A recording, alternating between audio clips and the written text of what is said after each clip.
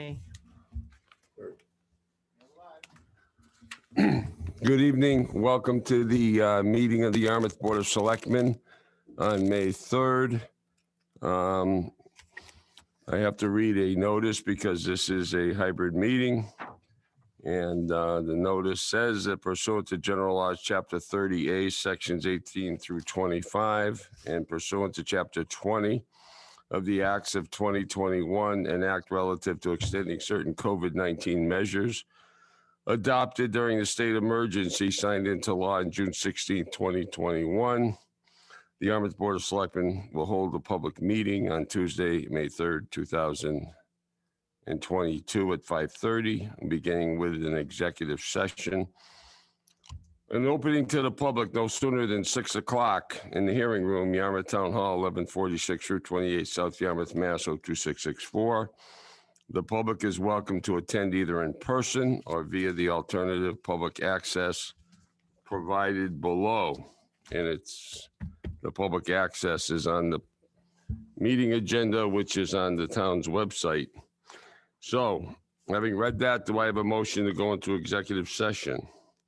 I'll make that motion. We have a second. Oh, we need to read the motion. The motion is that the Yarmouth Board of Selectmen will consider going into executive session pursuant to Mass General Law, Chapter 30A, Section 21A, to consider the purchase of real property on Higgins Crow Road and discuss strategy for collective bargaining with IAFF Local 2122. Okay, do I have a second? I'll make a second. Okay, so motion by Selectman Post, seconded by Selectman Smith. All those in favor say aye. Aye. Anyone opposed? Roll call vote. Yes. Oh, roll call. That's right. We have to do a roll call vote. See what happens when you don't do this all the time. Got you, we got you. So, Peter, Yes. Tracy, Aye. Dan. Aye. I vote aye as well. So we are in executive session. We will return at 6 o'clock or soon thereafter as we conclude our executive session.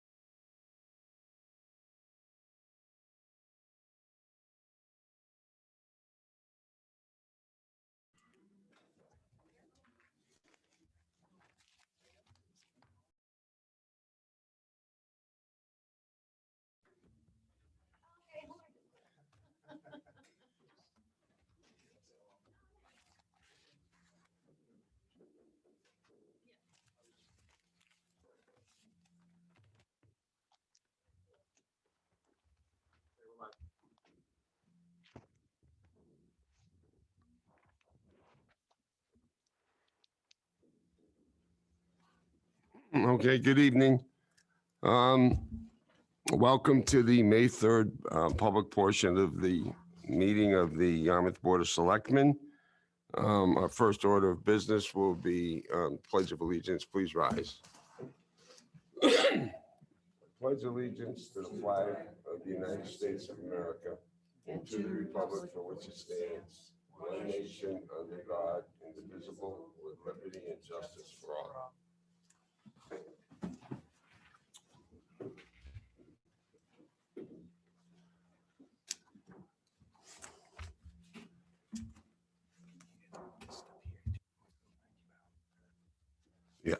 Yeah, I saw that, yeah. First, we just had an executive session. We thank you for your patience in waiting for us to conclude that portion of the meeting. Public announcements. Do we have any public announcements, Bob? Well, the first major public announcement, and it's on the agenda later, that the board will be asked to approve the warrant for the upcoming town election. But just to get the public word out there, folks should know that we have the annual town election coming up May 17, 2022.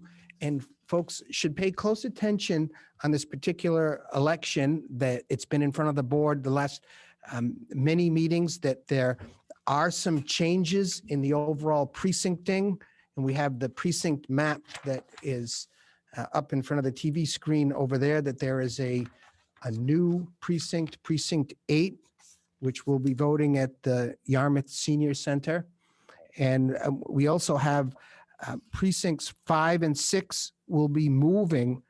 Formerly, they were at the Cape and Islands Realtor Building on Midtech Drive, and that polling place has moved to the Senior Center as well. So folks in precincts 2 and 4, 5 and 6, and in the new precinct 8 will all be voting at the Yarmouth Senior Center, with precinct 1 staying at the Congregational Church on Route 6A in Yarmouthport, and precinct 3 remaining at Town Hall, and precinct 7 remaining at the Meeting House on Kingsway off Route 6A in Yarmouthport as well. And folks can check online for the details on where they vote. And also, please, I ask local residents to look for that census mailer that's went out, I think, in the last couple of days. And in your census mailer, it has detail right up in the upper left-hand corner. It says what precinct you're in. And on page 2, it says where you vote. So that information is extremely important. And we encourage everyone to get out and vote on May 17. Thank you. I saw a notice in the packet of, which I'll get on the table. We probably will bring this up more than once, but the Tailbreak Farm Preservation Association is having their 21st annual Sheep Festival on Sunday, June 19th, 2022, from 9 to 4, rain or shine at the Tailbreak Farm.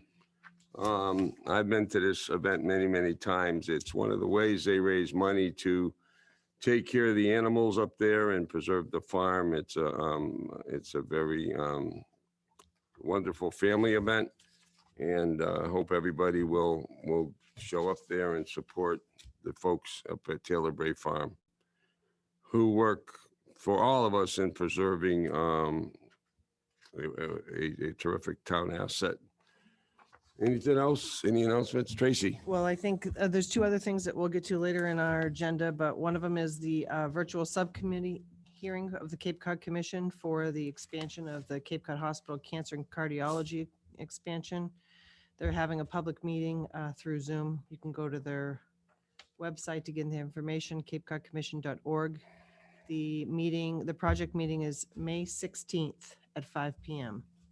And the other thing that's in our packet for later consideration on the consent agenda is the Memorial Day event here at Town Hall that is organized by Maureen Toohey Bedford, May 30th at 11 a.m. And I hope everybody comes, because she does an absolutely fabulous job. It's typically very brief, but appropriate, and it's a good honor. So hopefully everybody can attend. All right, thank you, Tracy. We'll go to public announcements. Would anybody like to be recognized? Vita?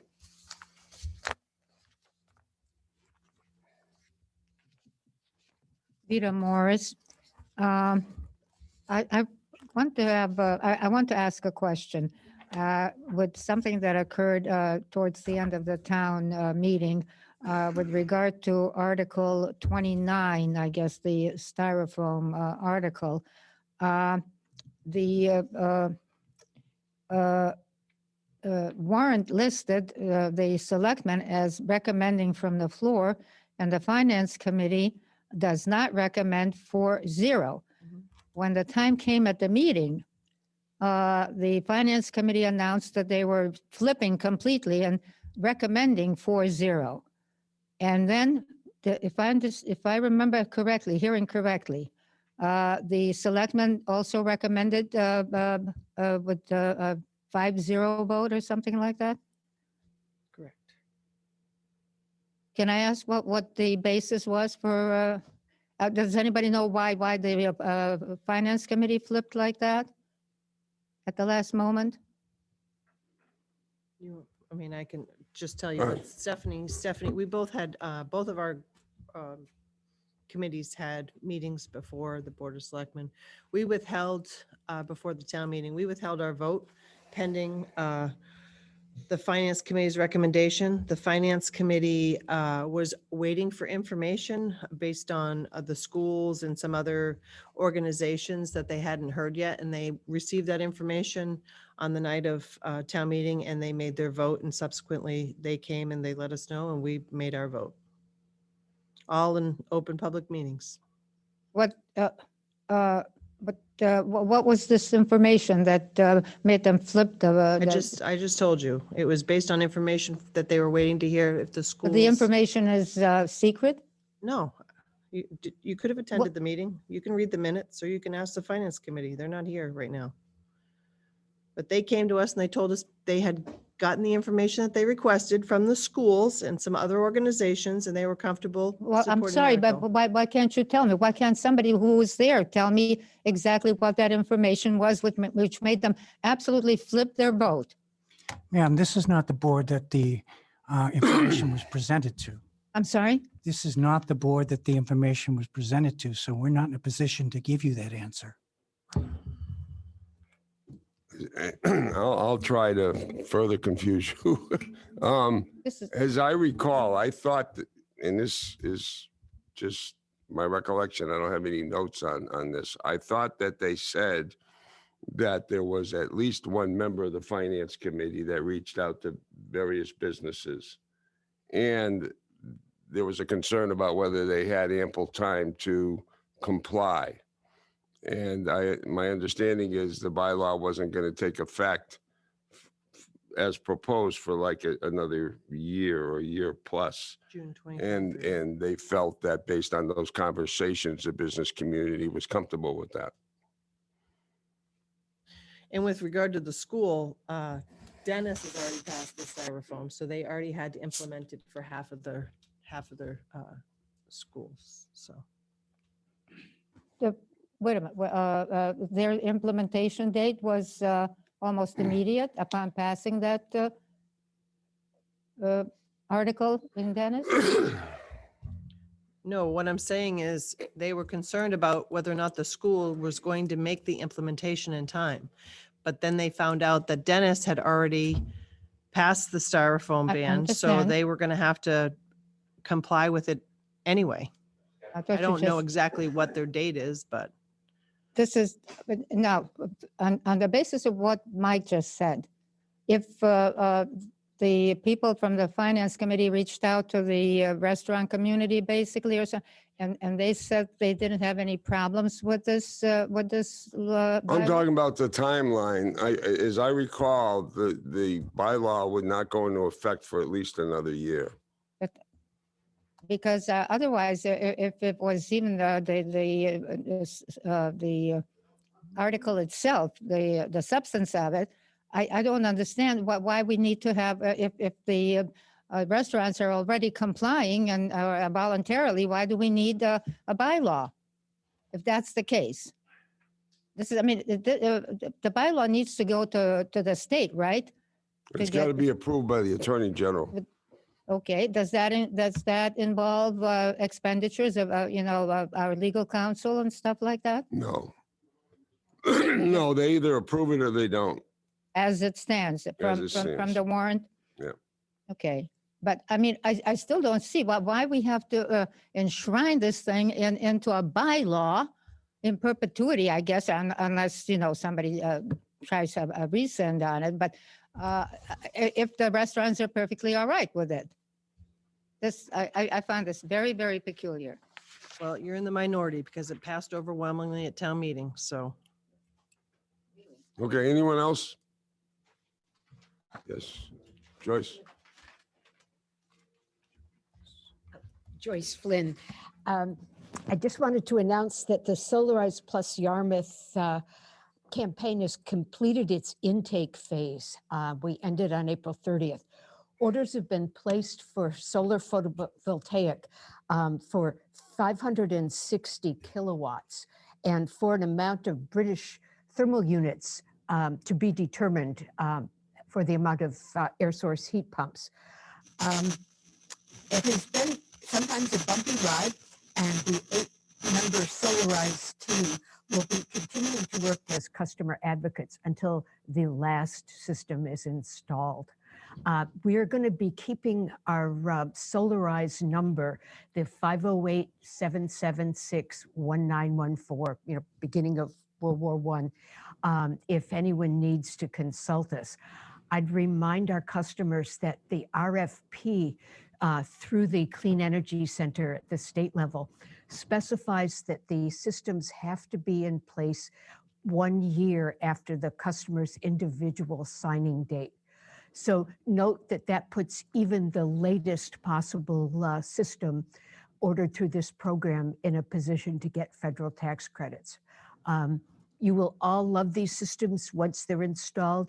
You may need a bottle of Excedrin while you're waiting for them. Thank you.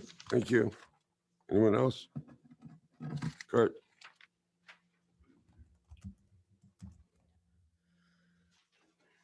Kurt Sears from Precinct 1. First, I want to apologize for a few weeks ago. I kind of went off the rails a little bit. But I was really bothered by the fact that department heads would sit here in front of the selectmen and lie.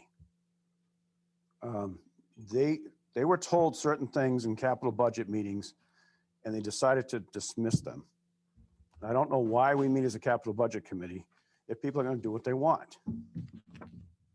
Now, the policy that I've been quoting from a long time, I thought went back to 2008. I was told maybe it went back to 2001. So it's been here a long time.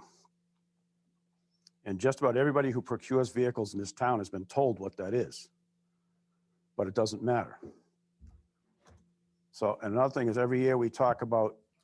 Do you want to tell us what the policy is that you're referring to so people understand? Again, I don't remember the exact time frame, but there was a point in time where every DPW vehicle will be a minimum of 3/4 ton, 4x4 with a plow, color green. It's not something I made up. I've talked to past selectmen, I've talked to past employees, and they all remembered exactly as I do. So it's very disturbing to sit here and watch them both say blue when they were told green. And another, I mean, there's other issues at the capital budget committee level that we've talked about. One of them being, and this when Dick Court was still here, I had an idea about aluminum utility bodies on the vehicles. Maybe they'd last longer. So Ford went to aluminum bodies, or their cabs. So we thought, okay, if you got Ford with aluminum cabs and you buy aluminum bodies, they should last longer. And so far, the ones that we've bought are standing up better than the steel body trucks. Now we have somebody, or some buddies, because it's more than one, that don't like Fords because of the repairs they have to do to them. So one wants to go Dodge and one wants to go GMC. And we've been trying hard to get a unified fleet in this town for many years. It just doesn't seem to be happening. So that the idea would be, if you want a pickup truck, here's the pickup truck you're going to get. If you want a utility body, here's what you're going to get. It's not you know, let's have a dream and shot for the moon, because part of this, what's going on right now, started maybe, I don't know, I'm going to guess 7 years ago, when we had on paper 2 identical vehicles, and yet they had $7,000 apart in price, because one person decided to load the truck up with all kinds of extras that weren't necessary for the job. But again, we've been trying to rein that back in so that, you know, you pick a truck, here's the truck. It's not, you're going to go shop it. So that's, I've got a whole list here. I'll stop with that because I could take your whole night if you let me. But I think it's time for the town employees to get in line and follow the program, whatever the program is. And it means a lot of things. And again, like I said, I have a whole list of things where people are going off on their own and doing what they want, and they shouldn't be. So I'll leave it at that, but as long as you let me stand up here, I'll keep going. All right, thank you. Have anyone else? Is there anybody on the screen that's seeking to be recognized? Nicanello. Tom, can you hear me? Good evening, Mr. Chairman. Can you hear me? Yes, sir. Thank you all very much. Tom Nicanello from the very historic village of Bass River in this old town of Yarmouth. And as we all know, we had just a great town meeting last week. Mr. Chairman, you and the Board of Selectmen did a hell of a job in getting all the articles through in a reasonable time, and everything went well. And the staff, also known as the Glitter Team, from what I understand, did an outstanding job. And a special shout out to Liz Argo, who made a comment about the library. You know, we had a library study done back in 2016, and this is something that's very serious to our community. Each village has their own library, and it's extremely important that they exist. And they are kind of like the community centers of our villages. And they provide an economic engine within those villages. And she brought up the point about trying to save money, which we all agree. And I would suggest that if we really want to save money, we would all get involved with this conversation and try to find out where we want to go. So when we hire the consultant, we're ready to go. So it's extremely important this issue be brought to the table, and I'll be willing to talk about it. I have plenty of thoughts on it. The library board just met, and with their leadership, with the assistant town administrator, I think we're going to go in the right direction. But we need everyone to participate in this conversation. So with that, Mr. Chairman. Oh, and one other thing, you know, the attendance was really outstanding. In 1743, we had 450 people in town, and only 19 people showed up for town meeting. So for what I saw last week, we had just the right number of people. Not everybody wants to participate. Some people think our town government is doing fine. Some people don't want to participate. And then there's the ones that want to do. So with that, I know you have a long meeting. Good luck and have a good night. Thank you, Tom. Is there anyone else? Okay, seeing none, we'll move on. Next item is a retirement recognition for our fire chief, Phil Simonian. And I'd ask him to come forward.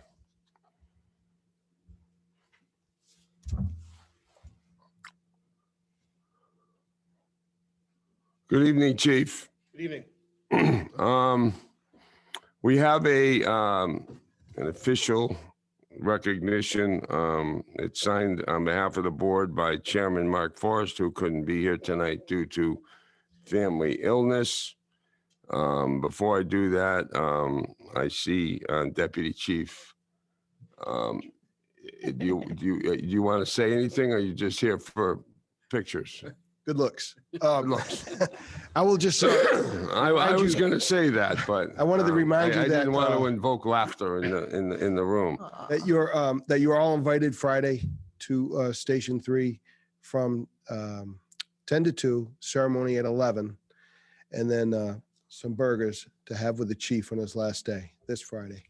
Oh, I'll read the initial, the official rather citation. It says Town of Yarmouth Board of Selectmen, official citation, be it known that the Town of Yarmouth hereby recognizes Philip Simonian III. I can't read the middle initial because it's in that archaic script. G. That's a G, okay. The third on his retirement as fire chief effective May 6th, 2022, and for dedicated service to the Town of Yarmouth. And be it further known that the Town of Yarmouth extends its sincerest thanks and appreciation for his total 39 years of tireless service to the fire department. This citation is duly signed by the Chairman, Board of Selectmen, on this third day of May in the year of our Lord 2022, Mark Forrest, Chairman of the Board of Selectmen.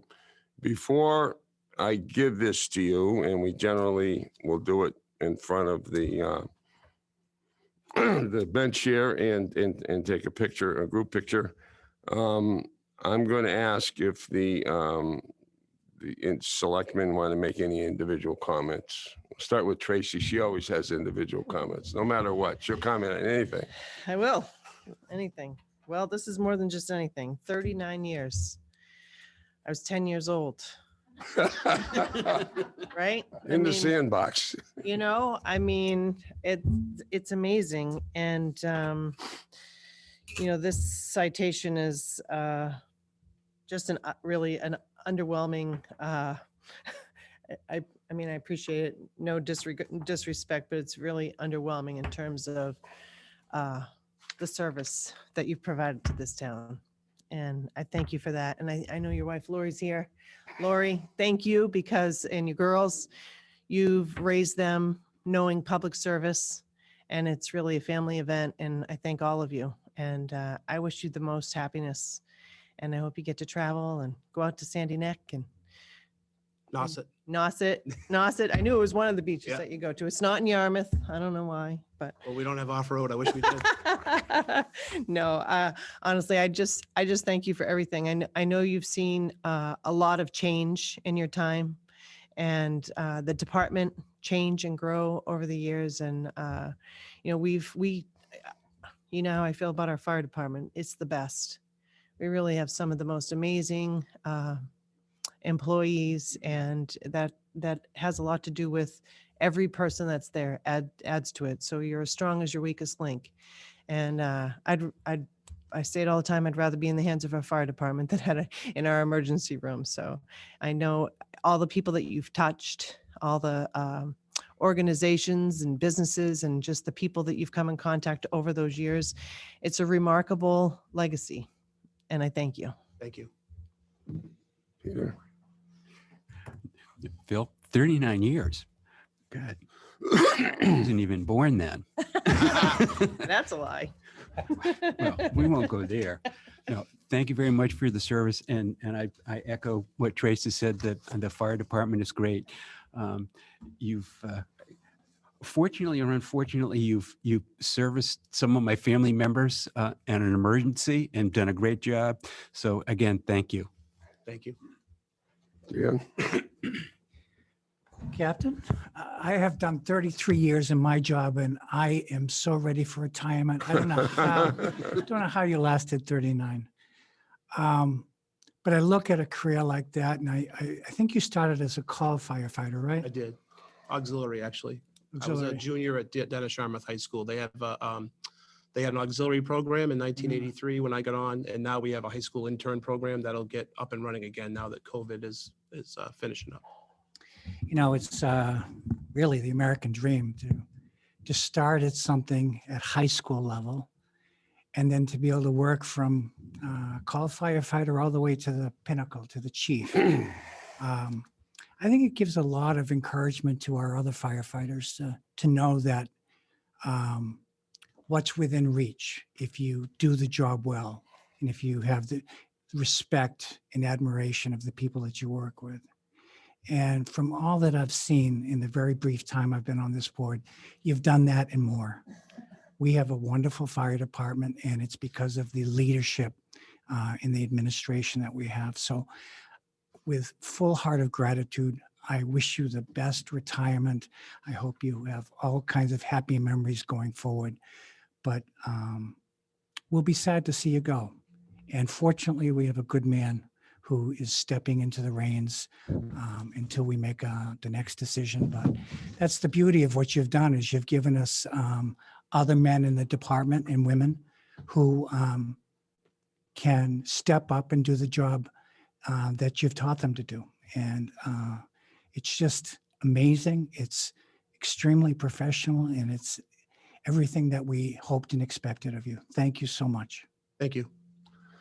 Chief, I can't top what my colleagues on the board have said. I agree with all of the comments and sentiments that they've expressed.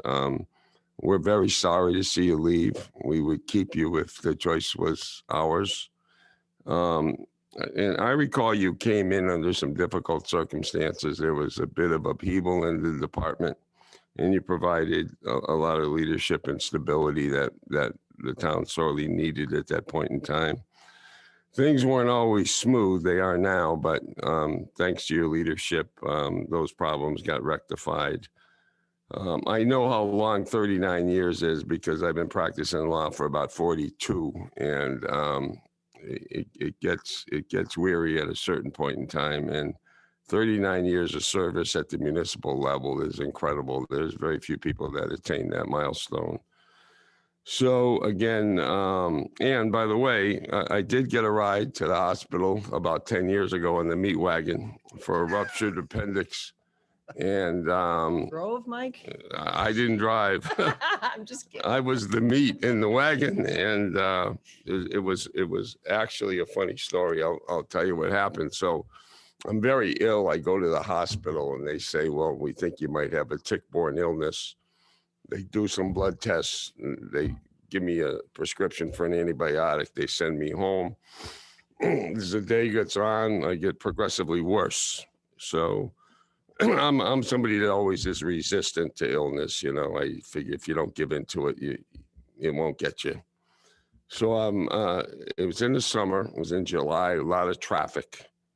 And so I was driving down Old Main Street, and I really started deteriorating very badly. And Bob Kelleher, who was a good friend of mine and was the deputy chief at the time, he came out and took a look at me, and he said, "You're crazy. You can't drive to the hospital. It's ridiculous." And so I got the free ride. And as soon as I got there, they had a problem diagnosing me, but as soon as they did, I had surgery immediately. And I ended up getting sepsis and staying in the hospital for 3 weeks. Wow. So I was in good hands, and I know what it's like to be in need and to have people respond to you in the way that your department did. And I'm at a personal level very grateful for that, and I'll never forget it. So let's give you the citation, and we'll take our group photo.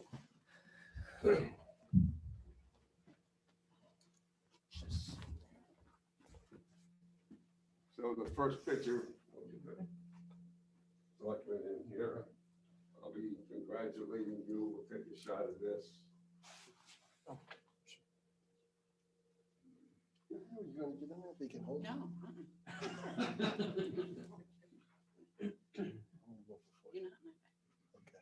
She's perfect. Very much. Appreciate it. Thank you very much. Thank you. Thank you.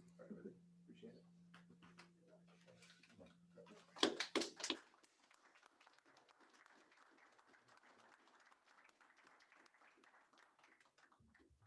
Say anything, Mike? Say anything?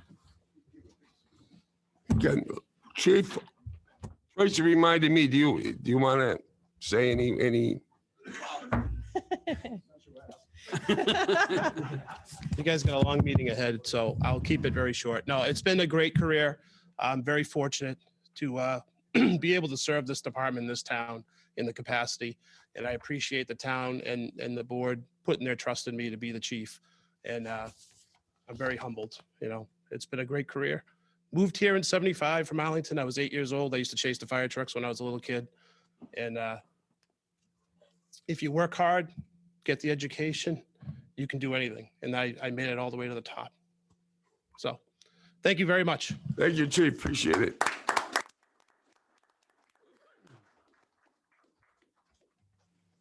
We have another announcement and a presentation to make. We thought that we were going to be meeting one more time before the election, which is on the 17th, is it? May 17.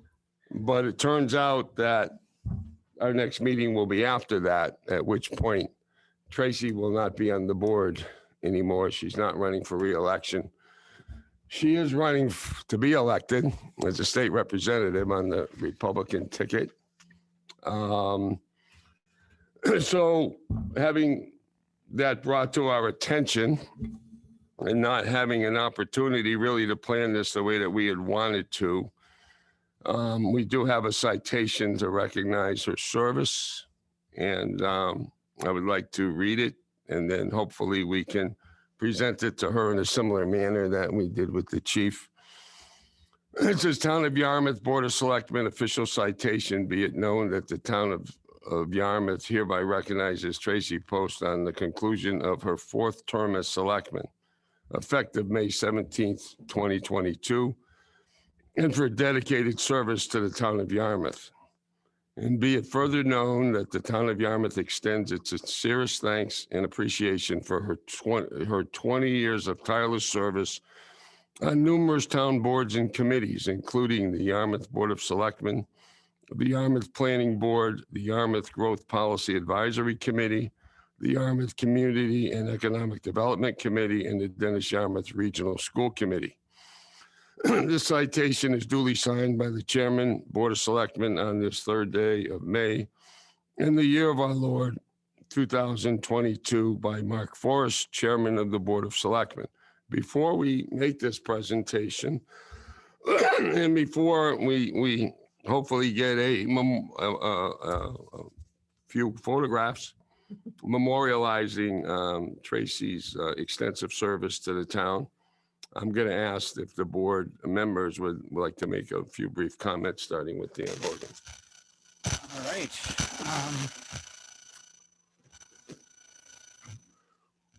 First of all, I think of 12 years on this board, and I know how hard that is. As much as it's wonderful to be in the know and advocating for the things that are important in the town, being in this board is difficult and challenging. And to do it for 12 years is really a remarkable achievement. On top of that, I know you've got a wealth of volunteer service that goes beyond that, planning board and other committees in the town. I think what it all shows is just your dedication to this town. We have been the beneficiary of that passion, that talent, that intelligence. I have truly enjoyed sitting with you on this board. There's a lot of times that we don't agree, and that's okay. I think I wish that national government and even sometimes state government worked as well as it does locally, where, you know, we can have differences of opinion and come at things in a different way, but still have a level of respect and admiration and care and kindness for one another that goes beyond all of that. And you have shown that in spades. And so, you know, I've been on this board in past years and I've struggled, frankly, and yet the 2 years that I've spent here with you have been a pleasure. Honestly, I wish we had 4 women on the board and they can have one of my seats because I think women are smarter than men. And I think that You're smart to say that. I just think that, you know, you bring a level of passion and intelligence that has just been an absolute pleasure to watch. And I know that this is not the end for you, that there's going to be other ways that you contribute not only to Yarmouth, but maybe even to the state level. And who knows what else. But I am particularly grateful for all that you have done for this town. And I look forward to working with you regardless of what venue it's in, because I trust that you have Yarmouth citizens and Yarmouth's welfare at the top of your priority list. And I just want you to know, I deeply, deeply appreciate the time that I've had with you. Thank you, Dan. That means a lot to me. I appreciate it. Peter? Who's calling? Is that your wife? That's the governor. She wants to say something, doesn't she? No, that's the governor. Sorry, governor. You gotta wait.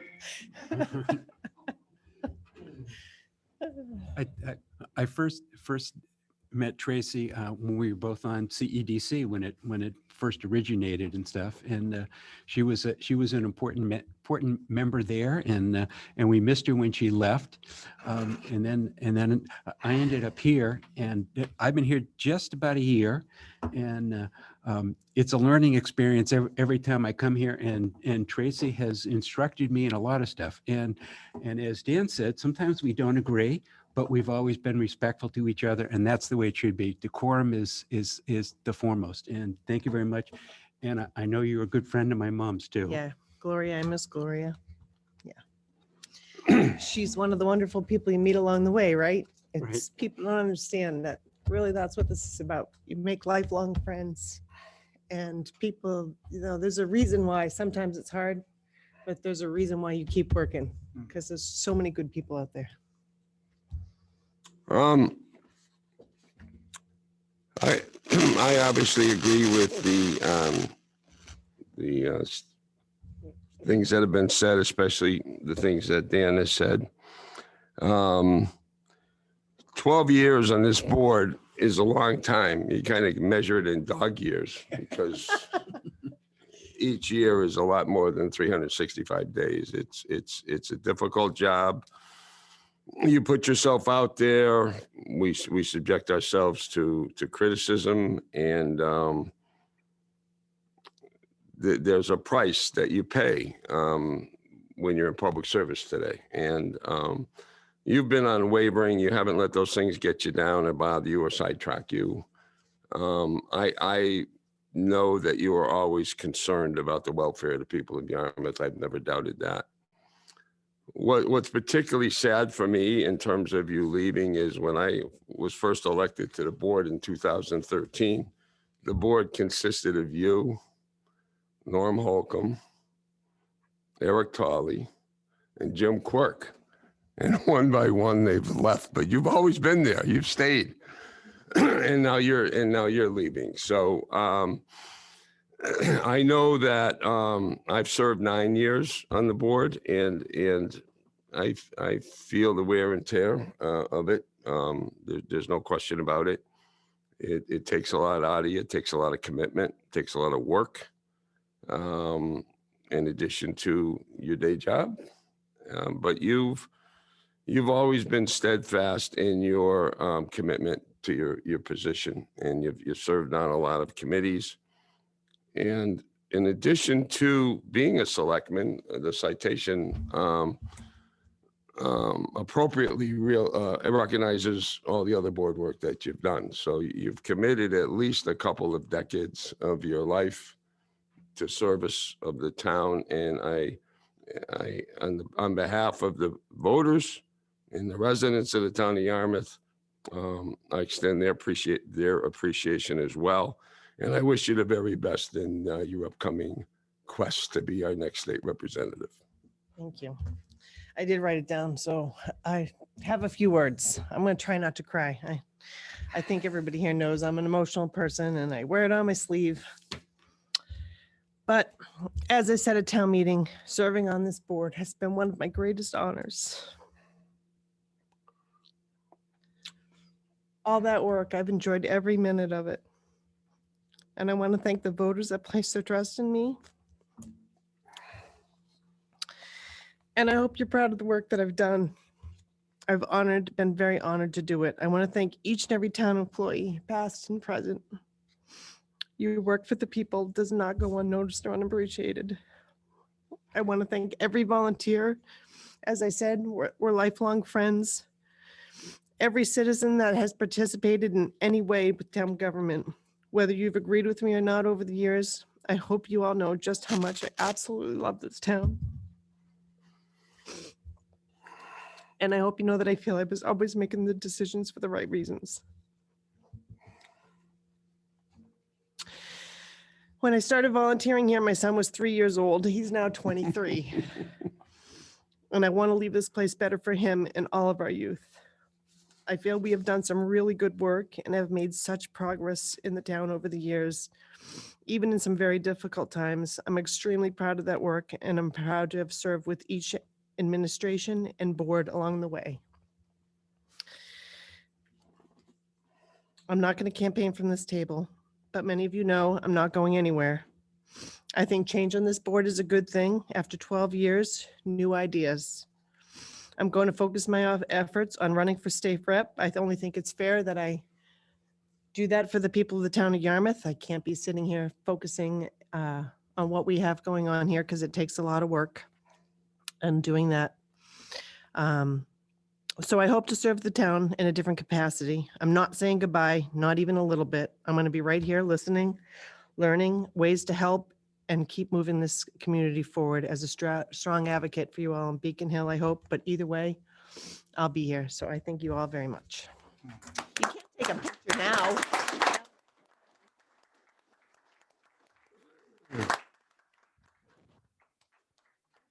The picture first before I started crying.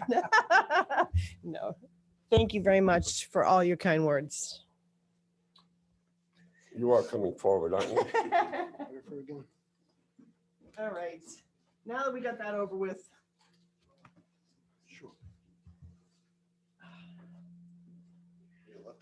We need a flat Stanley, a Mark.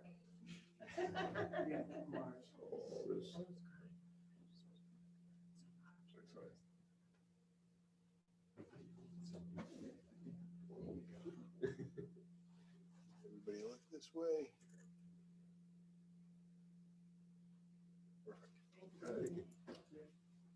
Thank you. Thank you very much.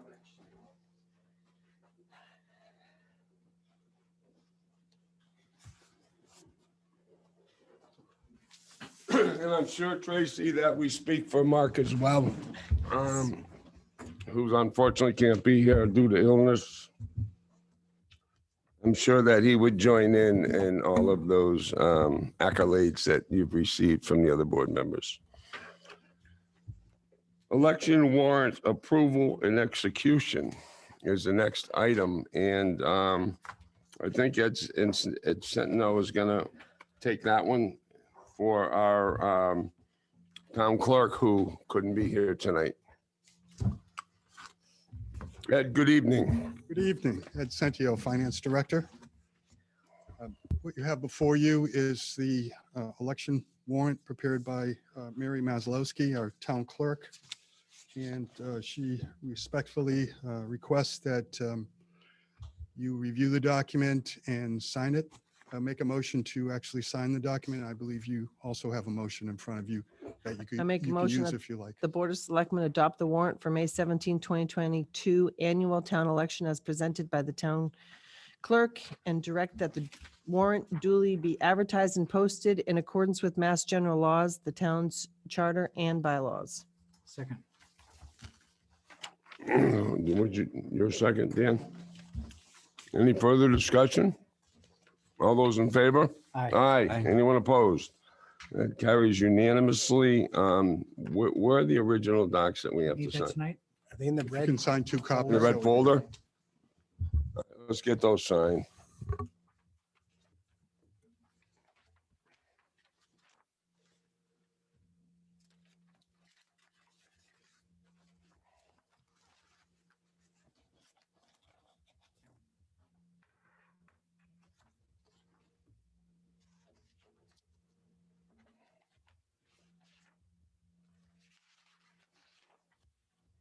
We're going to be doing 2 copies of this. Mr. Chairman, we might point out that there is a ballot question that the board had voted to place on the ballot. And it's with respect to an expression of whether the town opposes the Holtec Pilgrim's plans to discharge radioactive water into Cape Cod Bay.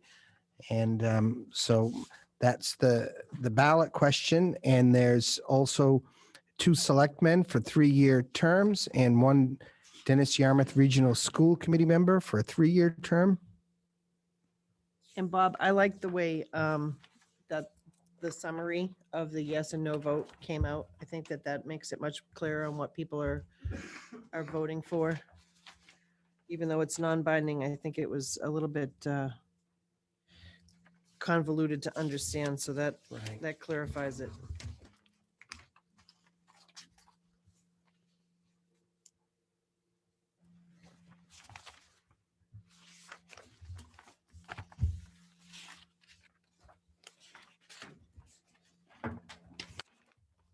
I mean, that language Yeah. just above where it starts, whereas. Yeah. Yeah. Where it says a no vote, a yes vote. A yes vote directs the town government to initiate communications with the governor, the attorney general, and state legislation to take action to ensure Holtec withdraws plans to discharge radioactive water into the bay, and a no vote would result in no action by the town. So I think that helps. 'Cause Yep. the whereases get people confused. You're confusing, yeah. Gets me confused. Long question. Yeah.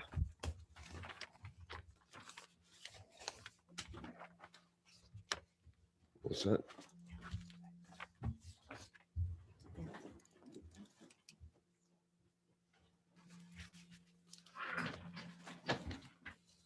Okay, so while they're getting the election warrant signed, we'll go to our first public hearing, which is a transfer of liquor license, weekday entertainment, Sunday entertainment at Oliver's. We'll come up front. Give me 1 minute to, you can both sit there, to find the paperwork on that.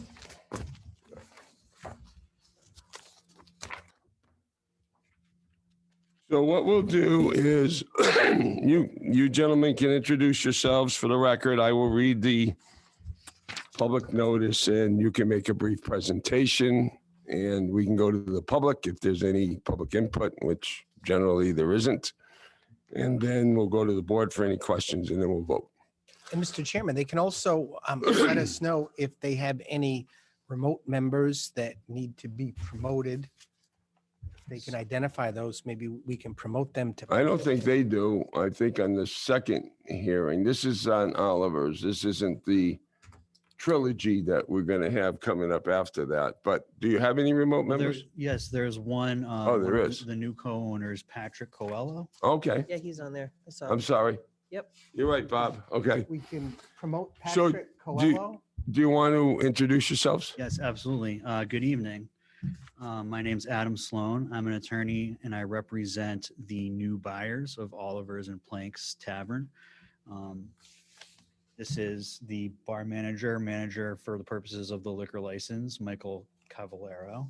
I've been a bartender there for the last 5 years and 9 of the last 13 and managing for the last 5.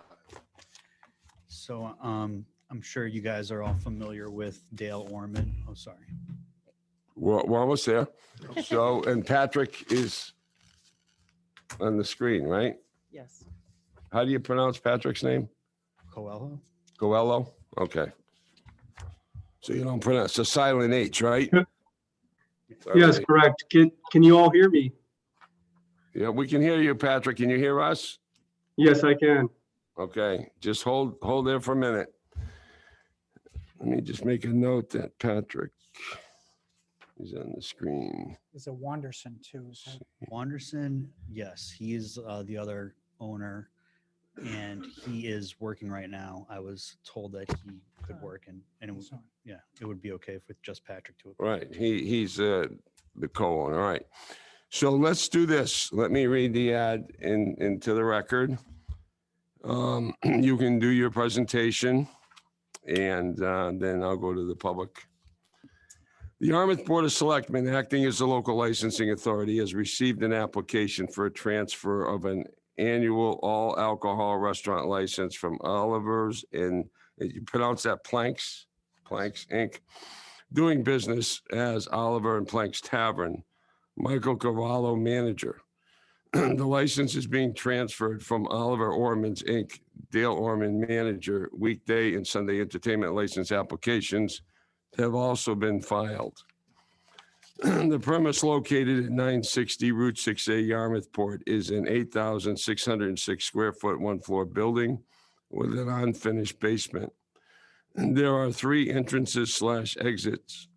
There is also a wood deck, weekday and Sunday entertainment to include a live band with up to 3 pieces, including singers, dancing by patrons, dancing by performers or entertainers, live music, recorded music, amplification system, and TV. Hours of entertainment are 2 p.m. to 1 a.m. Hearing will be held on Tuesday, May 3rd, 2022 at Town Hall, 1146 Route 28, South Yarmouth. The Selectmen's meeting begins at 6 p.m. Written comments will be accepted until 4:30 p.m. Friday, April 29th, 2022 in the Selectmen's office at Town Hall. Verbal comments will be accepted at the hearing. Speaking of that, did we get any input through the? No comments received in the None. office. All right, thank you. Go ahead. So Oliver's and Planks is a staple of the town of Yarmouth, from what I've been told. I haven't. That's had- true. Yes, and I think some of you might be familiar with the person who's passing the torch, Dale Orman. And I think he chose 2 great guys to take over for him. Nothing's changing, right? It's going to be the same menu, the same staff, the same entertainment licenses. It's going to have the same vibe and ambiance as it always had. It's just going to be run by Patrick Coelho and Wanderson Coelho.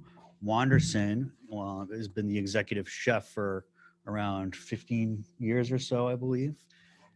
And he will be taking over as 49% owner. And Patrick is going to be 51% owner. He has experience in the food industry as well. It's just a very smooth transition, and we're excited to be presenting this to the Board of Selectmen tonight. Did you, excuse me, did you file the amendments on the ownership interests? So I have the pages right here. I was told to bring tonight. I don't know if you want me to hand them to you. Sure, let me give them to town administrator. Okay. Just for the sake of the board, when I reviewed the paperwork, it said that one of them was a non-citizen. They each own 50%, and the law says we have to have a majority of the stockholders. So the stock shares are being realigned to what, 5149? Exactly. Yeah, okay. And I have. We ran into that once Yeah, before. that was my one question looking at this. Okay, yeah, so I have the Yeah, stock let me, Dan, certificates could you please pass it? are here, and they're going to be signed as soon as possible. And we'll send this up to the ABCC with the other documents. Oh, I see what we're gonna do. We're just gonna replace the pages. That's fine. Any way you want to amend it is good with us. Okay, great.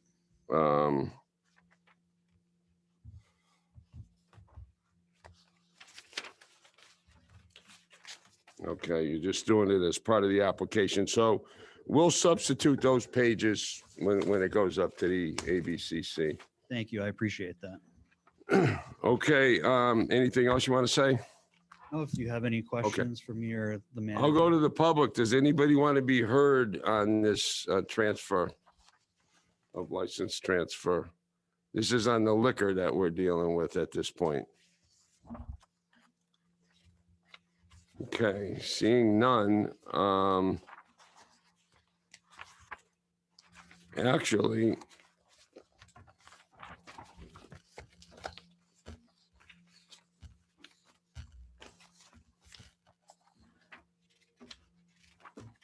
do we have a separate notice on, the transfer of the entertainment licenses? It's it's in the same notice. There's no separate notice. There's no separate All notice. right, so we'll deal with them together then. Is the entertainment hours the same as Yes. it was previously? Yes, everything's the same. Everything's identical? Yes, weekdays, hours of entertainment, 2 p.m. to 1 a.m. And then the Sunday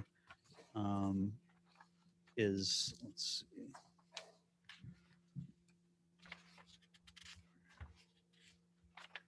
Also 2 PM to 1 AM. Okay. looks like. So So nothing's- nobody in the public. All right, so let's go to the board. Dan, do you have any questions or comments? Is there any outside entertainment?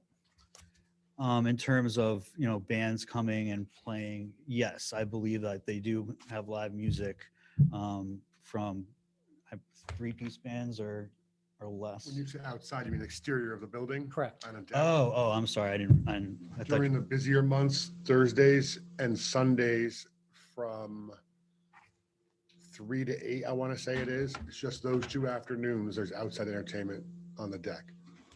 And the rest of the year, we would have it Friday and Saturday nights inside. Okay, that's what I was concerned about, the time for the outside entertainment. That's fine. Thank you. And has that been historically the case? yes. Yes. Tracy, do you have any questions or comments? Just looking for your tip certification. Are you tip certified, sir? I have been, I know it has expired. After this all, the ball got rolling, we started scrambling to make sure everyone has their, and it can be done in an afternoon. I've done it in afternoons before. So is your answer, it's not It current? expired, yes. Okay, so you're gonna get that. I could do that in, like I said, tomorrow afternoon on a laptop. All right. Well, we really should have done it before you came here. That's okay. We can make that a condition. Notes for all of our staff, since this has been happening and changing, because there's a bunch of people that have I expired. don't know how we appoint a manager that's not tip certified. But if you think you can handle that after. Have you been tip certified in the past? Yes. You have. Or contingent upon certification. Well, how can he manage? Who's managing the place right now? If we, as soon as we make the vote, who's going to manage the place? So Dale is managing until the sale goes through. So he'd be the one managing. Well, it's got to go through the ABCC too before he gets his license. That's going to be a while. So we are not really changing the manager tonight, then, is what you're saying. We're leaving Dale as the manager, or they're asking us to change the manager? Because if we're leaving Dale, that's one thing, but that's not what's before us. So I'm just. Why don't we, if we approve it, say that, we approve the licenses and we approve the manager upon him becoming tip certified. Yeah. In which case, he can do that online. You can I've only have ever that done done by this. tomorrow. Yes. Only ever done it at home on my laptop. And there's all kinds of people that down here that are trained to provide, classes on that. So, but Tracy's right. Generally, we have that in the packet and it's done before the transfer, but I'm gonna ask you to do that right away. Tomorrow afternoon. The other question is about the outside. I know we've had. I mean, can I just say one other thing? I think that's a policy locally that we have people tip certified, but I don't think it's a legal requirement. I don't believe. Right. It's not a requirement of our bylaw that the manager's tip certified? It might be under I think it our is. local rules and Locally, regulations. I believe you're right. It is. It probably is, but I'm saying under the state. No, I understand that, but No, I agree with you, Tracy. You're not getting an argument from me. I just want to see, I would like to have had that in there too. all right. So as far as the outdoor entertainment, I think we need to get back to that because Okay. I'm not sure which license it's on here that we're looking at, that it has outdoor. There's, okay, there's 'Cause this, we've had problems with the neighbors Yeah. in the past, okay? Understood. So I just want to make sure we're looking at the same, that we're clear well, let's That talk about that. on amending the license, because I don't see where the outdoor license is already issued. Well, I have another question on that. Is there different hours currently for the Sunday license than there is for the weekday license? To me, it looks as if they're 2 PM to 1 AM on both. On both, on the Sunday also? Yes. I'm looking at application for Sunday, 2 PM, 1 AM, weekday entertainment license, 2 p.m. to 1 a.m. So yeah. This is the same, but Tracy, go ahead. What was it? Yeah, well, that's a problem because there's no application here that's looking for hours other than what's been applied for, which is 2 p.m. to 1 a.m. So I on think the, that's something that this board needs to discuss. so I you don't- want to talk about when this outdoor entertainment's going to be? And during what hours is that? your I'm que- not sure that it's allowed right now is what I'm saying. I don't know what the current license is. But based on my memory from the neighbors before, there was a lot of conversation about keeping the doors closed. There was complaints across the street. So if that's allowed now, I just wanted to see what that license said so that we're not changing anything that's already there. So my understanding is that it's exactly the same as it was before. So if these licenses never included outdoor entertainment before, that's don't- why they don't now, because we were just trying to have a completely smooth transition with very little to no So I change. didn't see anything on here that allowed outdoor I don't entertainment. either. And certainly it would never be till 1 a.m. It's only ever been till 8 in my time over the past bunch of years. It was an afternoon thing. Like I said, 3 to 8, 4 to 8, it never went past that. And then as far as service outside, be it bar or food, I was always under the impression that had to stop by 11. So people could go out there and mingle and hang out, but we can no longer wait on them, serve them, bring them product. But I've never seen outdoor entertainment go past 8 o'clock, just to not upset the neighbors. I'm sure that's why we're doing that. Well, like I said, I would like to see the current license. I wouldn't personally be in favor of supporting outdoor anything at this point in time. I'm not sure that the neighbors are aware that that's part of what's been requested here, because I think you'd have some of them in attendance. But, So let me just jump in here, Patrick. I just want to re-emphasize what's being said here. We're taking on this business, and our intent is not to change anything, right? We want to keep going and keep serving our guests the same way we have for the past 38 years. And part of that historically has been these afternoons during the summer only. That would be a big point for me, because I want to continue doing that. That's not only good for our guests because they expect it, but also for us as business owners. That doesn't, I appreciate that, and I don't want any problems for you either. Oliver's has been great, don't get me wrong. I want to keep that going strong, and I know that they have indoor entertainment. I don't have a problem with that. But I just want to be clear about, in the licenses, what's allowed now and what's been requested. And I don't know if this application really tells me, or a projected neighbor, what's actually being requested. It says we have live music where bands perform Fridays and Saturday nights.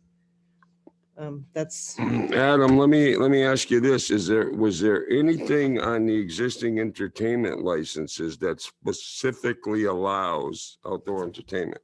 No. The way that I was working with your office, and I was being helped very graciously by Dakota Prue, who's been invaluable throughout this process. The way we had it was these new licenses for entertainment mirrored exactly the old ones. So if there was outdoor entertainment happening prior to this, it may not have been. Right.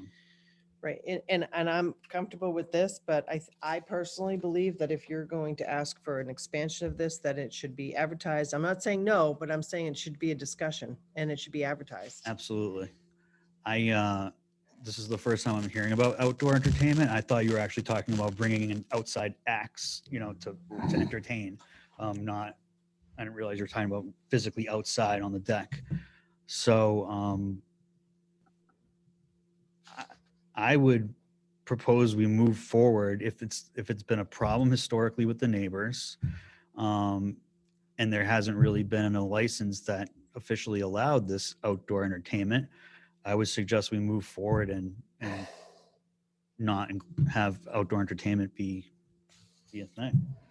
I mean, I just. don't L- want to- l- let's- Well, I mean, if you were to Hi, apply everyone. for Let me jump separately, in. but Tracy has a good point. If the abutters and neighbors are not aware that this is going to involve outdoor entertainment, Right. that might be one of the reasons why they didn't show up. Whereas if they knew it was outdoor entertainment, they might want input. I personally don't think it's a no. I think it should be a process that, Yeah. and we should deal with the inside. And then if you want to. So I think Attorney Sloan is agreeing with you that he's saying, let's go forward based on what's before us. And then it would be up to the new owners to apply separately and give proper notice for outdoor entertainment if that's what they want to do. We're not saying we won't entertain that. We're just saying that It's it would not be fair to the people in that locality understood. to be apprised of what's being applied for. Understood. Hi, let me jump in here, Patrick, again. I just want to make sure that before, I think we're going off the assumption here that the restaurant is not operating with the license for the outdoor entertainment. And my only request is that we double check that before having us, requiring us to request that extra permit. Since the beginning, the request here has been just to transfer everything as is. So I just don't want us to assume that there is no approved license to do what has been done for multiple years. Sorry, Dakota Peru, licensing administrator. I have the current license and it does not allow outdoor seating. It's not premised right now. You mean outdoor entertainment? Yes, I'm sorry, entertainment, sorry. Seating too, I think. But yeah, so no outdoor entertainment currently. So apparently they've been doing it, but they haven't been having a license for it, which obviously is not good, but I don't think anybody's out here to make a big issue out of that. I think Tracy's point on notice though is well taken. And so do we have a motion to With the transfer. I make a motion approve? to close the public hearing. Okay, we have a motion to close the public hearing. Do we have a second? Second. All those in favor? Aye. Anyone opposed? So do we have a motion to approve the transfer of the liquor license and approve the weekday and Sunday entertainment licenses limited to indoor entertainment on those entertainment licenses? I would say as licensed now. I'm not sure. I would love to have a copy of the old one just to be sure. Are these applications, Dakota, the same? Well, just say what I said and as currently licensed. As currently licensed, yes, that's fine with me. And I think we need to also do something about the tips, the subject- manager of record. And insofar as the manager of record is concerned, that the approvals, period, plural, are conditioned upon him producing evidence that he's tip certified. And I will, sorry. Second. Okay, That was a mouthful. so, well, do you have any problem with that motion? No, I just wanted to say I appreciate you working with us on that, and I will have that tip certification to the office ASAP. I'm sure you will. I don't have any question about that. All right, so also we should add to the motion, which we always do, it's subject to any other approvals or requirements of any board or department. Correct? Is that your motion? Dan's motion. Dan, is that your motion, Dan? It is. Okay. Do I have a second on that? Yes, I'll make the second. All right, all those in favor, say aye. Aye. Aye. Anyone opposed? It passes unanimously, subject to those conditions by a 4-0 vote. Thank you. Good luck. Thank you. Thank you very much. Thanks, everyone.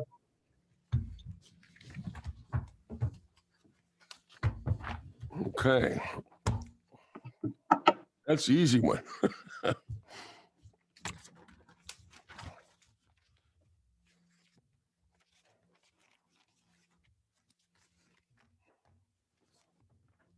Guilty.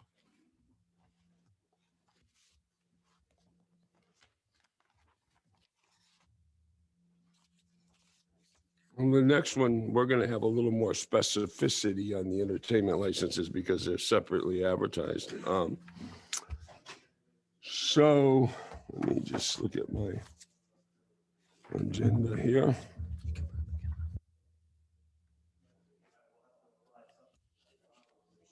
Okay, the next item is going to be the RJ Resorts Blue Water Resort Beverage LLC, doing business as Blue Water. Good evening. Do we have some people coming in remotely as well? I saw guilty on there. We do. We have Albert Rothman and we have Simon Mays. Justin Grimes. Michelle Tanata. They're all part of the EOS Hospitality and Red Jacket Resorts team. And I understand some of the original people can't be present because of the catastrophic fire that was had up in New Hampshire. Right. All right, so Isn't he your lawyer? Guilty? Yes.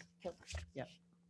You might need him. So if we could you elevate there? Yeah. Albert Rothman, Let me write these names down. And- Albert Rothman. Who's Albert Rothman? What is his position?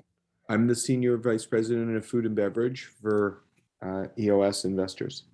Senior VP of Food and Beverage? Correct. Okay.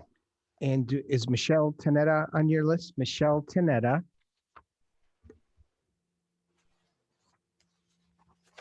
And who else? What's Michelle's position?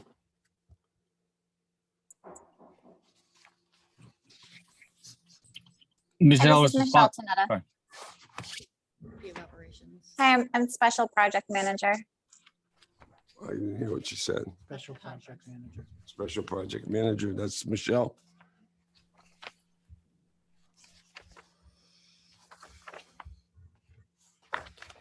Dennis Quilty is on via Zoom.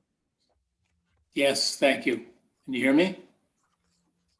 Yes, we can hear you. We'll be right with you. Okay, Thank so Attorney Quilty, right? Yes, sir. And your first name is what, Dennis? Dennis, yes, sir. Quilty, okay.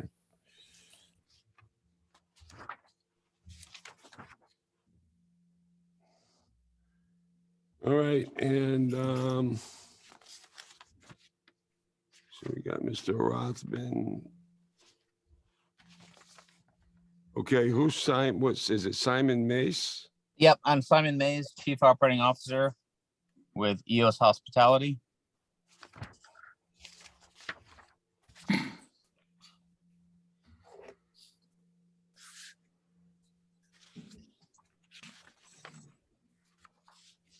Okay, you said you're Chief Operations Officer. I didn't get the entity that you said after that. It's just EOS Hospitality. It's the operating group that operates the properties on behalf of the owner under Red Jacket Resorts. Okay.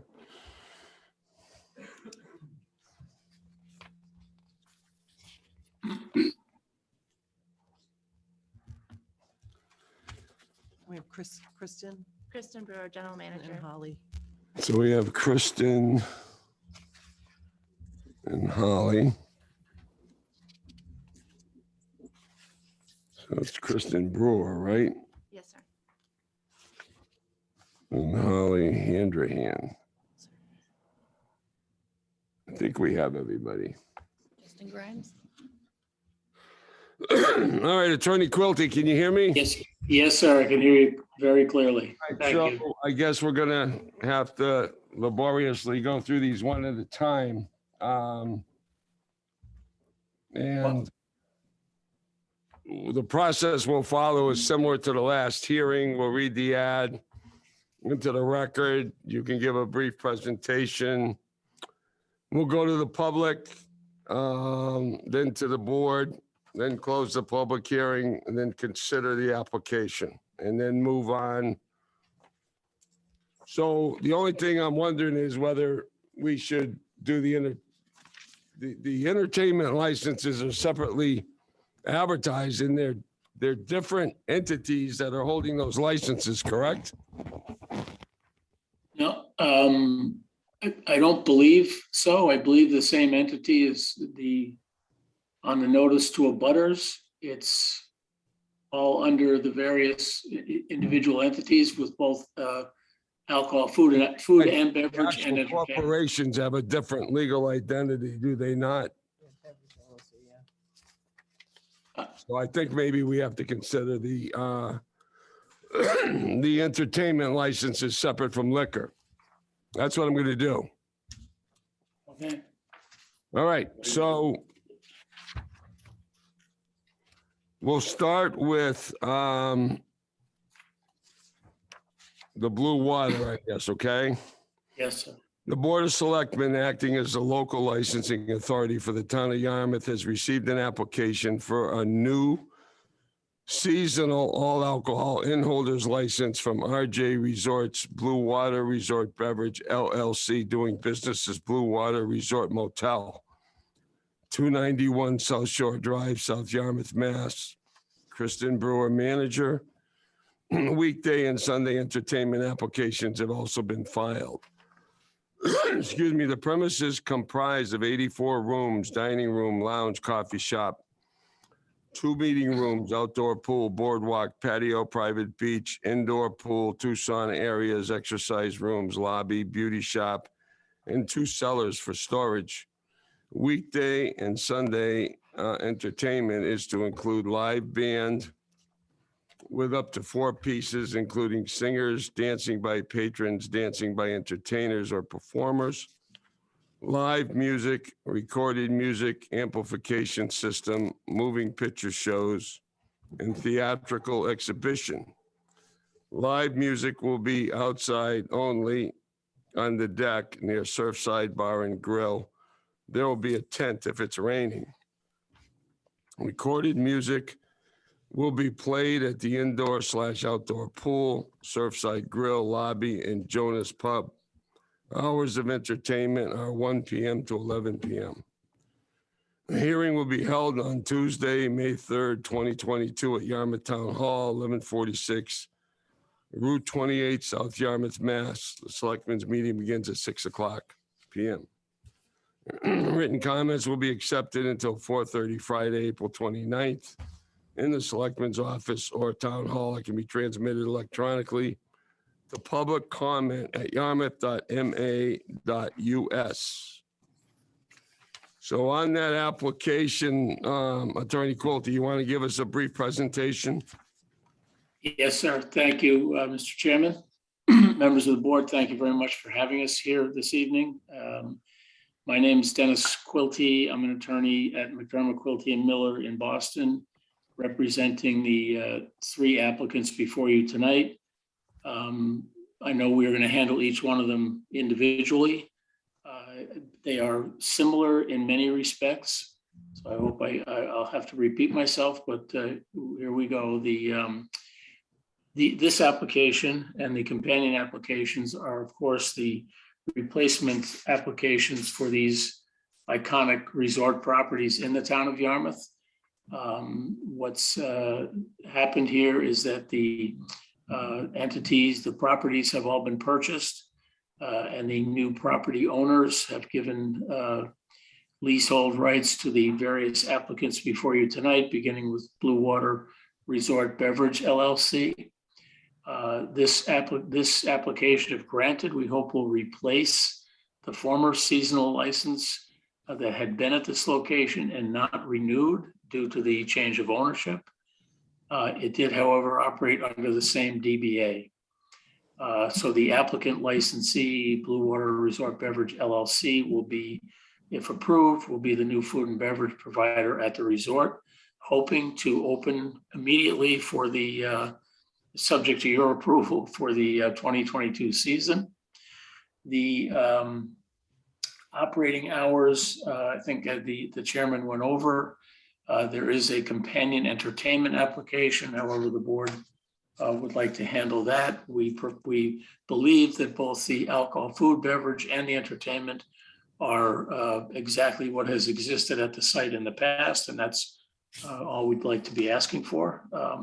The manager of record in this instance is Ms. Brewer, who is present with you this evening, and she is the same manager under the former ownership at this location.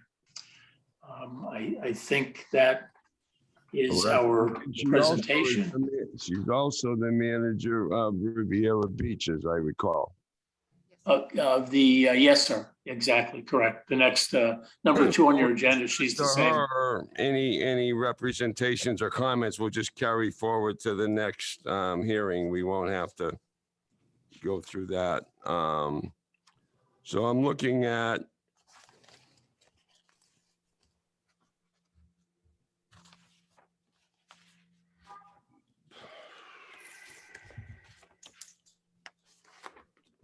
the entertainment licenses.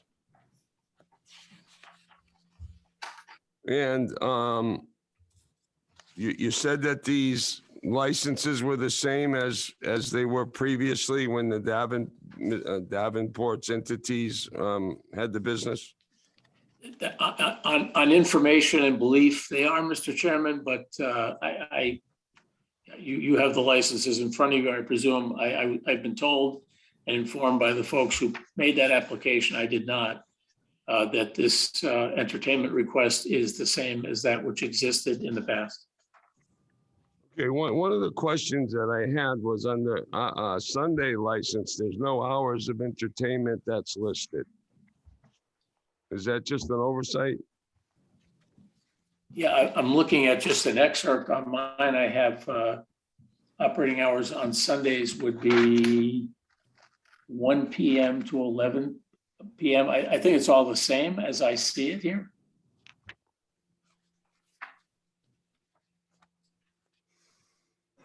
I'm sorry. The one I have in the packet, which got to make sure I got the same one. If this is Blue Water, yeah, this is Blue Water. So on the weekday, it says 1 to 11, Monday through Saturday, right? Live band went up to 4 pieces. And then on the Sunday license, it kind of has the same boxes checked off. And it says hours of entertainment, and I don't see any hours there. I am. Dakota, and did they put hours on the one they filed with the town? Not on the application, but the current license is 1 p.m. to 11 p.m. 1 to 11 is current, okay. And I think I'm sorry. Our licensing clerk says that the current license on Sundays is 1 to 11, but that was left blank in terms of her paperwork as well. So I'll just kind of pin that in. Thank you, sir. It is, I think it does suggest it appropriately on the actual notice, but perhaps it wasn't, marked on the document. I apologize for that.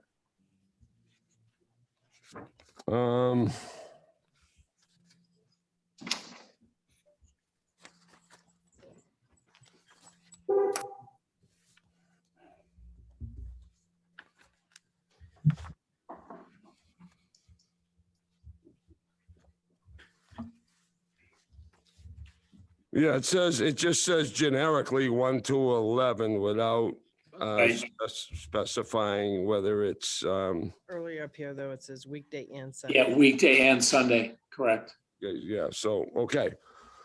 So you answered that question.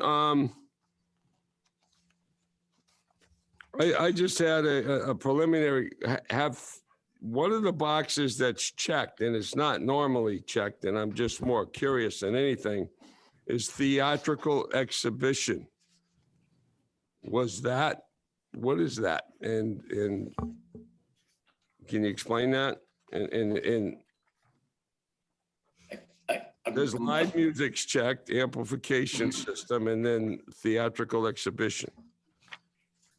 I would think it was just an attempt to be as inclusive as possible, given that it is, resort and weddings and entertainment and the like are very common, that if there was, for example, performance at the Dennis Playhouse or the Catuit Center for the Arts, and there was a traveling opportunity for that to be performed one evening or for the guests, that was just an attempt to be as inclusive as possible on the application. All right, so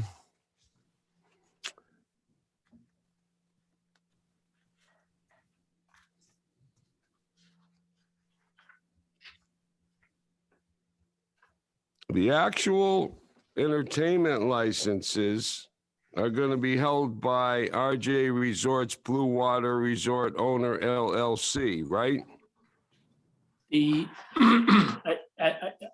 believe, Mr. Chair, that it is the same applicant entity for the alcohol, RJ Resorts Blue Water Resort Beverage LLC. The owner entity, of course, is the property owner, and the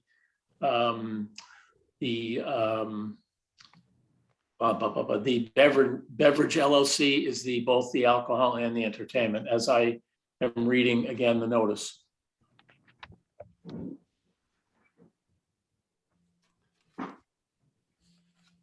So on the alcohol license, and I'm just a little confused. It says RJ Resorts Blue Water Resort Beverage LLC, uses the word beverage.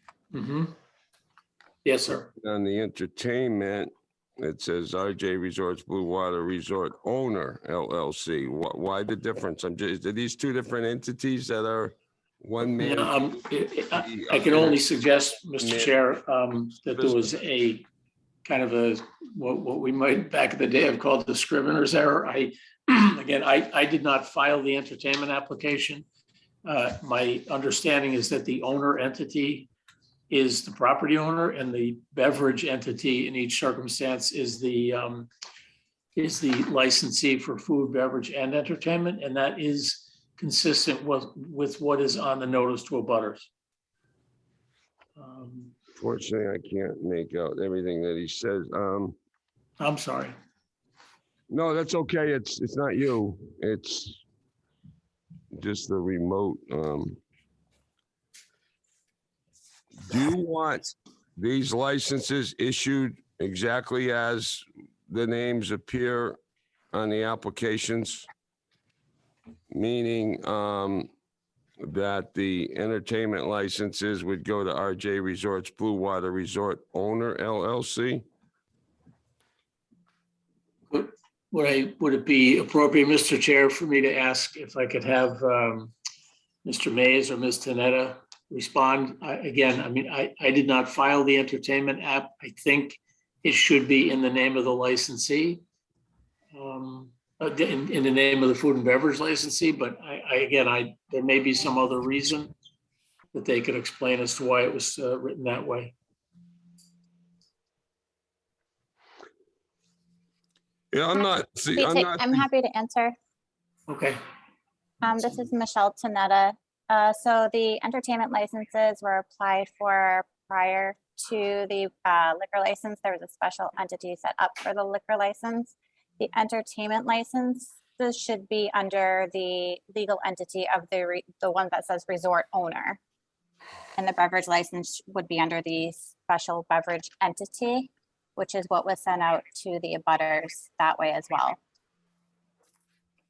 So for Red Jacket Beach Resort, for example, for the entertainment license, it would be RJ Resorts Beach Resort Owner LLC. Blue Water Resort would be RJ Resorts Blue Water Resort Owner LLC. Riviera Beach Resort would be RJ Resorts Riviera Beach Resort Owner LLC.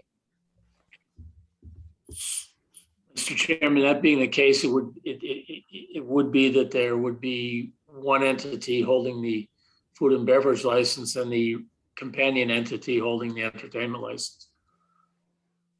That's the way I read it. I just wanted to make that clear because typically the license holders are the same. Mhm. All right. Yep. So again, you would like the entertainment licenses to be issued exactly as you applied for them. In this case, RJ Resorts Blue Water Resort Owner LLC, DBA Blue Water.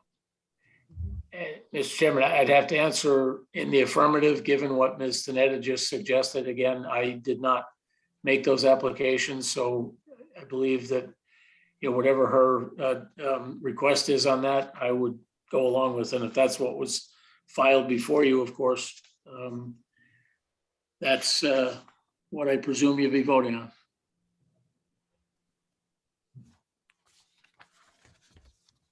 Yes, that is correct. Okay. Does anybody in the public want to be heard on this?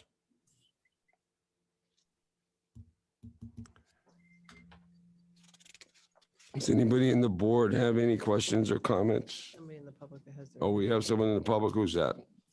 Now, that's Michelle Tenetta. She was just speaking. Is she on there twice? Yes, her picture is there and she's also listed on the side with her hand up. Okay. My apologies. I raised my hand a while ago. I'll lower it. Thank you. No other hands I see. You see anybody else? No. Okay. We're gonna go to the board then. Tracy, do you have any? I just want to make sure that the fire department comments, you've received a copy of the comments that have been provided by the fire department about change of use. My other question is, as he mentioned, these are new applications, so has the abutter notifications been turned into the town? The verification that they've been sent? There was an affidavit received from Ryan Gazda and copies of the green abutter cards. We didn't receive them physically, but Yeah, we allow affidavits now with regular mailing, but they provided affidavits with the green cards and the slips on the mail out slips as well.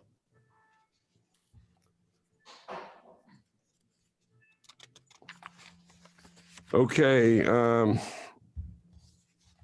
Dan, do you have anything? No questions. Peter, do you have anything? Any questions or comments? Just the fire department comments, I think are extremely important, and, especially in light of what happened in New Hampshire. Now, I'm not making light of what happened in New Hampshire because it's a tragedy, but very, very important that all those items get followed very closely.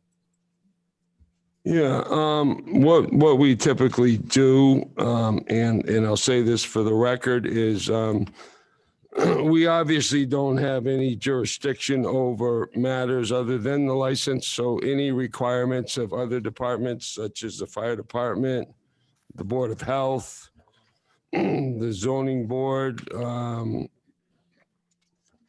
you'd have to deal with them and comply with any conditions. I don't know of any zoning issues. I'm just using them as another example, but any other boards that have jurisdiction over any part of the operation, obviously, our approval would be subject to your compliance with those requirements as well.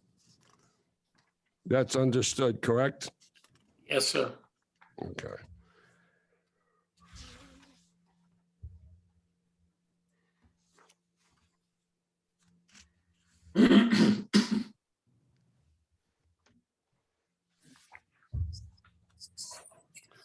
Okay, does anyone have a motion to close the public hearing?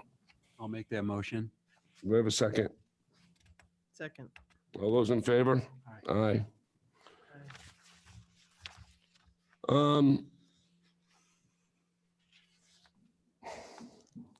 I think in terms of a motion to approve, we should specify that the approval of the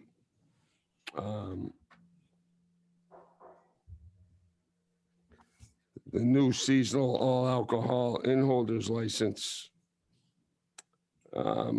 will be in the name of RJ Resorts Blue Water Resort Beverage LLC. And that the entertainment licenses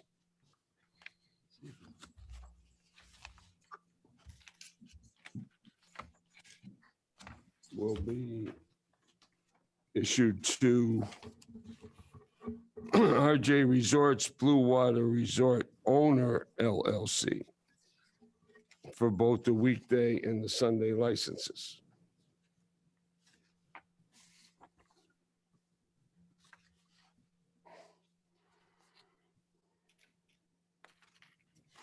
All right, I make a motion to approve the licenses, subject to board and department compliance. Second. All right, we have a motion and a second. You ready to vote? Any further discussion? All those in favor say aye. Aye. Aye. Anyone opposed? Okay, that takes care of Blue Water. Thank you.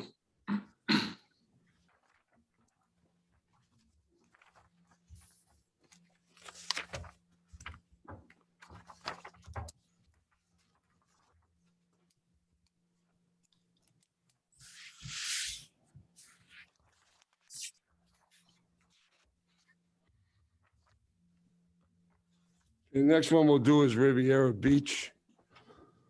The Board of Selectmen, acting as the local licensing authority for the town of Yarmouth, has received an application for a new seasonal all alcohol in-holders license from RJ Resorts Blue Water Resort Beverage LLC, DBA Riviera Beach Motel, 327 South Shore Drive, South Yarmouth. Kristen Brewer, manager. A weekday entertainment application has also been filed. The premise is comprised of a two-story building, 125 unit inn, recreation room on the second floor, indoor and outdoor pools, patio, restaurant space, private beach, restricted to registered guests with 5 entrances/exits. Weekday entertainment is to include live band with up to 4 pieces, including singers, dancing by patrons, dancing by entertainers or performers, live music, recorded music, amplification system, theatrical exhibition, and moving pictures. Live music will be outside only at the boat bar. Recorded music will be played at Courtside Cafe, boat bar, front desk, and indoor/outdoor pool. Hours of entertainment is 1 p.m. to 11 p.m. Hearing will be held on Tuesday, May 3rd, 2022 at Town Hall, 1146 Route 28, South Yarmouth, Mass. The Selectmen's meeting begins at 6 p.m. Written comments will be accepted until 4:30 p.m. Friday, April 29th, 2022 in the Selectmen's office at Town Hall, or can be submitted electronically to public comment at yarmouth.ma.us. So, Attorney Quilty, you can give us a brief presentation on that application. Thank you very much again, Mr. Chair. Excuse me again, Dennis Quilty, attorney representing the applicant. Before you, this is again an application for a new seasonal all alcoholic beverages in-holders license, which would, if granted, replace the former seasonal license, which was not renewed because of the sale of these properties. That license previously existed at this location under the same DBA. And again, Ms. Brewer, who is present this evening, is the proposed manager of record. She is the same manager under the former ownership. And again, as best I know, the application requests food, beverage, and entertainment in a similar fashion to those operating hours, et cetera, which existed at the previous under the previous ownership. And As far as you know, the hours of entertainment are the same as they were previously, right? This is what I've been informed, Mr. Chairman. Certainly, if there is any question, I know Ms. Prue, who's been so helpful, will have the license in front of her, so. Yeah, okay. Dakota, is that correct? So the hours match. The only thing not listed on the application was outdoor music ends at 9. Say that again about outdoor music. Ends at 9. So it's not until 11 outside. It's until 9 outside. That was on the old application? Okay.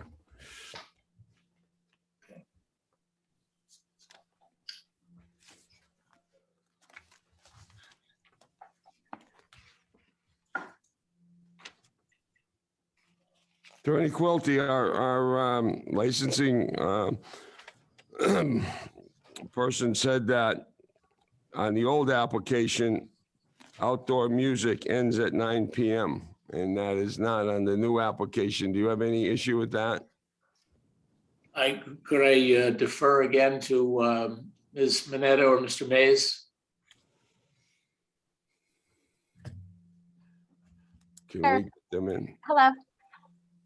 I'm not sure what is referenced the old application, because we were told they don't have the old application, that this is not a transfer of the license. We had to submit a new application. Everything for this application was copied from previous years according, you can ask Kristen, she's the one that completed the application.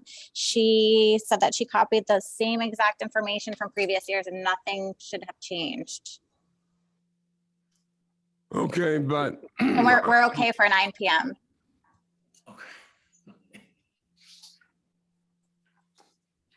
All right, we'll get back to you on that. I think, Mr. Chair, I think she did just say they're okay at 9 p.m. if it was, if that's what pre-existed and it wasn't changed in the application, then, and they just suggested they'd be fine with that, that we would certainly agree to the 9 p.m. outdoor All right. on the Sundays. All right, we're gonna check that out. Not to regress a little bit, but was that the case with the last application? Because these, I mean, we just. I approved 11 don't know. o'clock She outside. didn't flag it on the last one, but I mean, you got, these two are right next to each other? Yes. Yeah, I mean. I don't know. We let one go to 11 and now the neighbor. Yeah, I mean, the bylaw is not 11, right? So well, there's a noise bylaw after 11, yeah. I have a question on the list. What is a weekday? Weekdays, any day but Sunday. Okay. I just wanted to make sure, because I think of weekdays as Monday through Friday, and it left off Saturday, so I want to make sure that Saturday Yeah, was no, covered the as well. Sundays have probably related to the old blue laws. I'm assuming there's separate licenses. I don't see Sunday listed here. Sunday's listed It has somewhere. I feel all right. weekday. Oh, wait a minute, maybe this one's different. Yeah, it says 5 entrance, weekday and Sunday entertainment to include a live band up to 4 pieces, dancing, live music, amplification system from 1 p.m. to 11 Yeah, but p.m. in the This is advertisement, the application, though. the advertisement doesn't say Sunday. No. Yeah, it just says weekday on the advertisement. It doesn't say anything about Sunday. Yeah, the advertisement says a weekday entertainment application has also been filed.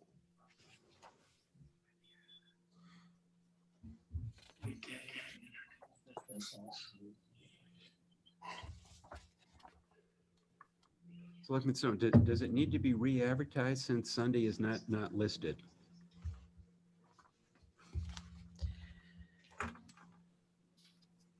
Interesting.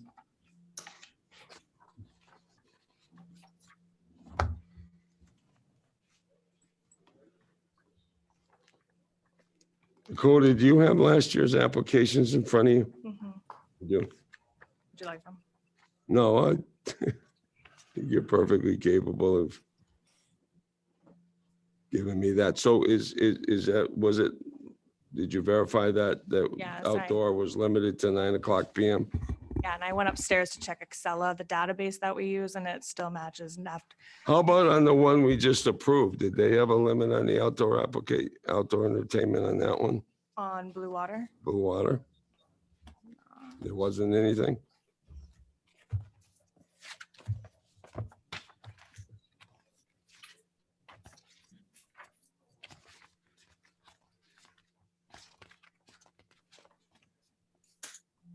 No. Okay.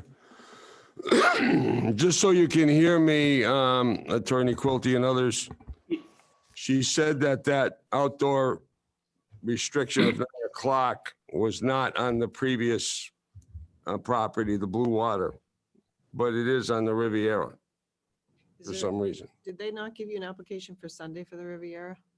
No. No, no Sunday. No. We didn't receive an application for that? For Sunday, no.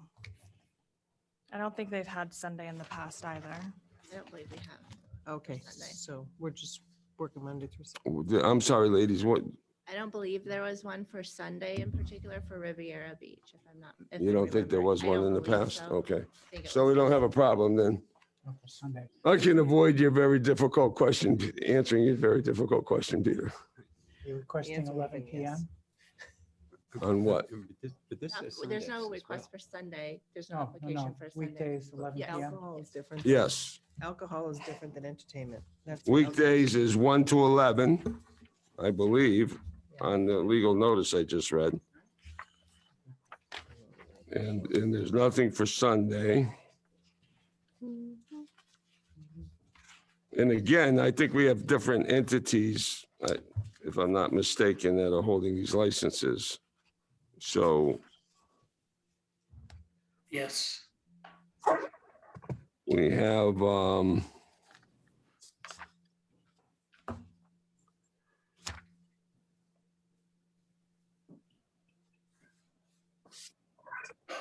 I don't know what does that. so for the alcohol license would be RJ Resorts.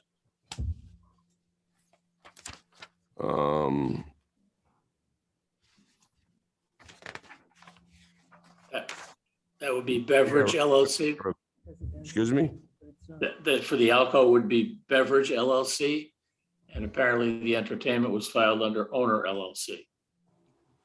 Correct. And it's similarly to the previous application.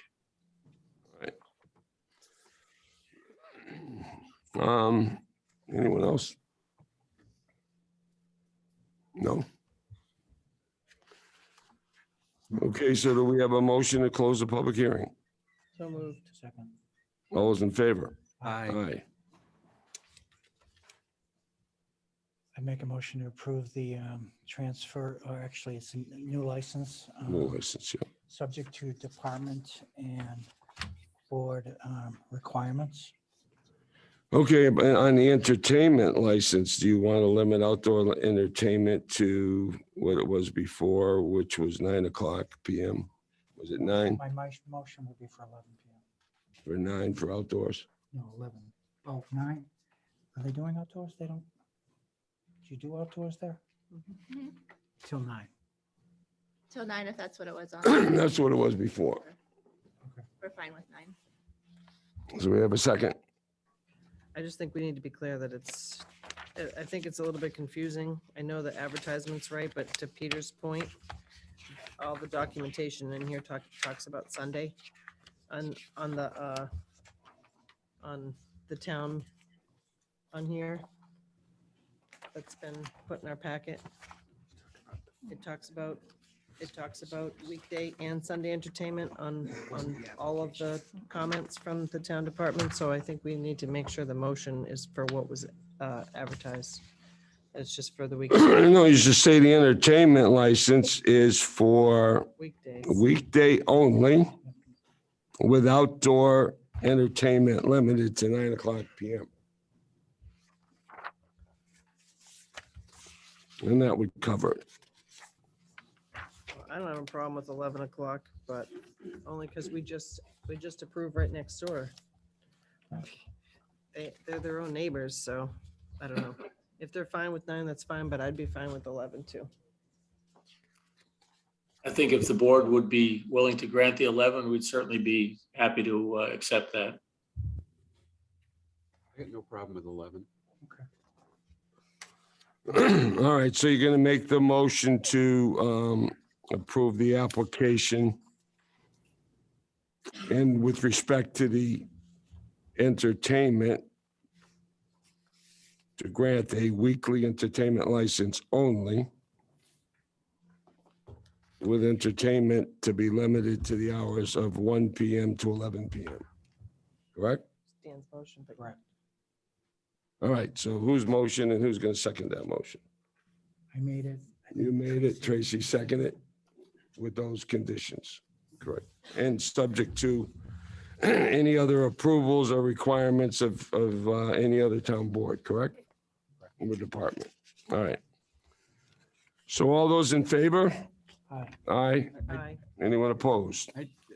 I just want to confirm that it's weekday only. Weekday only. Okay. That was the motion. Yeah, there's no advertisement for a Sunday license. And I'm told that they didn't have one in the past. That wouldn't stop them from coming in and applying for one if they wanted to, but it's not really before us right now. Right. So we got Thank that. We're getting there. We got 2 down. We never did a triple header like this. This is a novel experience. All right. Fortunately, we're familiar with the properties. And now we go to Red jacket. the Red Jacket. The surviving Red Jacket. It was awful. I actually saw that live on Facebook. There was somebody that was affiliated with that, and he's going like, I hope this doesn't get out of hand. And I mean, it's crazy. The Board of Selectmen, acting as the local licensing authority for the town of Yarmouth, has received an application for a new seasonal all alcohol in-holders license from RJ Resorts Blue Water Resort Beverage LLC, doing business as Red Jacket Beach Motor Inn, 28 South Shore Drive, South Yarmouth, Mass. 02664, Holly Handrahan, manager. Weekday and Sunday entertainment applications have also been filed. The premise is comprised of a 2-story building, 150-unit complex with 4 convention rooms, indoor and outdoor pools, restaurant space, patio and private beach, weekday and Sunday entertainment. It includes a live band with up to 2 pieces, including singers, dancing by patrons, live music, recorded music, and an amplification system. Live music will be outside at the pavilion. Recorded music will be played at banquet space, front desk, restaurant, dining room, lounge, ocean view grill, and the pavilion tent. Hours of entertainment is 1 p.m. till midnight. Hearing will be held on Tuesday, May 3rd, 2022 at Town Hall, 1146 Route 28, South Yarmouth, Mass. 02664, the Selectmen meeting begins at 6 p.m. Written comments will be accepted until 4:30 p.m. Friday, April 29th, 2022. In the Selectmen's office at Town Hall, it can be submitted electronically to public comment at yarmouth.ma.us. So, Mr. Quilty, this is pretty much the third version of what we've pretty much discussed already, correct? Yes, sir. I think the only major change is the manager of record is Ms. Handrahan, who is present again before you. The rest, it is the same style, if you will, of application to replace former seasonal license at this location. And again, the other operating matters are the same as that which has been undertaken at this site in the past. We're familiar with the manager's qualifications, and they date back to the early 90s, 1990s. We've approved her as a manager before, as we have with the other two applications, so that makes it a lot easier. So I'll go to the public. If anyone in the public has anything, yes, sir. There's a gentleman there. Want to go to that microphone, please? Identify yourself. Let us know if you live wherever in proximity. My name is Martin Joyce, an abutter at 56 South Shore Drive. And I did have some written comments as well. But Sure, go ahead. No, again, that I had sent in last Friday. But the bottom line, I guess, is that the Red Jacket has been a great neighbor.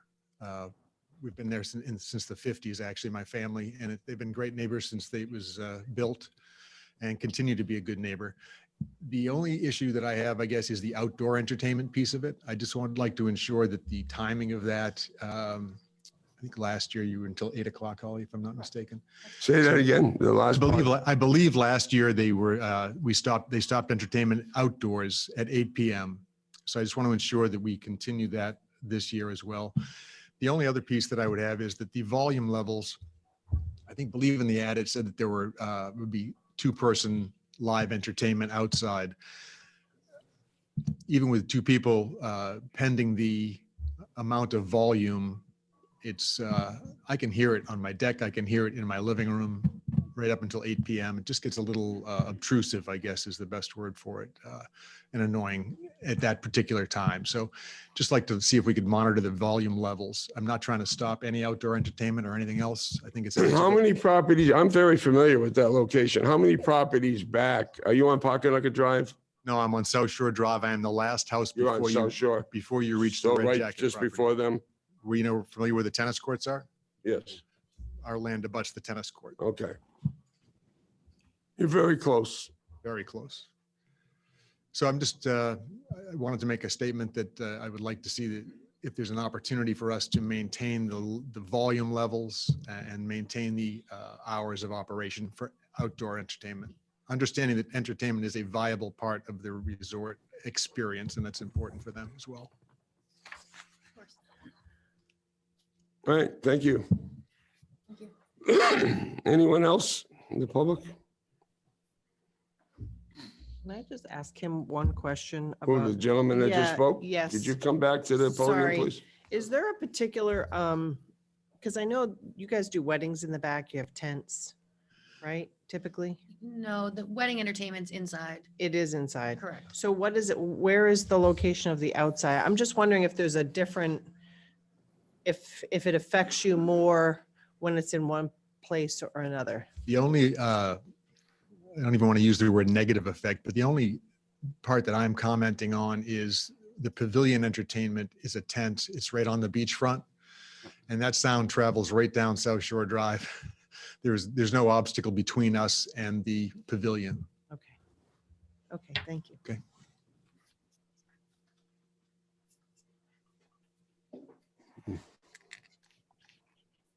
So when you say the weddings are inside, you mean the entertainment portion, right? I mean, sometimes people get married outside and then they move inside, yeah. Anyone else?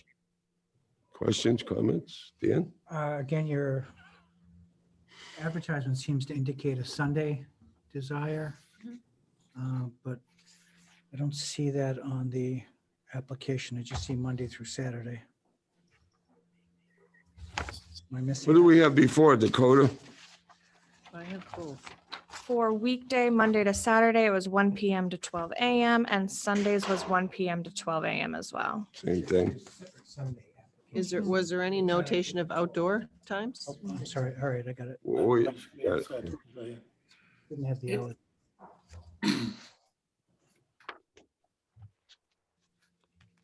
So for the entertainment, you're seeking the same hours weekday and Sunday, is that correct? Yes. Yes. Okay.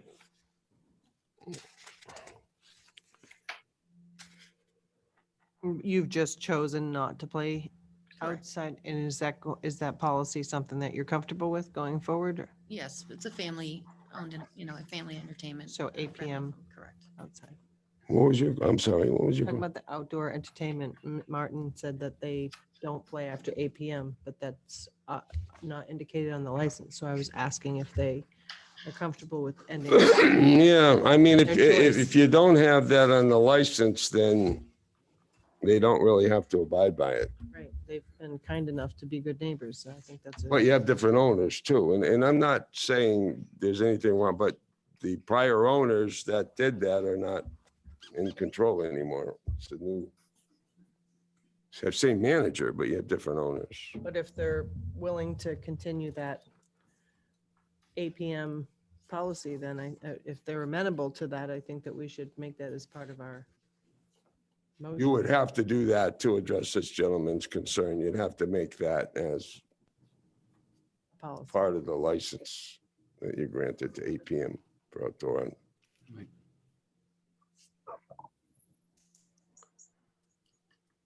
Sir, could you come back one more time?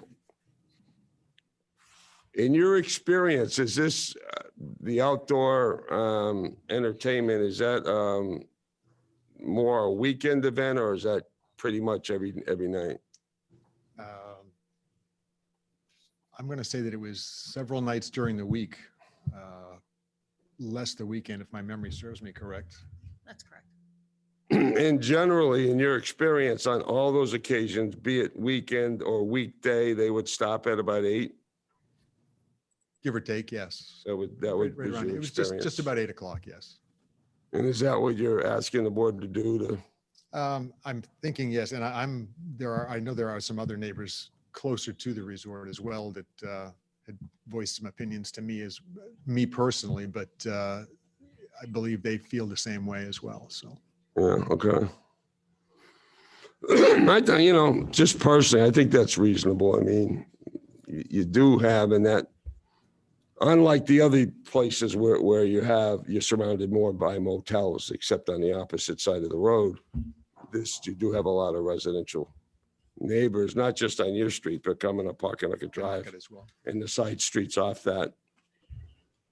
So, all right, thank you. Do we have a motion to close the public hearing? Yeah, motion to close the public hearing. Do we have a second? Second. All those in favor? Aye. Aye. Anyone opposed? Public hearing's closed. The only glitch, if you will, or thing I think that's a variable here is the outdoor entertainment piece. And I think we should talk about that just very briefly. There are a lot of residential properties around the Red Jacket, and I'm not suggesting that they're doing anything wrong, but when we have music going late in residential districts, we always have complaints, plenty of them. Sounds to me that they're. So I don't know. That's the first question I'd ask them is, are you willing to accept on the outdoor entertainment a limit of 8 o'clock PM? We're planning the same schedule again for the Okay. 22 season. All right. Did you hear that answer, Attorney Quilty, that? I did. Well, then I make a motion to approve the application as requested for the liquor license as requested, the weekday, and I'm sorry, what were the hours again on Sunday, Dakota? Was it 1 to midnight? 1 to midnight. 1 to midnight. So I would make a motion to approve it on weekdays and Sundays from 11 a.m. to midnight with outdoor entertainment ending at 8 p.m. Okay, And good. with approval of all other town departments. Okay.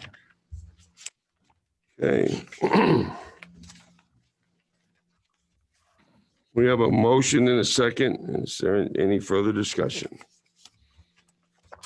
Seeing none, all those in favor, say aye. Aye. Anyone opposed? All right, so that carries unanimously. And I think you're all set. Thank you. Thank you, Mr. Chairman. Thank members you of the very board, much and for coming in, ladies. It's much appreciated. And Attorney Quilty and Thank you. the rest of the people who have come in remotely, thank you for your attendance. Thank you. We hope you have a very successful season. They're great properties, and I'm sure you'll do really well with them.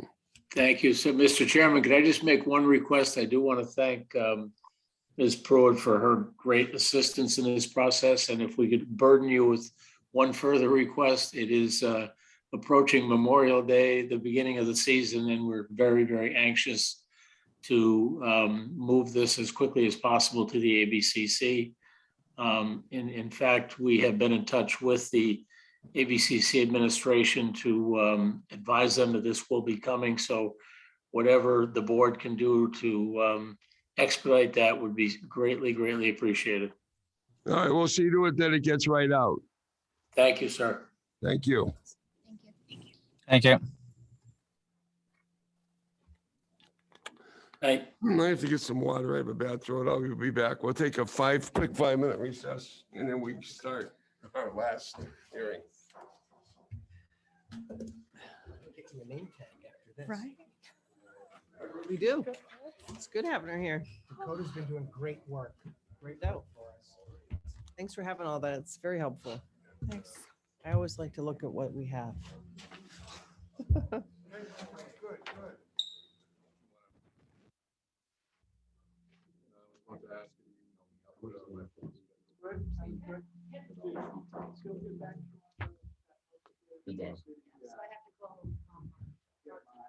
When Kyle shows up, we're gonna use a computer, but not a PowerPoint. So he can log in and get the internet himself, right? Yeah. Okay. We'll use a I'll mouse. throw my tissue away now. Yeah, it's just gonna be a blue screen. This is gonna be longer than 10 minutes. Oh, yeah. So- The whole court proceeding. I just want to see from the beginning, is there anything we agree on? We'll just move from there. You agree. Just- No, it's not how it's gonna go. I know. Okay. I was out there chowing on a buffet, Welch's fruit gummies. Bad for the health department, otherwise it'd be eating chocolates.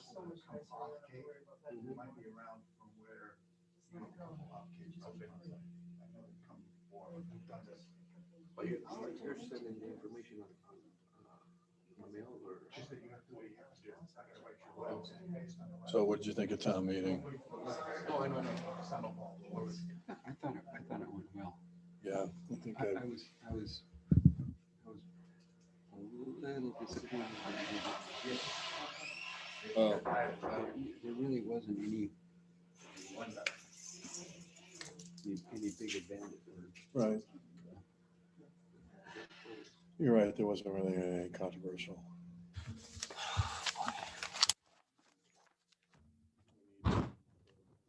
Very work on the scope for the architect, have them show up and say.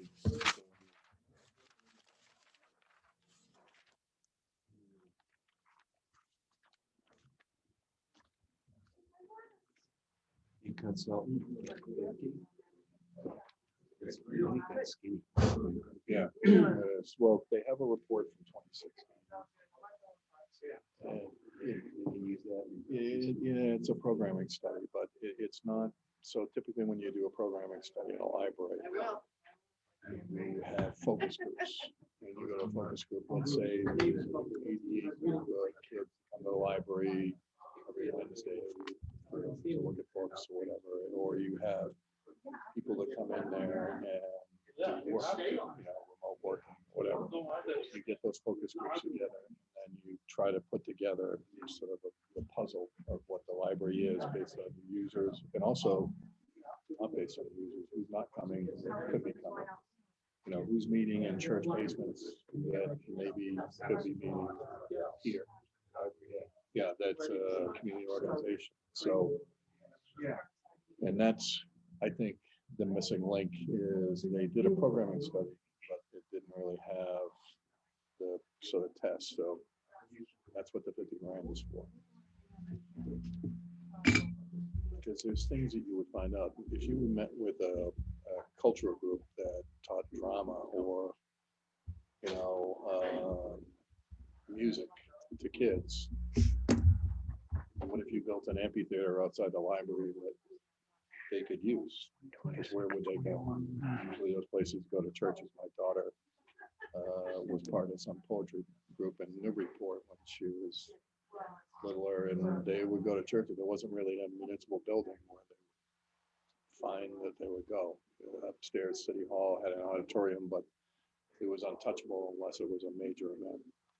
So, you know, the venue is, there's a Newburyport when we did the library there.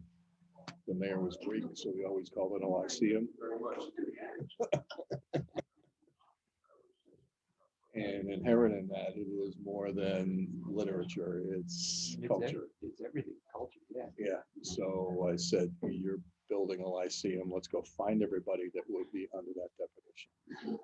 So that's what we talked about before the meeting, you know, creating a matrix and saying, here's some of the things we want to do in the world. Here's some of the people that and then go get them.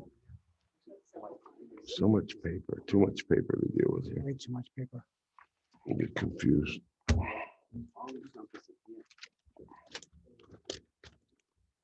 Yeah, and so, you know, the mayor. I can't tell you the time I've spent going through this stuff, all this licensing stuff. I didn't literally make it an hour billable. Worked out pretty well because people want to start to understand what that meant. Trying to separate it out. It's not good. Yeah. Okay. It's not just about books. We all set? All right. Next item is going to be the I hope I don't mispronounce it, El Mariachi Mexican Family Restaurant matter. Want to come up to the front, please?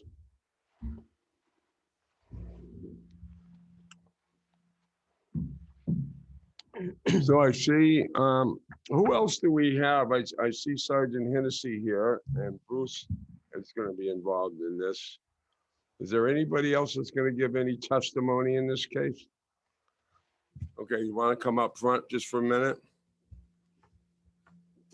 Because this is a disciplinary hearing, we have to swear to witnesses, so that's why I'm calling you up here, then you can sit wherever you want until your turn, all right? You guys gonna testify in this case, you're gonna give information to the board, so everybody stand up, raise your right hand, all at once. You solemnly swear that the testimony you're gonna give in this hearing will be the truth, the whole truth, and nothing but the truth, so help you God. Yes, I do. Okay, so the record reflects that all the witnesses that are gonna testify in this case have been sworn. Okay, you can sit down.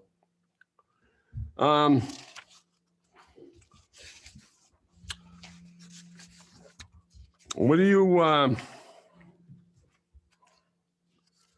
want to do in terms of the order of business? Do you want to start with the health department or the police department? How do we want to do this? I mean, we can. Mr. Stone, if I know in the past instances, you've read my report. I don't know if the parties from El Mariachi would be willing to stipulate to any of the facts, and that would lessen. Okay, we can do that. Sure. Can We read- did. Can we read this into the record? Open the hearing? You got to read the. Yeah, notice. we're gonna do that in a minute. Do that now, actually, get it off the table.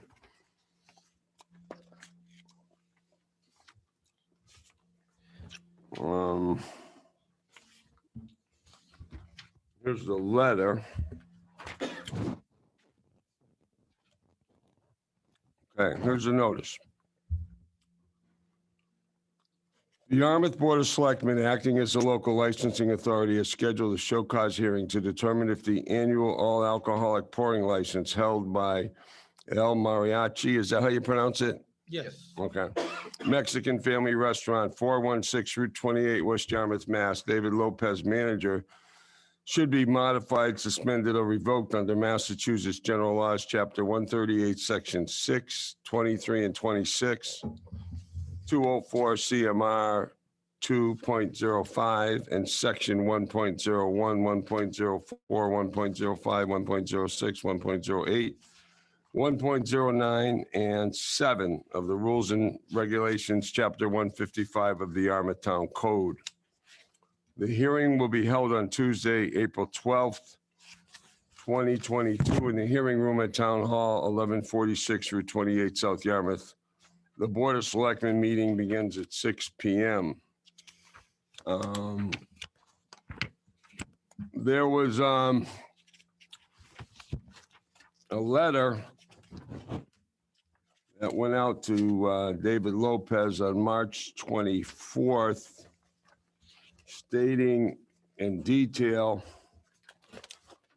what the allegations were. It was sent out by our town administrator, Robert Rittenauer Jr.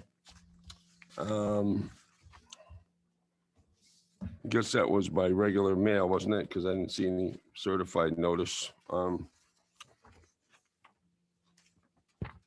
Then we have a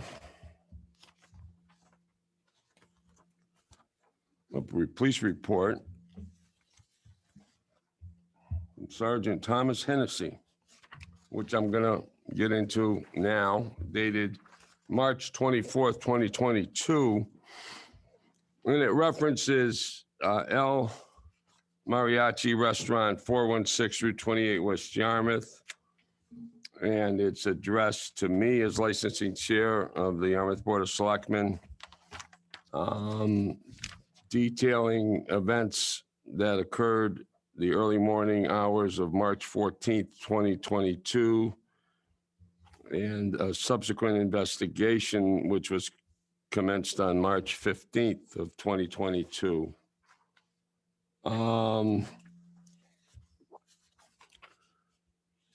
Why don't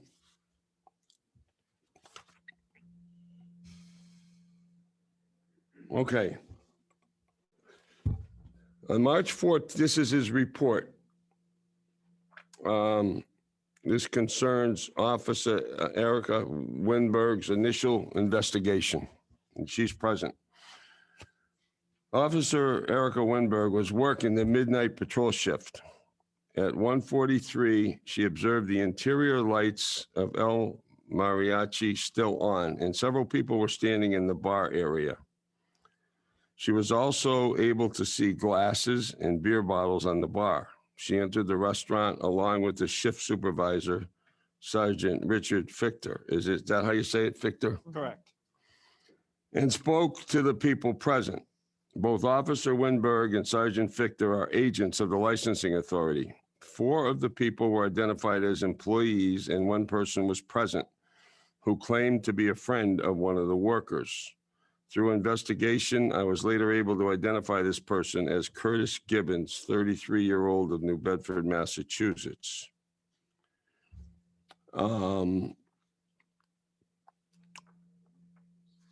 So this is obviously after the business is supposed to be open. It's getting close to 2 o'clock in the morning, 1:43. Emilio Blanco identified himself to Officer Winberg as the manager. So who's Emilio Blanco? You? All right.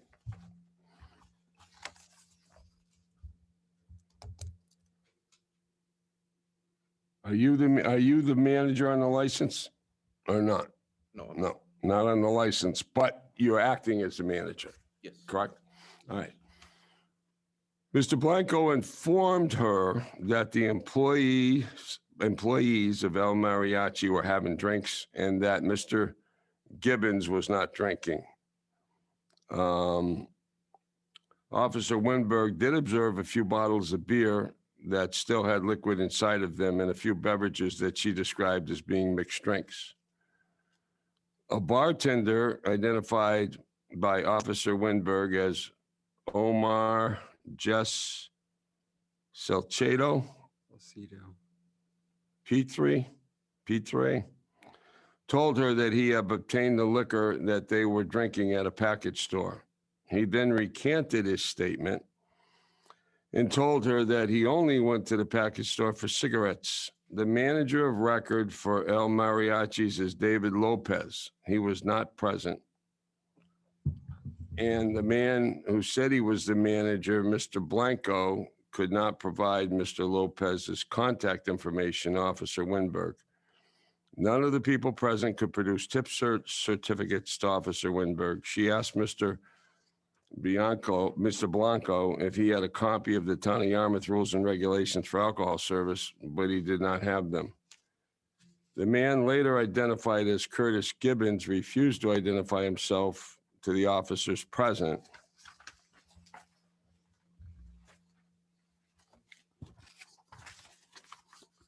And told the workers of El Mariachi not to cooperate with the officers.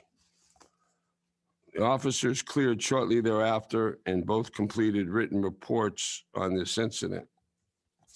When I was on duty later this day, I reviewed the report. I was able to find contact information for Mr. Lopez through a list of managers of establishments provided to me by the licensing office at Yarmouth Town Hall. I contacted him via email, and he responded, providing me with a phone number so we could speak. We spoke later that day. Lopez informed me that Mr. Blanco had been managing El Mariachi for the past 2 years, and that he stops in to check on things once every couple of weeks. There's more, but I just want to stop there. Do you agree with those facts, or do you disagree with those facts, or what do you want to say about that? So where I read so far, was the establishment open after 1 o'clock? Was there people there drinking? Either one of you? And Who is this? Who is this gentleman? Can I? yeah, I was just going to ask him. You identify, you're the owner? Yes, the owner. David Lopez? Yes. Okay. And you own the place, right? Yes, Okay. So you weren't there, David? I wasn't there. All right. You were there? Yes. All right. So what happened? What is reading, what you just read, we started there late. We were drinking, and Officer Erica showed up, and everything's is right. Okay, so you don't dispute that? No. You and some other people. So how did that happen? Did you were there people that were were there people that were there before it closed and they just stayed, or were there people that showed up afterwards? It was some of the cooks that we stay over after we closed, and then the guy Omar, the bartender that used to work for us, they show up after. And but like I said, it's true on the report. We stay there. We stay late. So you agree with all the facts that I just read, or just some of them? No, I agree. You agree with all of them? Okay.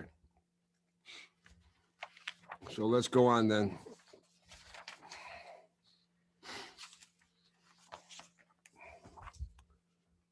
This is a compliance check of the business.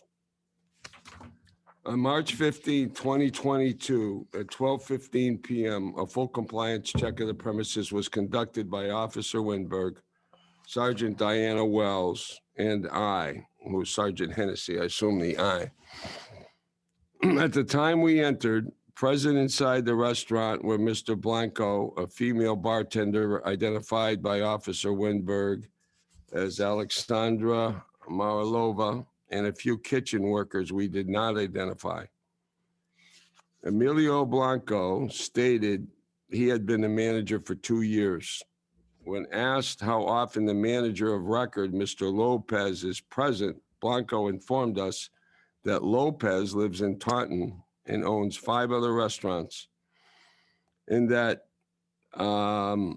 he's present at El Mariachi's a few times a month. The licensing office has never been notified of Blanco becoming the manager. Blanco was asked how many bartenders and service people were employed there. He stated he had 5 or 6 employees and, quote, "we all made drinks," close quote. A female who Officer Winberg identified as Alexandra Marilova was behind the bar and told Officer Winberg she was a bartender. Ms. Marilova stated that she had been bartended at El Mariachi since May of 2021. Marilova has never had alcohol server training. Not only did no employees of El Mariachis have alcohol server training, but Mr. Blanco did not even know what alcohol server training was. I had to explain to him about tips and the related alcohol server training courses that is required of anyone serving alcohol at a licensed establishment. I confirmed that there were no copies of the Yarmouth rules and regulations in the establishment, nor was there any written policy for alcohol service. The permit on the wall of El Mariachi's issued by the Yarmouth Building Department states that there is an occupancy limit of 117. I asked Mr. Blanco if he or any employees had crowd manager training. He responded that he took crowd manager training in the state of Washington several years ago, but he could not produce a certificate.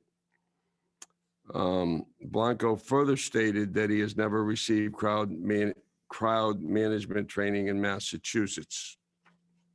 Sergeant Wells and Officer Winberg inspected the bar area. They found 2 bottles of wine with price stickers on them and a pint-sized bottle of tequila, which indicates those items were purchased at a liquor store. Mr. Blanco admitted that purchasing alcohol at liquor stores sometimes occurred. He was unaware that was a violation. There was a clear glass bottle with a label for triple sec liqueur, and inside the bottle was a green liquid with congealed lumps floating at the top of the liquid. Blanco stated he had refilled the empty bottle with lime juice. The bottom of a Kahlua bottle was encircled in a crusty, rust-like substance. There was 1 bottle of AGAVE, is that agave? Tequila that had an expiration date stamped on the bottle of 11/10/20. A second bottle of agave was stamped with the expiration date 12/9/21. Orange juice, cranberry juice, tomato juice, and sour mix bottles were opened and not refrigerated or on ice. They were on the dirty bar area floor. In a cooler, there was 2 cans of Bud Light beer, and the can lids were covered in sticky red residue that had dark flecks of unknown matter around the rim of the cans. There were 6 empty brown plastic bottles that had triple sec labels. Mr. Blanco stated that they refilled those bottles with, quote, sugar water, close quote, to use in drinks.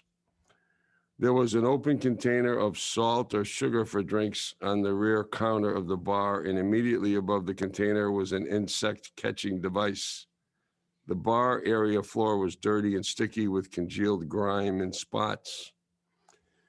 Officer Winberg entered the kitchen area and noticed several areas of concern that were health department issues. She attempted to get someone from the health department to respond, but nobody was immediately available.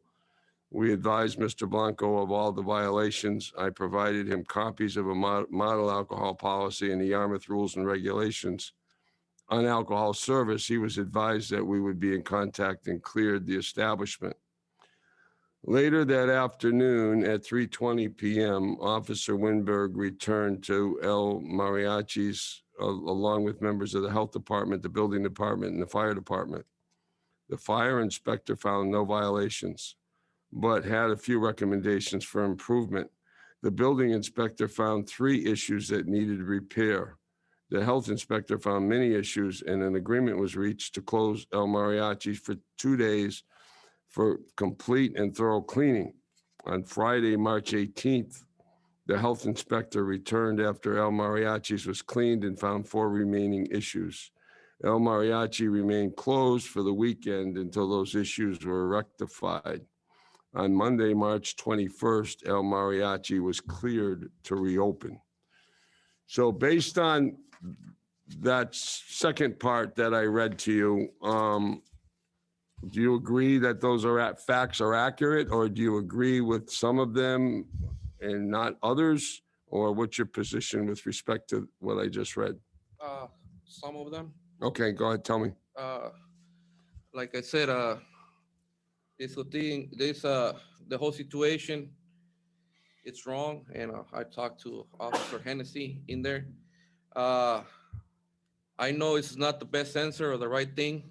I've been in the business for a while in other states or in another town. I know to get the liquor license for the employees, everything. I just, to be honest, didn't know it was called here tips. We have some, we have them done. Working with the lime juice and the sugar water, I worked that in other states or whatever, just putting a sticker on the bottom and letting them know what it is, because we do our own simple syrup and we fresh squeeze the limes.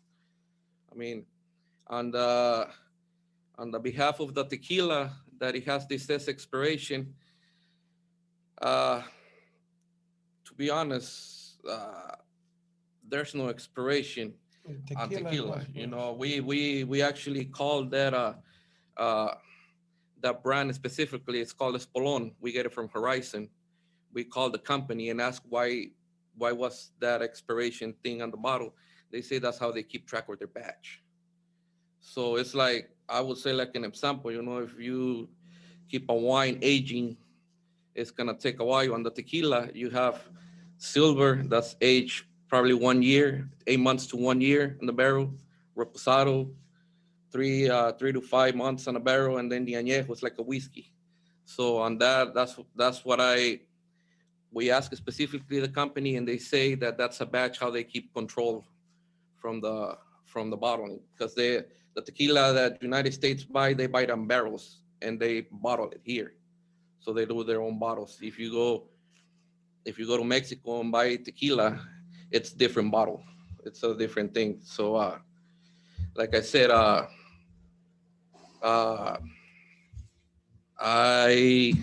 it's my mistake, never been reading all the rules in Yarmouth. And like I said, we start working on that too. I got some the employees already with their tips licensing, and Who's licensed now with tip? Who? Myself. I got them right here. Myself. I got Eduardo Garcia. I got Melanie Salazar. Sasha. She's on the process of doing it too, and the other 2 guys that we had working with us that they came to help us for the season, they're gone. So we're getting new. So did you people. get these licenses, these tip certifications online, or did Yes, you go online. to a class? I got them online. Okay. How about the other people? They got them online too. All right, go ahead. On the promises, and like I said today, I joined the Yarmouth Restaurant Association. I speak to Mr. Thomas Murphy, so he's gonna be helping us on the restaurant to get everybody certified and everything. And that was something yesterday we had the health department meeting here to talk all about everything that they're exposing. We got everything sorted out, so we got to a plan that we're hiring professional or somebody that's certified in Massachusetts to come and give training to me and all the employees on the cleaning of the restaurant and everything for, I believe it's gonna be for 6 months. And they were gonna be giving reports to the health department. Did you ever have experience in the restaurant business before this? Yes, like I said, yes. In other, I lived in Washington State, in Tacoma. I had in Florida and in Kansas. That was the last one. So let me just go through a few things here.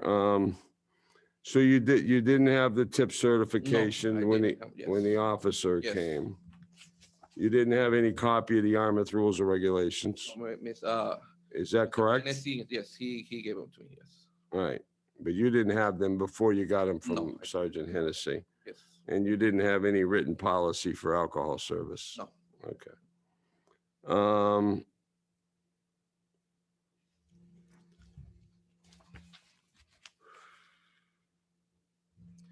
Just, to say like a lot of things, I know specifically it's my fault because I'm the one, I live here in Brewster, and I was traveling from Taunton to the Cape for a year, coming back and forth. So I decided to move with my family here to be close to the restaurant. And I know it's my mistake that I never had the time, to be honest, to see all the regulations of the town of Yarmouth. I thought it was, like I said, in Kansas, it was total different stuff. Over there, it's like I still had, by that time, I still had my my liquor license current, and the inspector was surprised that for the first time they had somebody with an actual paper to show him that he was certified. So like I said, I know this whole situation is wrong. I have this week, it's been really rough. Yesterday I was here with the health department, and today I'm with you guys. And Did you go to any of the classes that Officer Magnuson put on? no, we're going David got an email for Mr. Hennessy, I believe. There's a class coming on the Yarmouth police, I think, station. And for the food course, I think it's gonna be another one in June, I think on the Irish Village.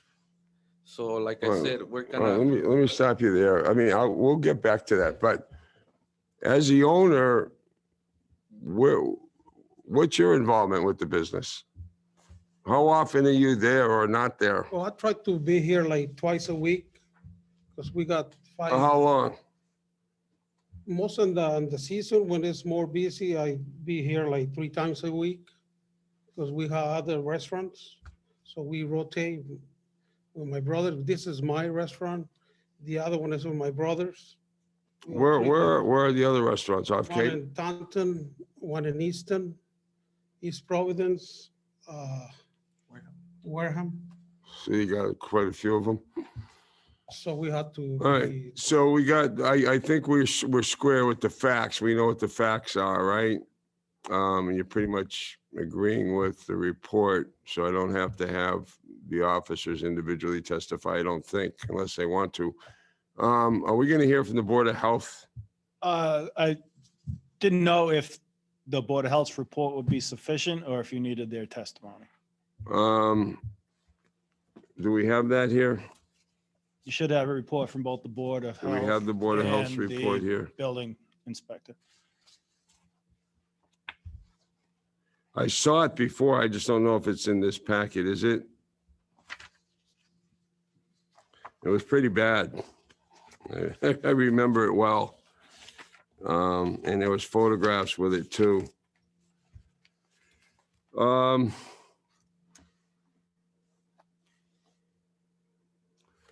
Is your report, Bruce, April 7th with the photos? Is that the report that you submitted earlier? Yeah, that's the one I recall seeing. I saw it in electronic form.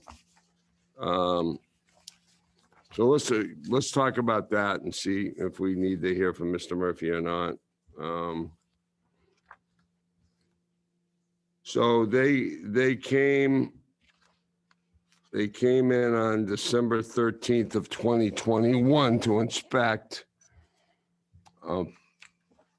They found numerous violations, and then on February 14th, there was a follow-up inspection by the health department. And there were still numerous violations. And then on March 8th, there was a site visit. And there were still numerous violations. And you were advised, I guess, at that time to call the health department for a re-inspection within a week. And on March 15th, which was a week later, a complaint was received by the health department from the police department And Mr. Murphy met with the police for an inspection of the restaurant.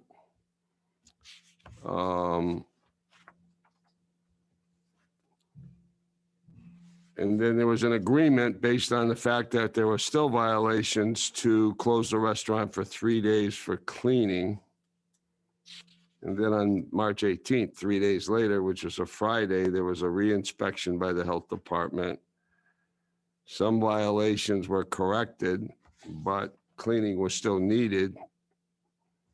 So there was an agreement reached to continue to close until Monday, March 21st, which is almost a week later. And then on March 21st, there was another inspection, and violations from all the previous inspections were corrected. And the food establishment received a grade of A, and the restaurant was allowed to reopen on March 21st. So from February 14th to March 21st, there were health violations, and they were finally wrapped up on the 21st.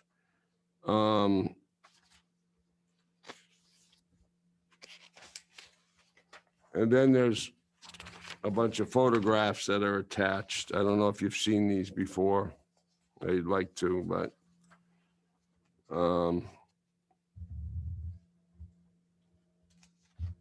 so what do you dispute any of those facts? We, like I said, we were here yesterday for that cause with all those pictures, and like we said last night, you know. those Have you pic- seen these pictures? Yes, Okay. they put them on the screen When was that? last night. We were You here. saw them last night? Okay, go ahead. So like I said, we talk about it, and like we told them too, you know, those were from what was it, on early March. You can go to the restaurant right now. It's not like those pictures. So that was did you have a Board of Health hearing last Yes. night? Yeah. So like Must I have been, said, yeah. we had, Those pictures from March. yeah, so we like I said, we had an agreement with Bruce and the department to hire that person. They're gonna do it, I don't know, send a letter to us on the mail. So we're certifying everybody. So that was the reaction, you know, everybody, servers and kitchen, to follow up with the cleanup schedule with a professional cleanup special. And that certified person was gonna be notifying the health department here about all the cleaning and all the stuff that we were doing, that we're gonna start doing. Okay, and Bruce, is there anything you want to say that hasn't been mentioned in the report? Or you want to give us kind of your assessment of where we stand now? Yeah, I'll just go over assessment. You pretty much followed the outline that we put in. There was a Board of Health meeting last night that this was one of the items on the topic. The Board of Health did review it, had expressed concerns about the cleanliness of the restaurant over a period of time. And after discussions, the board moved to order the restaurant to contract with a food service training consultant that would train all their staff on cleanliness and develop a cleaning schedule with them. They have a cleaning schedule, but it needed to be a lot more detailed. So they would develop a cleaning schedule with them and train all their staff within the next 30 days. And then the consultant would stay on board and conduct routine inspections over a 6 months period of time. So that will start within 30 days. The clock is ticking. They have to hire a consultant for that. We've also done 2 other inspections. We did one last Thursday, the 28th, in preparation of the Board of Health meeting, and had noticed some numerous violations, cleaning violations at that time. And then a follow-up inspection on Monday, noticed some of the same violations, mainly cleanliness violations. They were not time temperature on the refrigerations, but they were cleanliness that needed to be addressed. And that's the action the board took last night.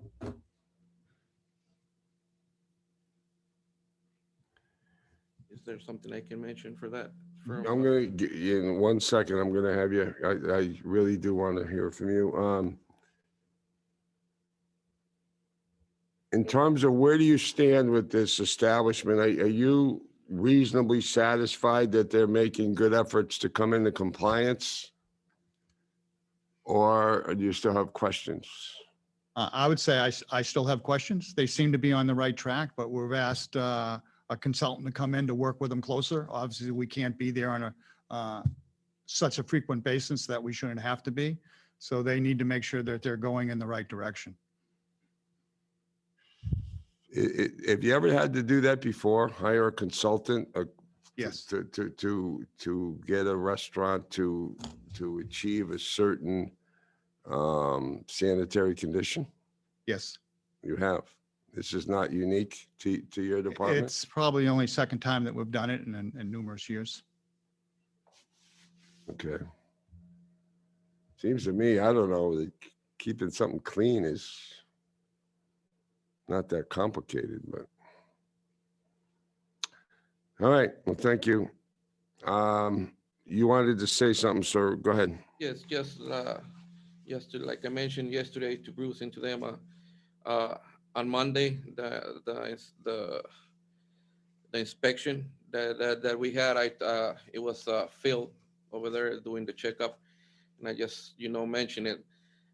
When he walked in on the building, there were a lot of boxes and stuff. I told him, the delivery truck just left, so it was on the unloading time. So everything goes on the basement, so like I said, yes, the floor was dirty. I mean, it's not an argument, nothing, I just mentioned that to Phil, like we're a little bit crowded right now, with the merchandise, that's pretty much it, because we only order one truck for the whole week, and that's on Mondays. The other thing is, I mean, this kind of publicity can't be good for your business. Oh, no, I understand that. I understand. And like I said, we know we're wrong. And like I said, we need to get this thing sort of right away. And like I said, we're ready to start. Last night after we were out of here, I had a meeting with the whole kitchen, with all the guys, so telling them what's going to happen, what's going on, and I'm not putting this as an excuse. It's kind of difficult because, like, it's really hard to get people to work here, and they come and go and they come and go. You start training them and then they leave and then they come back, and but like I said, it's not an excuse. I'm not using this as an excuse. We'll follow up with the health department, how it's supposed to be done. Mr. Lopez, who's the real manager of the business? Is it him or you? I know your name's on the license. He's the but most time here. And my son, David. you consider yourself to be the manager? Myself? Yeah. But more I acting as the owner than manager, because I just come like twice a week to, to see everything that's okay in the business. And How often are you there? Me? Every day. He's most every day here. So if he's the real manager, if he's actually running the business, you should come before the board So I to think have him apply to be that's the one of manager, steps change we're the gonna do manager. now. Yes. Because when I came for the meeting a couple years ago, nobody told me that I supposed to be here 44 hours a week. No, I never knew that. there's no law that Because says the how law many for that, hours I you don't have to know, be could be here, but wrong. you have to be here a But you have to reasonable be here period a of time. couple, when Mr. Phil was Right. here, I went to a couple seminars with him. All He right. said, you don't have to be the manager, you're the owner, but you have to come like often to the business. Yeah, well, if he's really the manager, then you should go to the licensing department and get an application for a change of manager, come before the Yeah, board, get I'm that forward to approved. do that. I'm apologize for this matter, but All right. he on the right track to change everything now. What I'm gonna do now at this point is Sergeant Hennessy, do you have anything else that you'd like to say at this point? I don't want to get into dispositional issues, but I mean, in terms of the basic facts of this case. Health inspector has a time constraint, so if you need to hear from him, building, sorry. There's also a memo in here from the building department. It's dated March 17th. Right before the.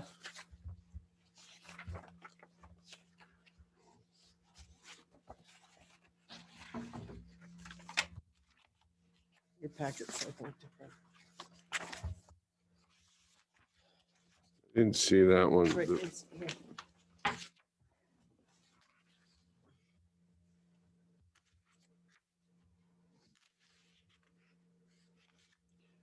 Walk-in cooler.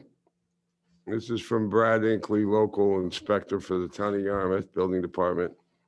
The walk-in cooler floor is deteriorating and the underside of the floor system is in need of repair or replacement. An engineer is required to evaluate the situation and identify the necessary repairs. Permits and inspections will be required. The front steps have a few repairs needed. Replace 2 bricks and regrout several areas. A follow-up inspection will be required. No permits needed for the repair. Backloading deck has loose railing and missing fall protection. Replace missing rails and repair loose railings, no permit required. You're required to respond within 7 days. That was March 17th. Have you dealt with those issues? Have you dealt with the building department? Yes, Mr. Inkley was in there that even that Friday after the follow-up on the first inspection. So he went and checked up all the stairs. All he mentioned in there, Mr. David right here, he got in touch with the engineer. The walk-in cooler is on blocks. So it's kind of like I don't know if it's the best example, like a mobile home, like a mobile thing. It's an add-on to the building, so it's set up on blocks, and at the edge of the end they were kind of going sideways. So that's what he requests to. We need to get an engineer to let us know and him that what's going to be the next procedure to hire a contractor with a license. So I believe the engineer, he's the one that sent the email to Mr. Inkley, and we're going to go from there. That was the last time I talked to Mr. Inkley here in person. Okay. Anybody else on the facts of this case? If I may, I have a few questions for Mr. Lopez, Mr. Blanco. Sure. From Mr. Lopez, you hired Mr. Blanco approximately 2 years ago, is that correct? Yes. Did you give him any type of training to run the restaurant? Yeah, the basics, because he's have experience before. Like he's been working in Washington, the way you said, in different states. Okay, and you've testified you're physically present a few times a week? Yes. Okay. Did you notice the cleanliness of the establishment? The what? Excuse me? The cleanliness of the establishment? Yes, but I didn't know, like, especially on the steps, when you coming in, it's not like a broken tile, it's just a chip missing. Okay, how about the cleanliness of the He's talking kitchen, about, the bar area? The bar area? Yeah, and the kitchen?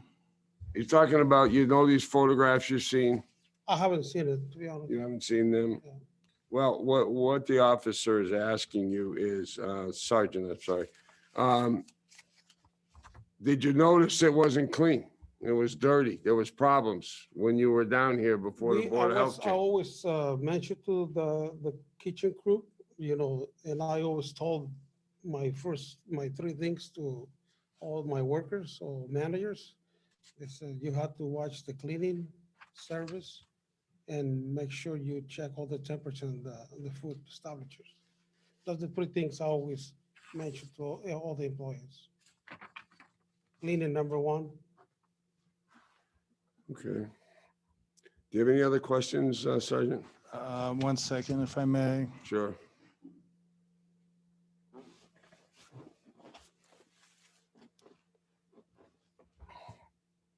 No, I think actually Mr. Blanco's addressed all the questions I would have had during testimony. I have nothing further to Okay. add to the board. We'll go to the board. Peter, do you have any questions?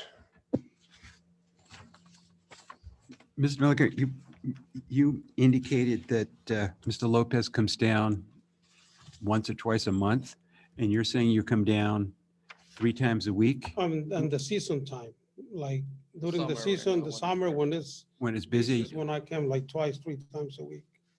But like during the winter and the slow period, Right. I try to be here once, twice, depends, Okay. You are aware you cannot be serving alcohol that's purchased at a liquor store. Yes. Actually, the comments from the health department about the cleanliness and continued repeat issues is very disconcerting to me, and I'm sure to the public. I've eaten in your restaurant several times and I've enjoyed it, but this really set me back. Well, It doesn't make you hungry. Well, the thing is, when they talking about cleaning, doesn't mean is where we prepare the food or what it is.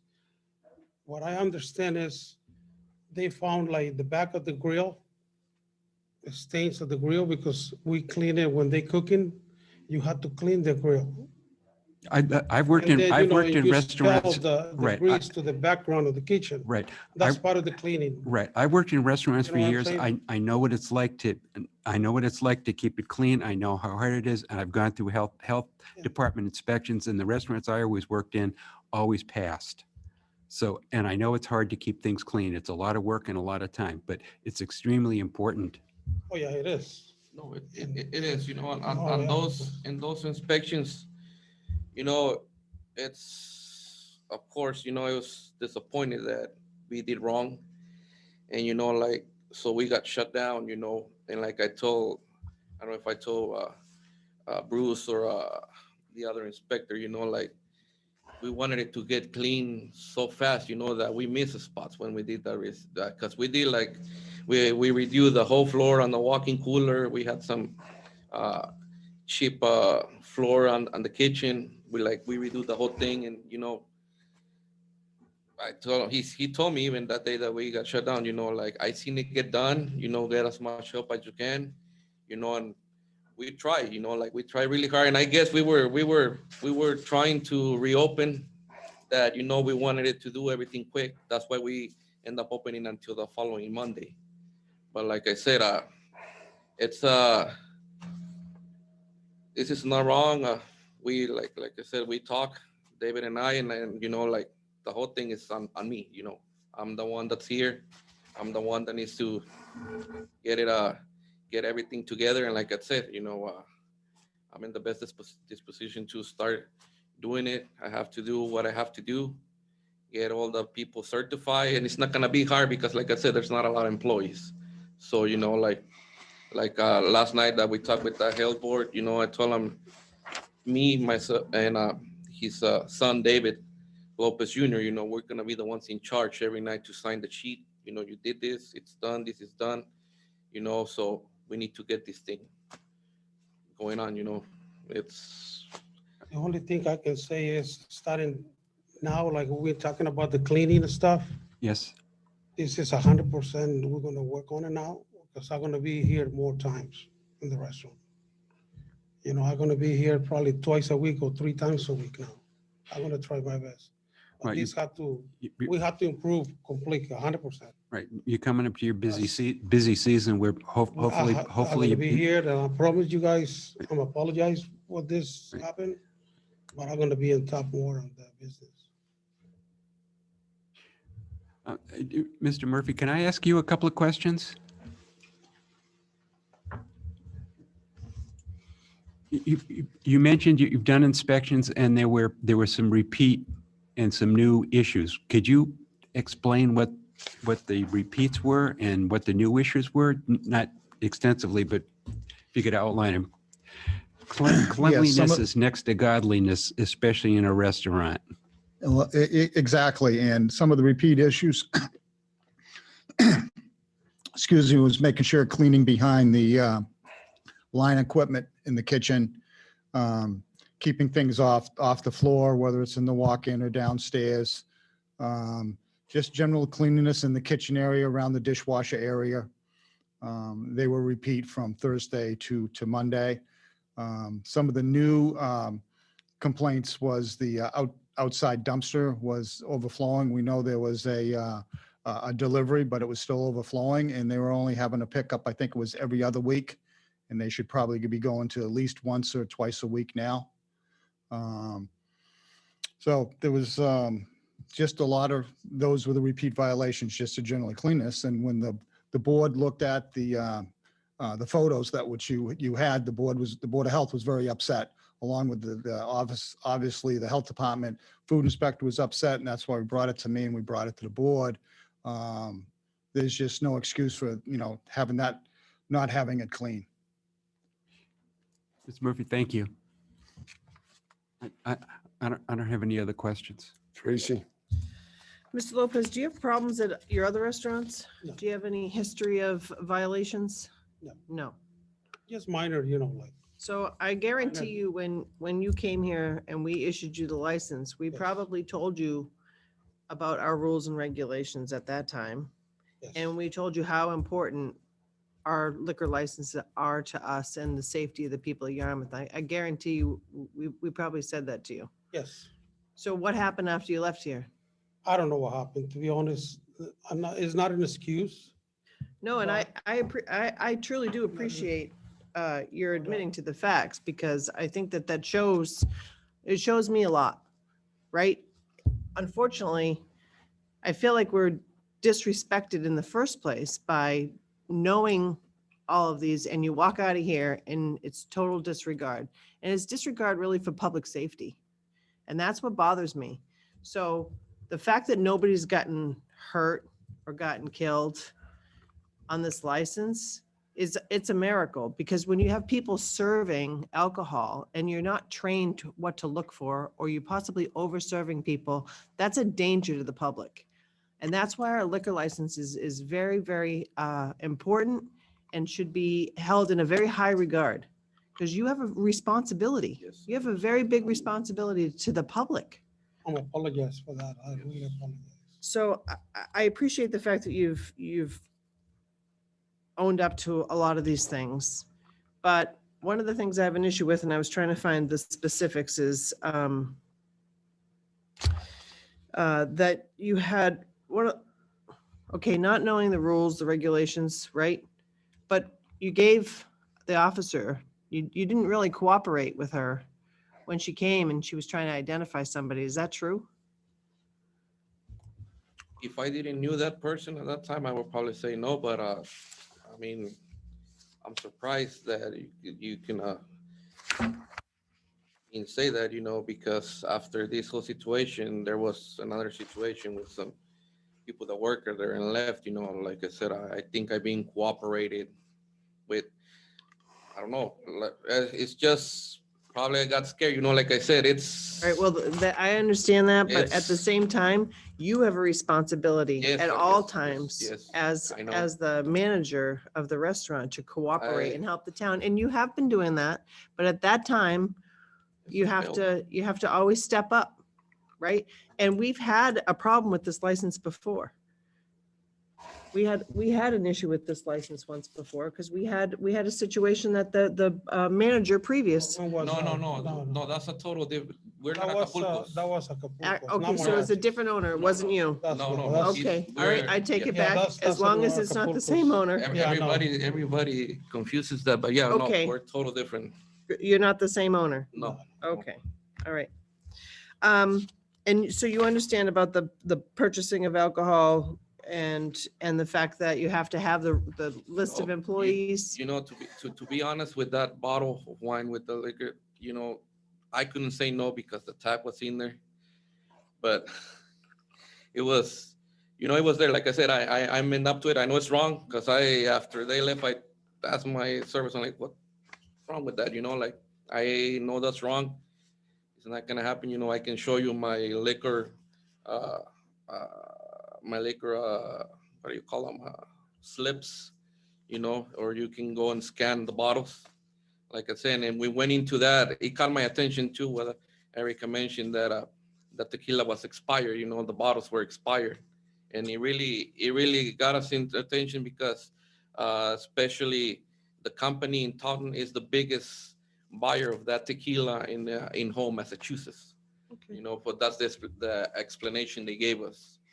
But like I said, it's everything, you know, everything is on me. And like I said, I have to man up on it, get everything squared together. Just want to mention something on the cleanliness, the kitchen, like that building, it's an old building.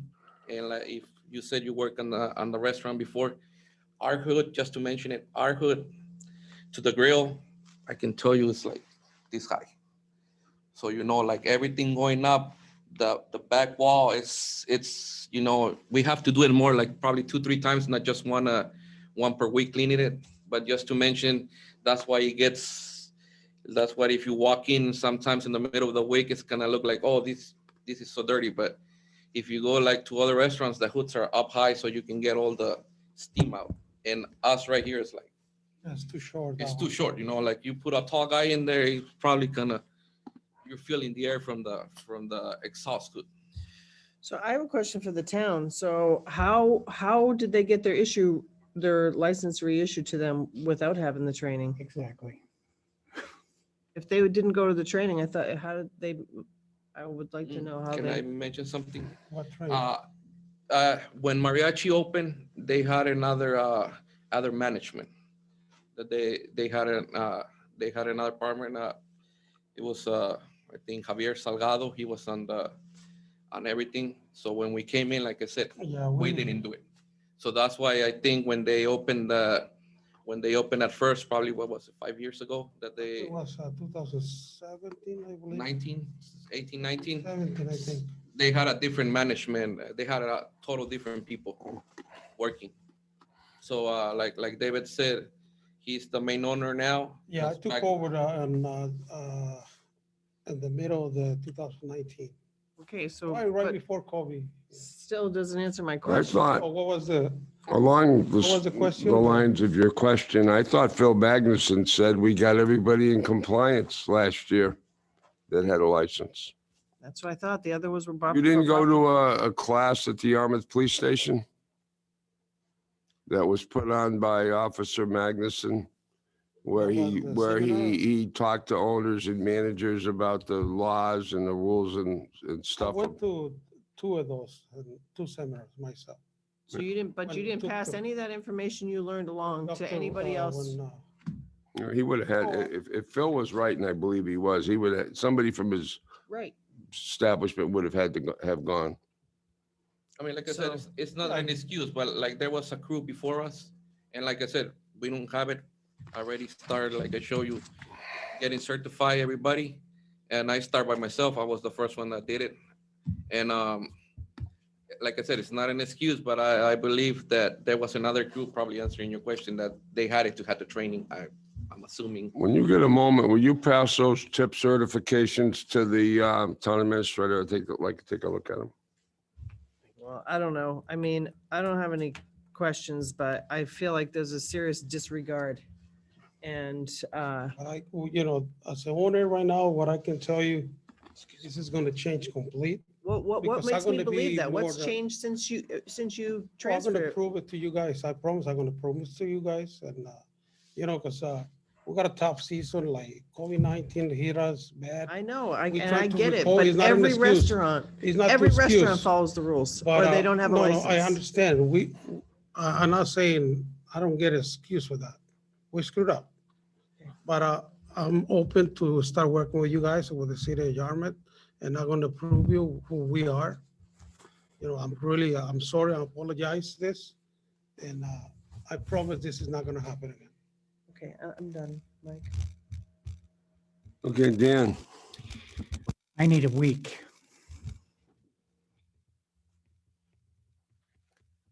How many restaurants do you manage, Mr.? We got different managers. We just go to. How many do you manage? One in particular, Just one. Which one is that? the Taunton. Taunton. I'm more time over there than the others, that one. Sir, do you manage other restaurants? No. You became the manager, what, about 2 years ago? If we could, yes.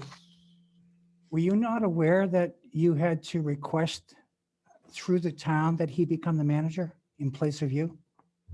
To be honest, I remember when I went to the last seminar, Mr. Field told me about paperwork.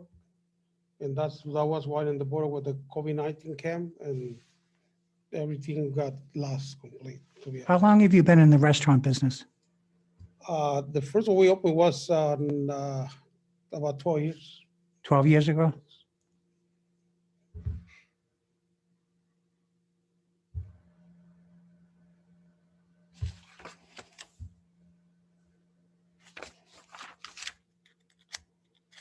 I want to say this.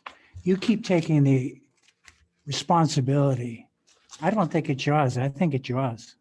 No, I understand. You I take are the manager. responsibility as You're a the one manager. that's listed as the manager. This gentleman, we don't even know who he is. We certainly don't know what kind of qualifications he has to be managing a restaurant. I understand. Looking at the report and the information that we have in front of us, he doesn't have much. He wasn't even tips, he didn't even know what tips was. He made a joke of it. Oh, I understand. I got no words to say, sir. I can't imagine that this board would have approved him as a manager at that time because he didn't have any of the qualifications for it.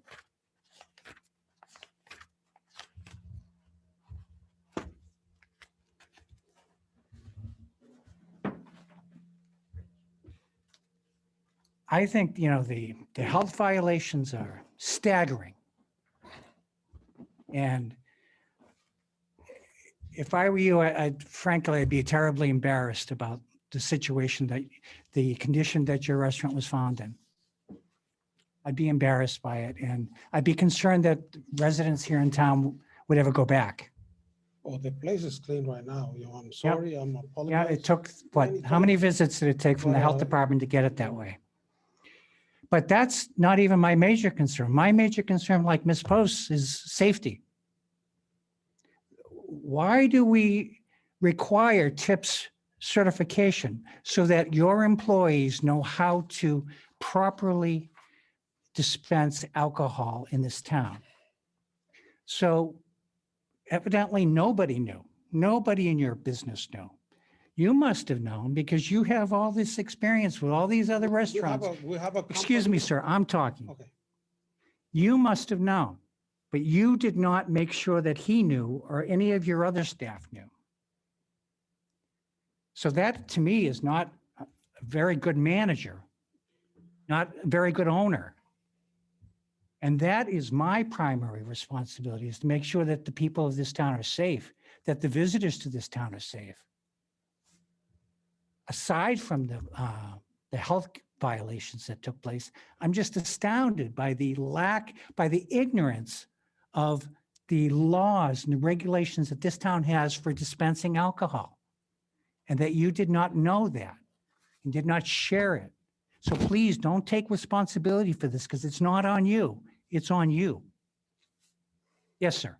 Okay, I needed an appointment because we had a company who trained to certify every employee we have down there. But because COVID-19, they cancel us. And then I got an information online and I sent it to Emilio, remember? I said, we got to get a meeting with all the employees.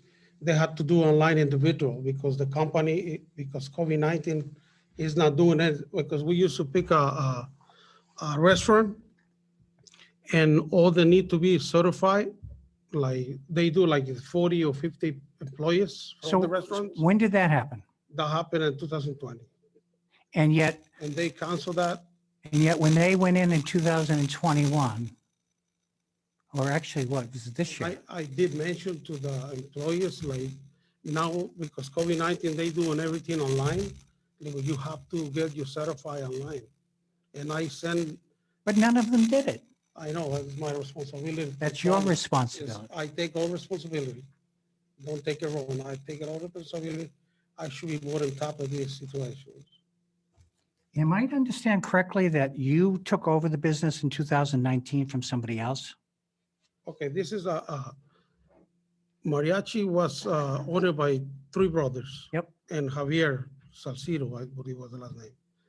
So in 2009, by the end of 2019, I took over because they wanted to close the business, my brothers. Yep. Because the place was very slow.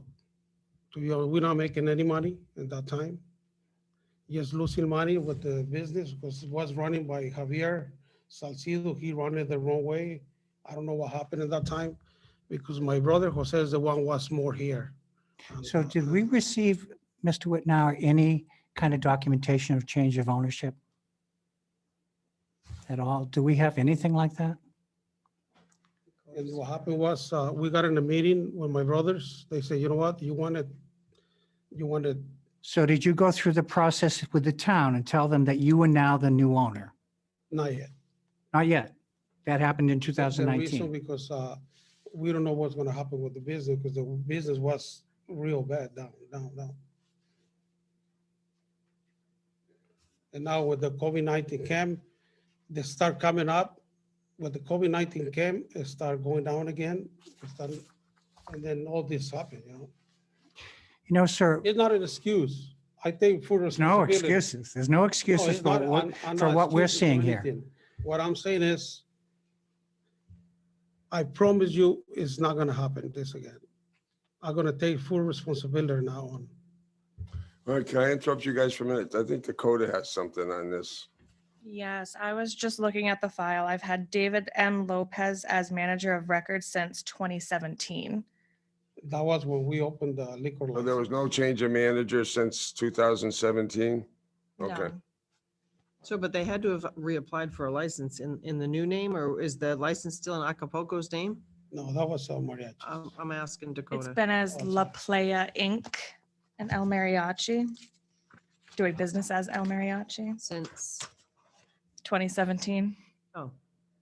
So, So Mr. Lopez is not listed on the license as manager? He's been listed on the license yes, since so 2017. when you say it's a different owner than Acapulco's, it's really not. So the Acapulco's situ, was different. than well, what's the difference? The license is still the same. It's just, you're still the manager. You were the manager. Acapulco was before 2017, way before. We took over 2017. What's the name of your official Mariachi. business? In 2017. What was 2016's license, Dakota? I don't have a copy of it. Okay. Um, And can I ask her one more question? Yeah, I don't have any further questions. Was there any violations or anything on this particular license? I believe there was a show cause hearing for the annual seminar that they needed to attend, which they did attend in September of 2021.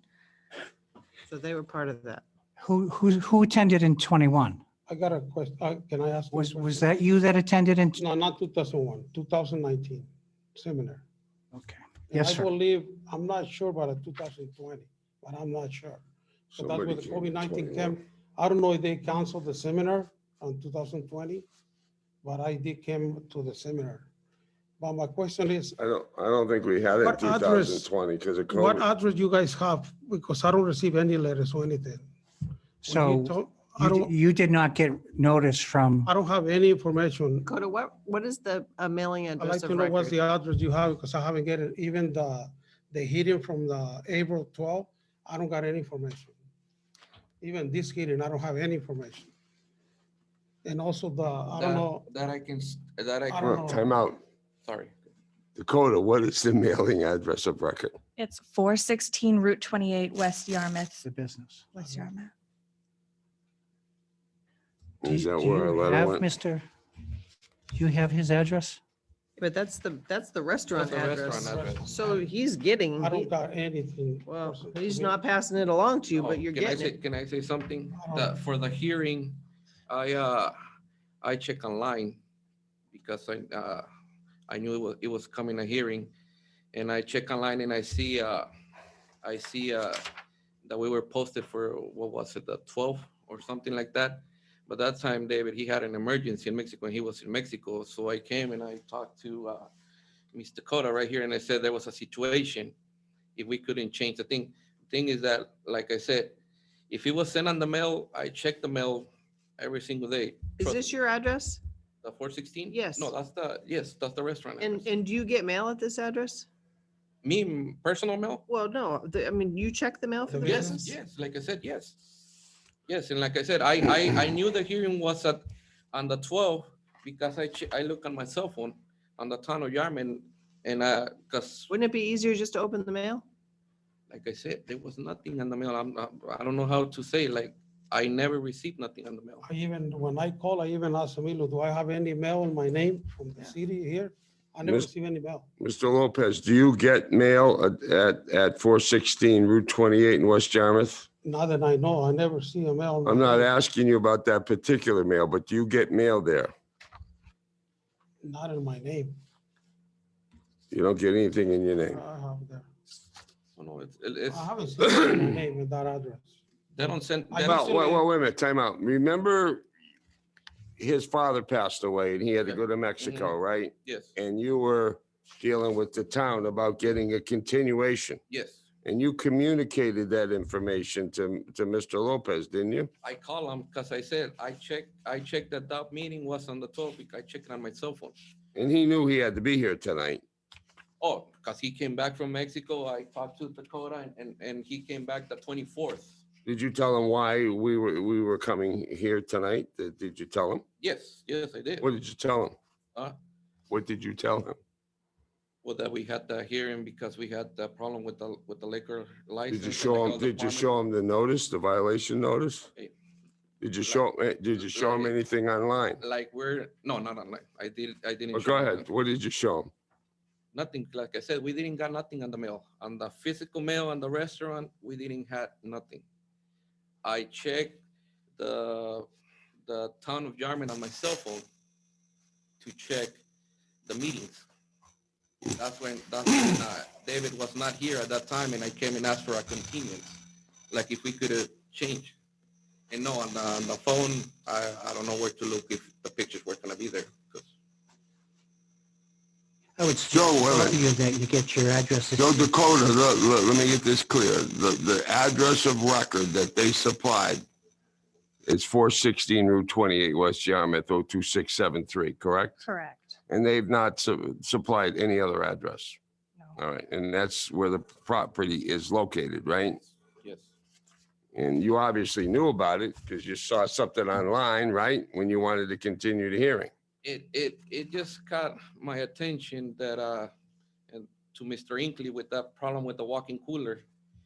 You know, he said that he has always sent us paperwork. So I came to his office down here and I told him, okay, show me the address that you had. They were forwarding all the mail back to the company before us. I guess it was the Acapulco's, it was called La Campesina or something like that. Right. So the owner, that's why it gets difficult. The other owner is, that was back then, I think is David Brambilla. This is David Lopez. That's why they always try to get it confused. So everything under El Mariachi, it was, I guess it was getting forward to the company, to that address. So let me tell you the bottom line here, right? No, To avoid a big Yes, discussion yes, about yes, this. A notice was sent to the last address of record for the business. You knew about the hearing. You advised Mr. Lopez about the hearing and the continuation when his father died and went to Mexico. Mhm. The allegations in the report were read to you. You didn't dispute them, right? Right. You agreed to Yes, the facts. yes. I don't think there's any notice issue. No. Mrs. Stone. Ms. Pruitt does have something. I did send the notification via regular mail and certified mail. I do have the receipt upstairs. That they signed for it? The green card was returned. Signed? Yeah, Signed it. I believe it was signed. I can double check. I Let's can see run who up and signed grab it. it. I don't see anything. But it was delivered. No, I think it's incumbent upon you, if you have a different address, to notify the town of that address. Otherwise, whatever the address of record is where the notice is gonna go. And this one is not on the town, in my opinion. It's on Mr. Lopez. So, and again, there's no prejudice because they've agreed to the facts of the case. Right. So whether they got notice or 10 days notice or 5 years notice, it's not going to change anything because they agreed to the essential facts of the case. So I don't see a problem there. Sergeant Hennessy, do you have anything else? Nothing else. Okay. Does anyone on the board have anything else? I'll make a motion, to close the public hearing. All right, we have a second. Second. All right, all those in favor? Aye. Public hearing is closed. Now, the hard part. There's a list of alleged violations, and I think unfortunately, we're gonna have to, Can we ask Mr. Hennessy if there's a recommendation before we? no, we gotta make findings first, Okay, because all right. Yep, you're right. just make sure there's, the board Trying to wrap believes, it yeah, based on the evidence that there are violations. So let's start with, and I don't necessarily think we have to go through, but the first one, I would, 204 CMR 2.05, 2, no licensee for the sale of alcoholic beverages shall permit any disorder, disturbance, or illegality of any kind to take place on the premises. I'd like to just defer on that for now, because that's kind of cumulative. All premises by a licensee has to be kept in a clean and sanitary. I'd like to defer on that because I think it's primarily a health issue, but we're going to come back to it. Under the next heading, MGLA Chapter 138, Section 6, dilution, changing, or tampering with alcoholic beverages.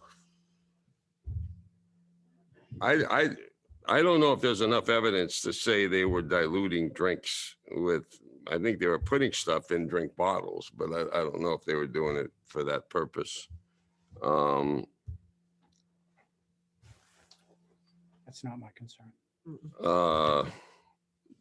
Let's go to the meaty ones and then we can come back. MGLA Chapter 138, Section 26, appointment of a local manager. Is there like a definition of what a manager is and what we expect from a manager? Well, we have our own. I think a manager, These are mass laws, but we have our own yeah, and we laws about it. yeah, we do, and maybe we should go to that. But a manager, to answer Dan's question, in my opinion, is a person that has supervisory control of the day-to-day operations of the Day-to-day. business. Yeah. But let's defer on that. As Tracy said, there's a local regulation that's more specific. All right. Chapter 155, Section 1.01A of the local rules and regulations.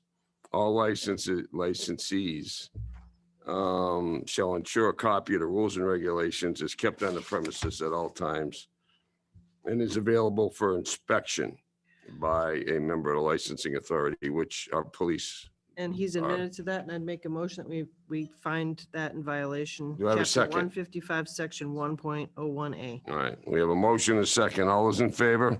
Aye. So that's a unanimous finding on that one.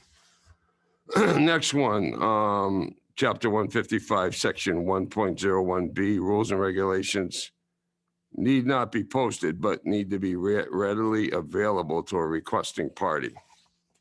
I don't understand the difference between the first and the second. Yeah, obviously, if you don't comply with the first one, it's impossible to comply with the second one. So we can pass on that for now. And again, the next one too is all employees read the rules and regulations. If there's no rules and regulations, anything that pertains to them is going to be another violation. So let's see if we get something new. Let's look at Chapter 155, Section 1.04C. Any licensee who serves after 1 a.m. or allows any person to consume alcoholic beverages on the premises after 1:15 a.m. shall be subject to the penalties provided in MGLA 138. What are those penalties?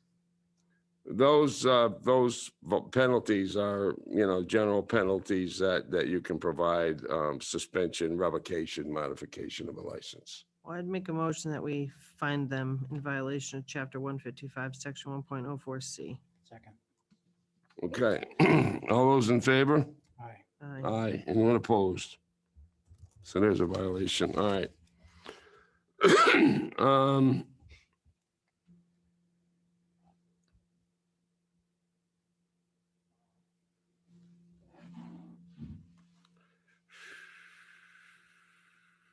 Okay. Chapter 155, section 1.06E, the manager of record shall be present at the licensed premises on a regular basis sufficiently to fulfill his or her statutory duty under Mass General Laws, Chapter 138, section 26, to maintain full authority and control of the premises and of the conduct of all business therein relative to alcoholic beverages. I make a motion that they're in violation of that, of 155, section 105, 1.05A. No, it's 101.06E. I'm sorry, excuse me, 101, thank you. Sorry. Tracy, I'm reading the wrong place. Clearly, full safety and control has not been conducted. Second. Okay, all those in favor? Aye. Aye. Anyone opposed? We're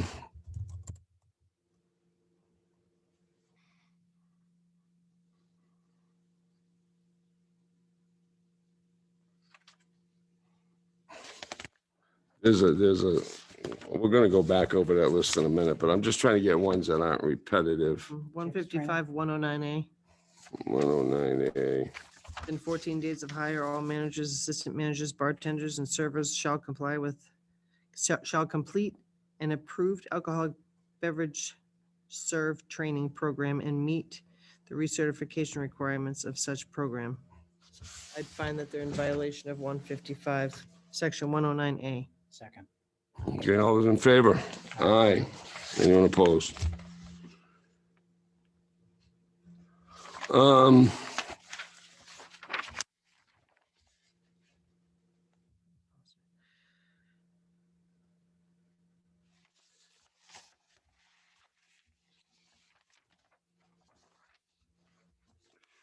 Chapter 155, section 109D. 155, 109.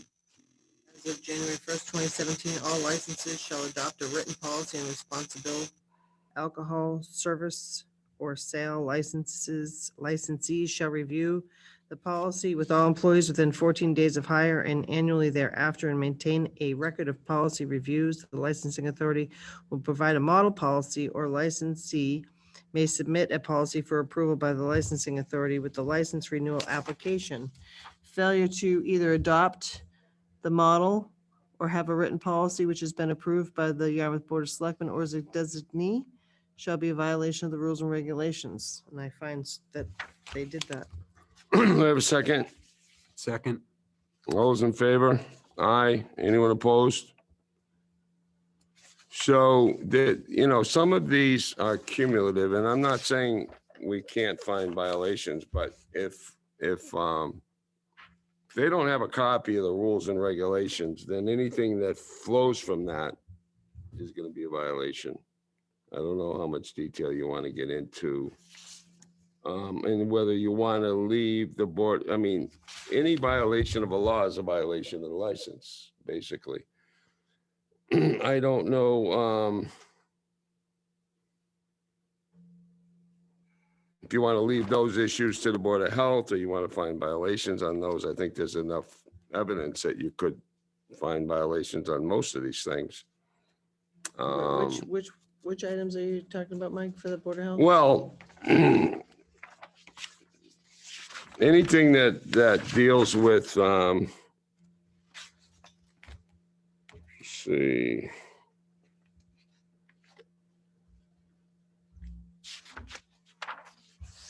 Well, for example, you got 204 CMR 205-8, all premises covered by a license shall be kept in a clean and sanitary I agree, condition. and I think that they already dealt with that. Or,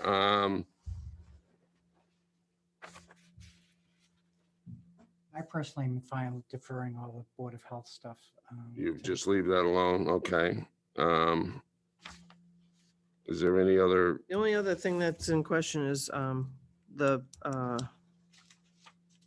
the crowd manager. Is that part of that's part of the liquor? yeah, is there enough evidence on that? I mean, clearly they're supposed to have training if there's over 100 in occupancy, but I'm not so sure we really got into that very much.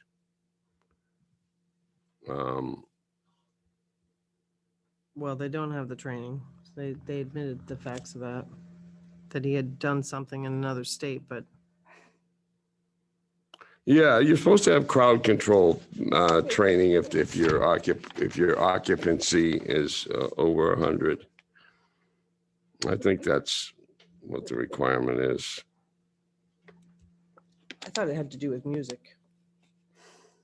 But Is there such a violation as operating without a manager? Is it- Yeah. That's been touched Been on here. operating without a manager for quite a while. well, we found that in violation.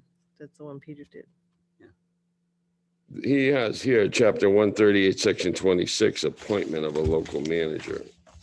And I guess that would be, let me see if he's got that section of the general laws attached.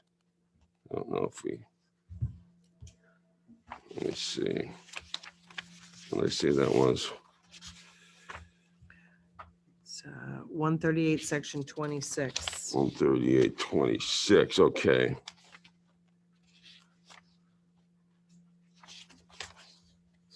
Here's 26 right here.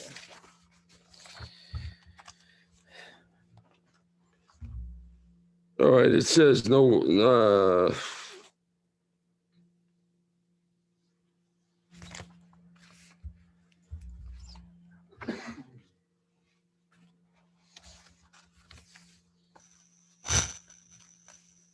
the manager is supposed to be prescribed a citizen of the United States and shall have vested in him by properly authorized and executed written delegation as full authority and control of the premises described in the license.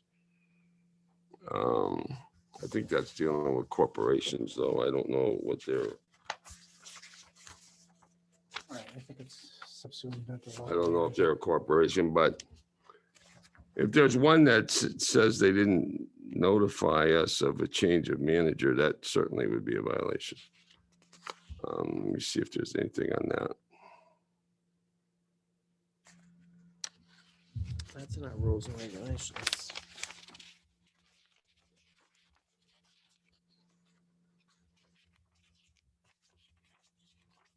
I think we can find that, certainly.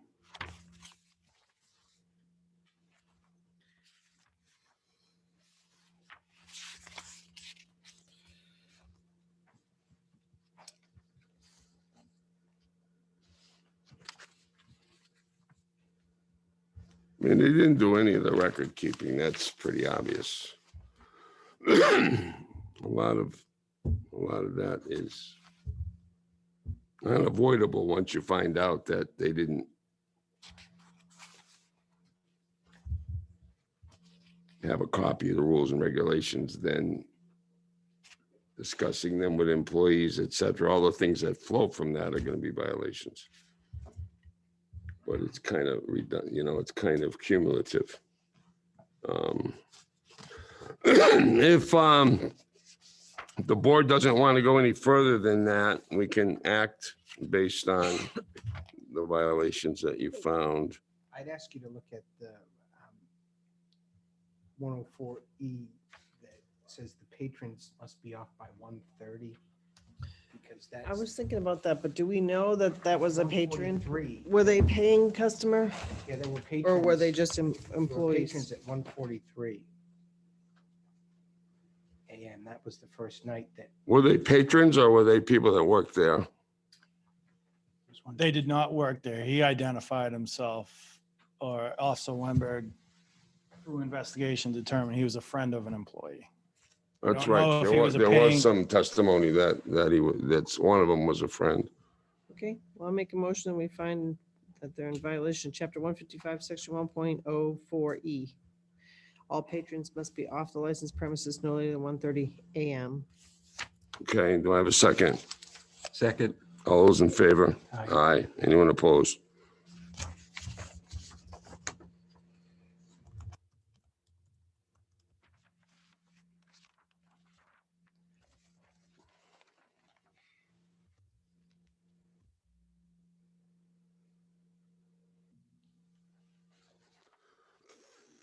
Just based on the violations that the board has found thus far, Sergeant Hennessy, do you have a recommendation in this case? I'm sorry, Mr. Stone, how many actual violations have you We found? have so far, 1, 2, 3, 4, 5, 6.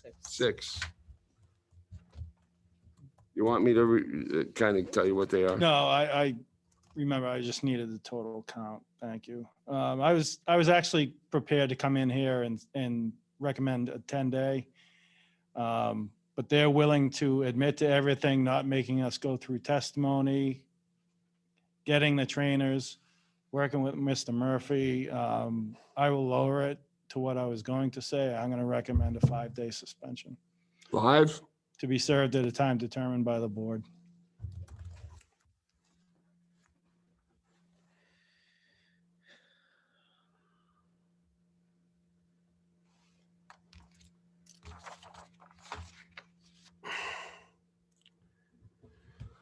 All right, so let's talk about that.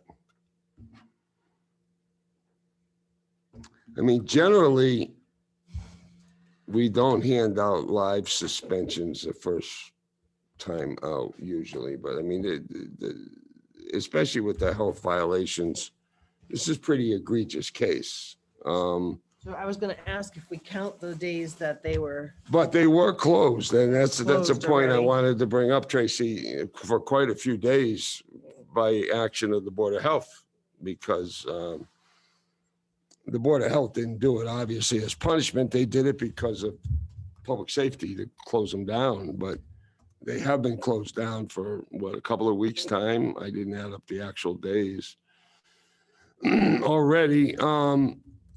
I did look at their tips certifications and the cards. I'm just trying to get a full picture out here of what they did and the mitigating circumstances, but Emilio Bianco, who's that? You? All right, you're certified through May 1st of 2025. Then there's another employee, I won't mention the name, through 2020, May of 2022, May 1st. Guess what? That person's got to get recertified. Okay, I didn't, okay. Jose Eduardo Garcia, Mhm. that's May 1st, 2025. So I think there's probably some others that have to be tip certified, but Yes. what I'm trying to tell you is, even though you got this many, you got to get them all. It's not a question, 4 out of 5 is not good enough. No, yes, I understand.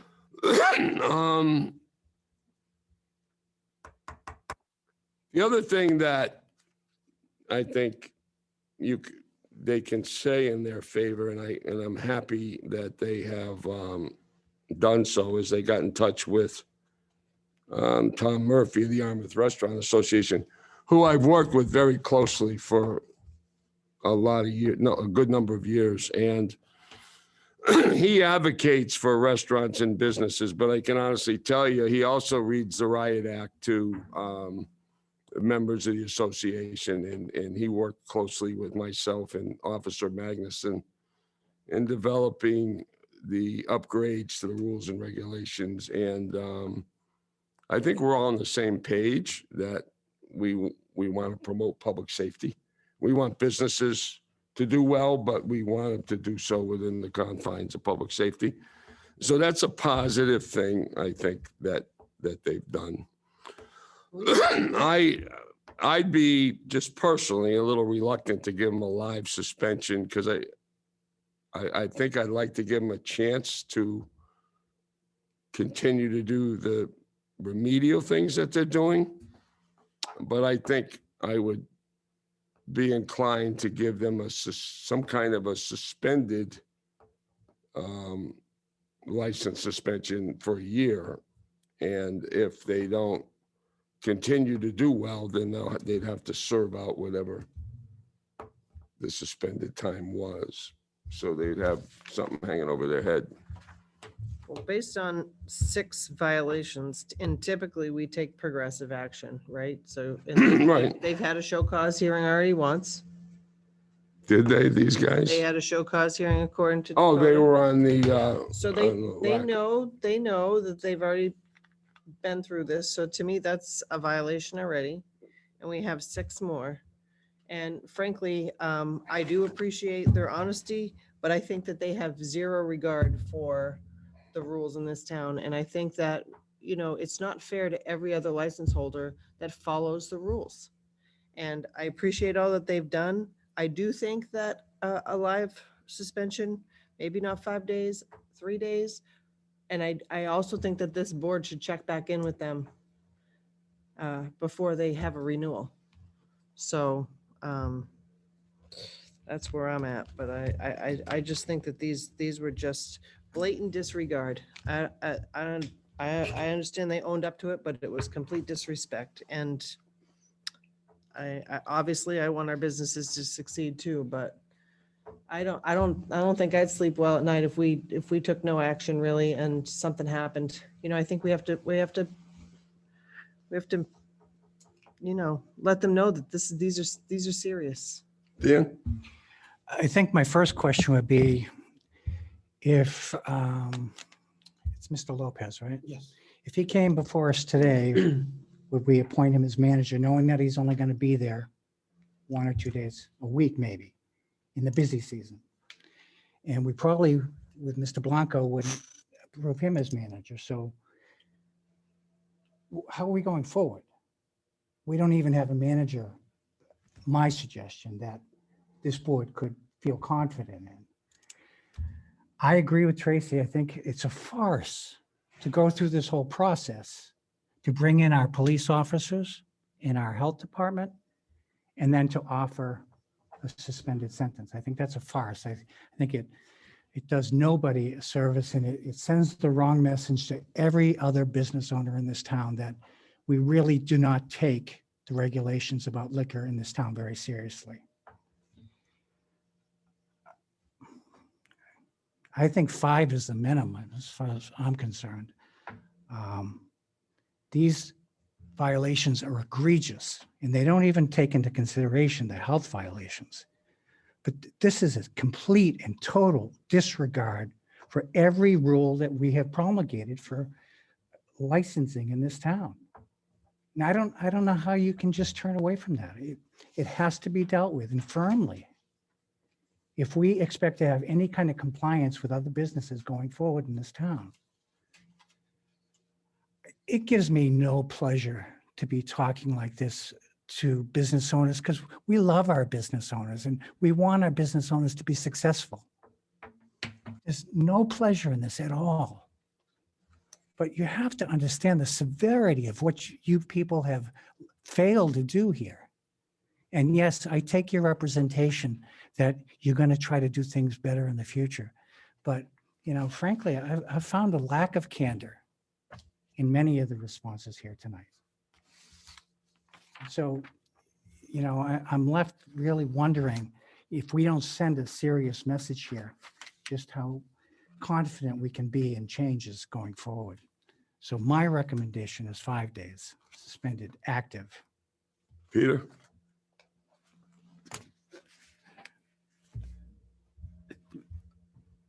Having worked in the restaurant industry, I was extremely upset reading this whole thing.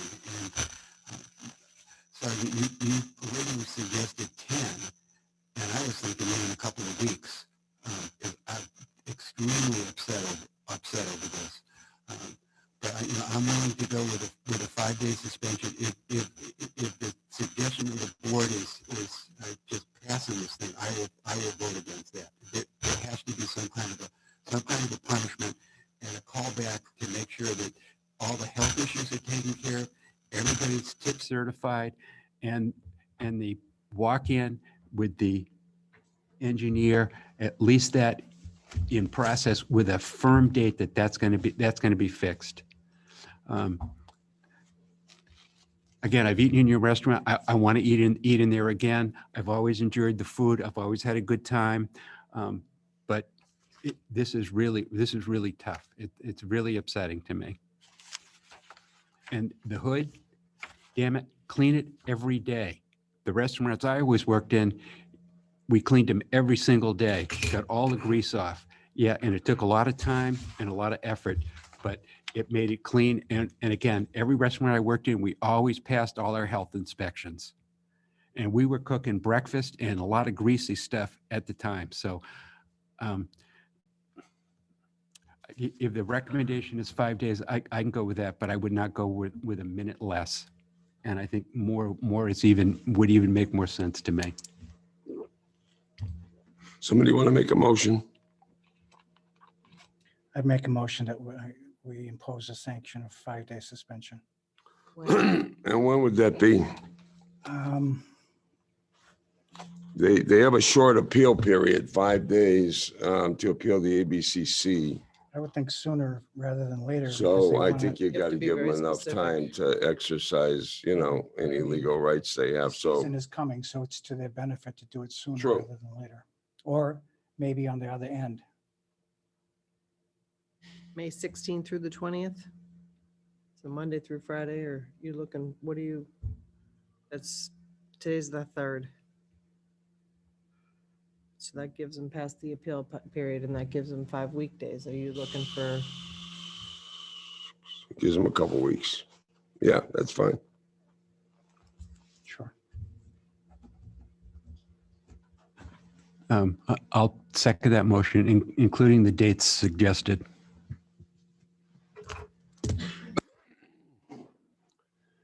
All right, so we have a motion and a second. Any further discussion?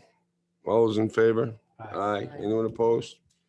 All right, so your license is gonna have to be surrendered just before the appeal, the suspension period starts, which is the 16th of May. You have the right of appeal to the Alcoholic Beverage Control Commission. If you exercise your right of appeal, you won't have to serve the suspension until your appeal is heard by the ABCC. Okay? Mr. Chairman, I think we have to also tighten up that issue about who's manager. Well, yeah, I mean, you're gonna have to apply for a change of manager, that's for sure. That's how I'm gonna do it tomorrow. I'm gonna do all that. I would get on that. I'm gonna get on it tomorrow. And then on the other issues, you're gonna have to deal with the building department and the health department. And we don't have control over those. I mean, anything they require is in addition to what this board's doing. I already talked to the owner of the place about the outside issue, the cooler stuff. I told her I already sent an engineer ready to look at it too. So he's gonna give me the report, what we're gonna do. I don't know if they already sent anything to the city here, the engineer, but we're working on it. All right, that's all for tonight. keep working. Thank you. Thank you. Thank you. Make sure you get those other people tip certified. I will take care of that. I'm sorry about that. I don't apologize.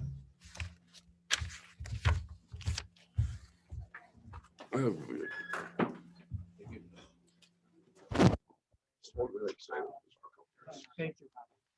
Wait. Where's everybody going? Poor Amy.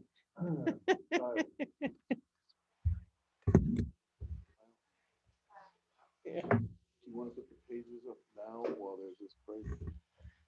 Just. Yeah. Thank you. Hi, Kyle.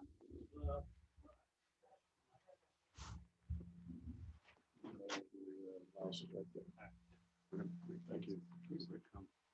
We're gonna break right now? Yeah, you're taking a break. We lost our quorum, so it's like 5-minute recess. 5-minute recess. Yeah, I'll put it up there. And, Hey, Kyle, when you get a second. we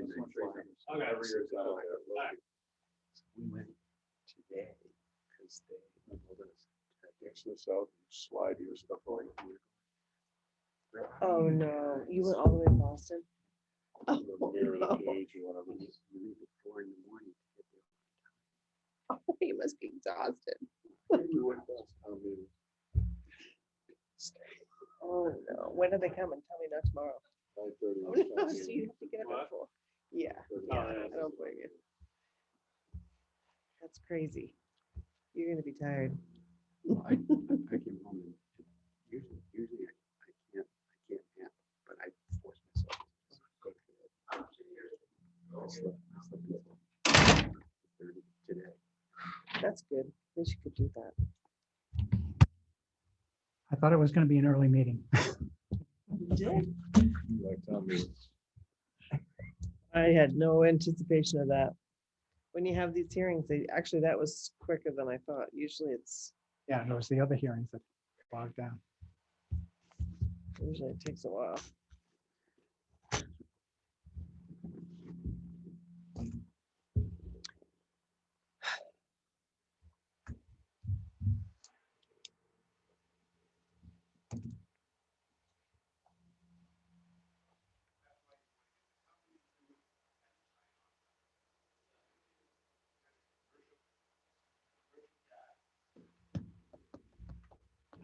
I worked in two places. One of them said they had their recipes, some of their recipes in the Warrant magazine. Call the other towns that he works. You know where I grew up working? Sheridan's Country Kitchen. Remember Sheridan's? Yeah. I worked there from the time I was 14 till I went to college. I worked with that in Ned Fiorenza. There's another one, it's now Grove 47. No, 43. We have 43. Oh, yeah, yeah. Oh, so it used to be a Beaches and Lyric. That was years ago. I like that place. 5 or 6 different parts of the states. I'm in kind of the North Shore. I cleaned and cleaned and cleaned. It's like that day. Grill. Yeah. Cast up my yard one day. Just that's not how you manage a restaurant. He has a lot of experience to be doing that poorly. Maybe he's doing too much.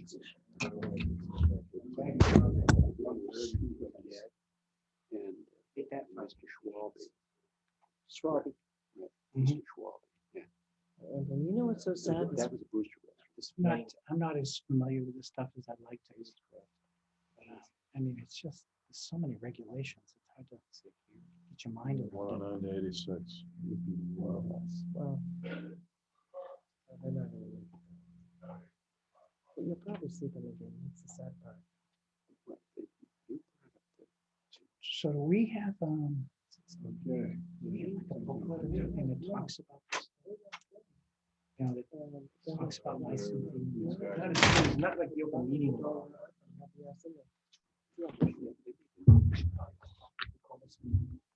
Understand it better. Or else just those regulations are very good. Yeah, Yarmouth regulations, they're very easy to follow. So are we ready for the beach concession and summer prep update?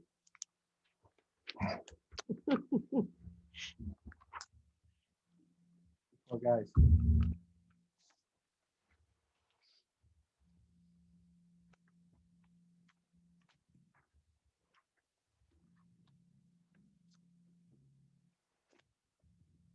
Hello, I'm Jeff Colby, Public Works Director, and Amy Howell, Recreation Director.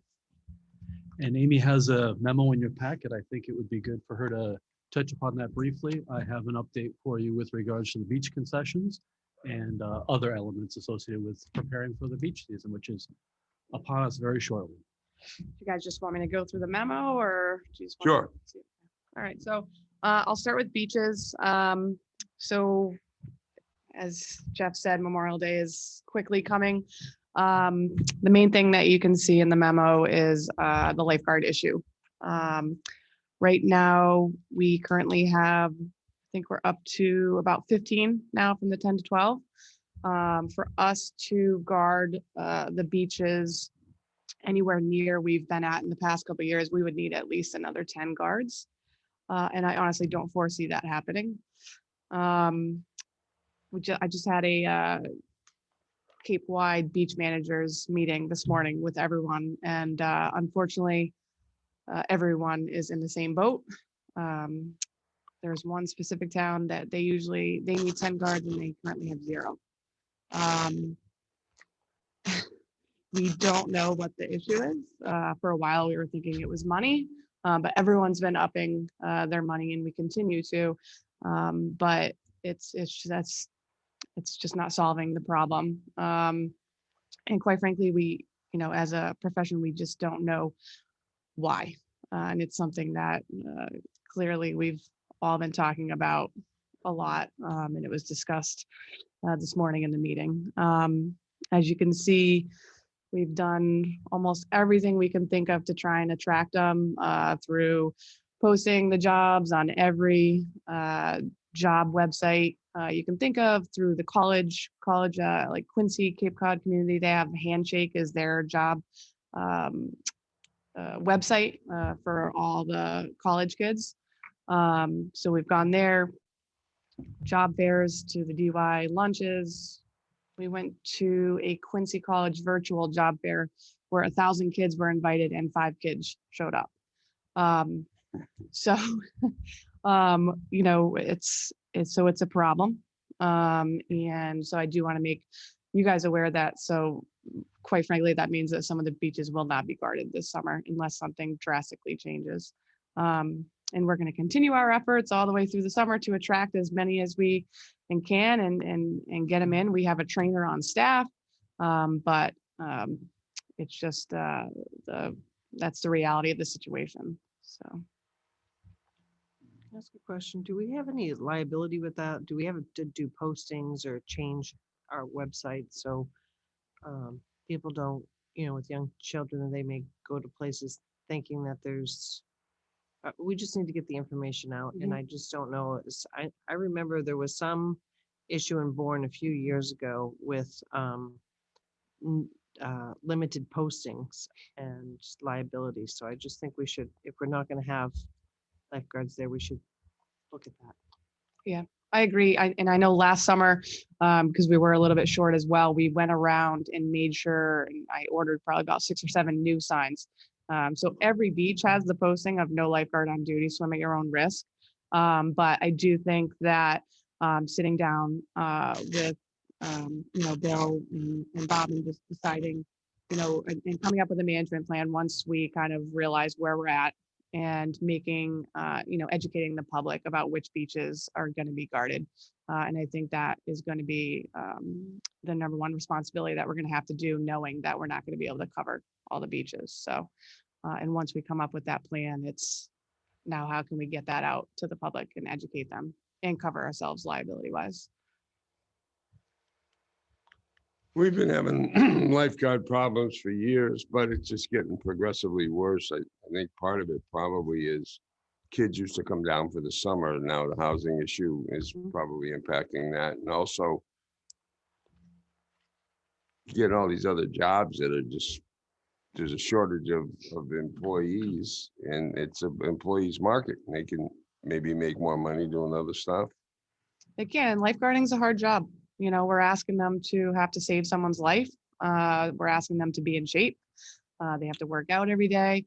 And so when they can just go to Stop and Shop and make $20 an hour and not have to do any of that and not deal with the public. Not be out, being out in the sun too. Not be out in the sun and deal with, you know, the public is. Which has become a health issue. Right. For those that are conscious of it. Yeah. And, you know, unfortunately, especially the last couple of years, progressively, the public haven't been too kind out there. And so we're asking these kids to deal with that stuff as well. And that's certainly not a very attractive What's the part of starting job. pay for lifeguards these days, Amy?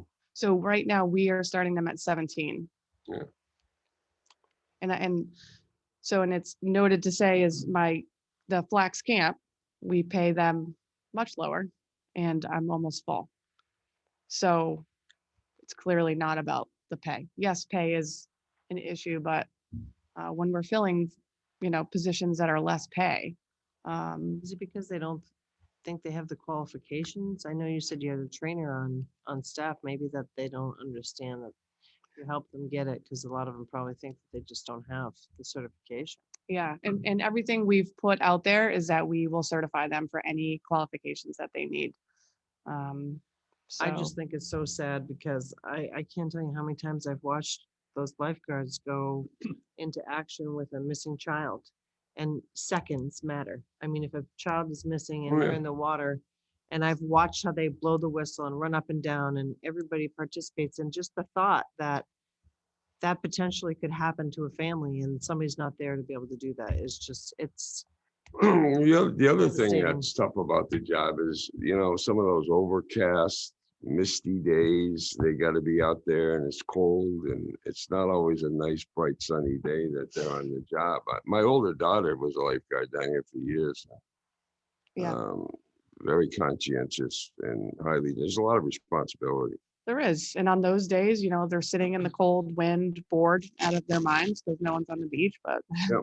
it's the two people that are on the beach that now, we still have to guard them. So it's tough. It's a tough job. And, there's jobs out there right now. Like you said, it's the buyer's market where they can just shop around and get what they want to get. So It's interesting, though, that you're able to fill the positions at Flax. I know, For, yeah. surprising.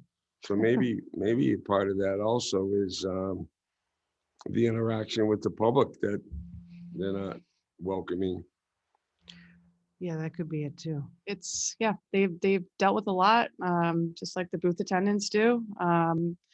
Especially the last 2 summers, obviously everyone's emotions have been a little bit more heightened. And so it's a tough job. It is. And Being an athlete, Amy, the problem they have with getting kids to be referees. Yeah. They have a real problem because they don't want to take the abuse from the crazy parents. Mhm. It's 100% true. It's difficult. So, and getting more difficult. And I mean, we're going to keep trying and, but I think Cape wide in the next 5 years, it'll be very interesting to see where we are guard wise and where towns are at the beaches. Cause I don't foresee this. And as a profession, when we all meet, we don't foresee this, changing. So I wonder if there's any way to create some kind of like a feeder program, like something at the high school level. yeah, the problem is there's not many pools around here on the Cape. So you have Sandwich, YMCA, Nauset. It's very hard to, get them in the off season. Not many swim teams there. That's a huge problem. It's even though we're surrounded by water, we don't have a ton of swim teams. We don't have a great feeder system for the guards.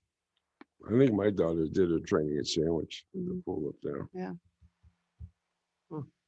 Well, I mean, they have held a class a month ago, and usually they have a wait list. And they were saying this morning in the meeting that they had 3 applications, that three kids took the class. That's it.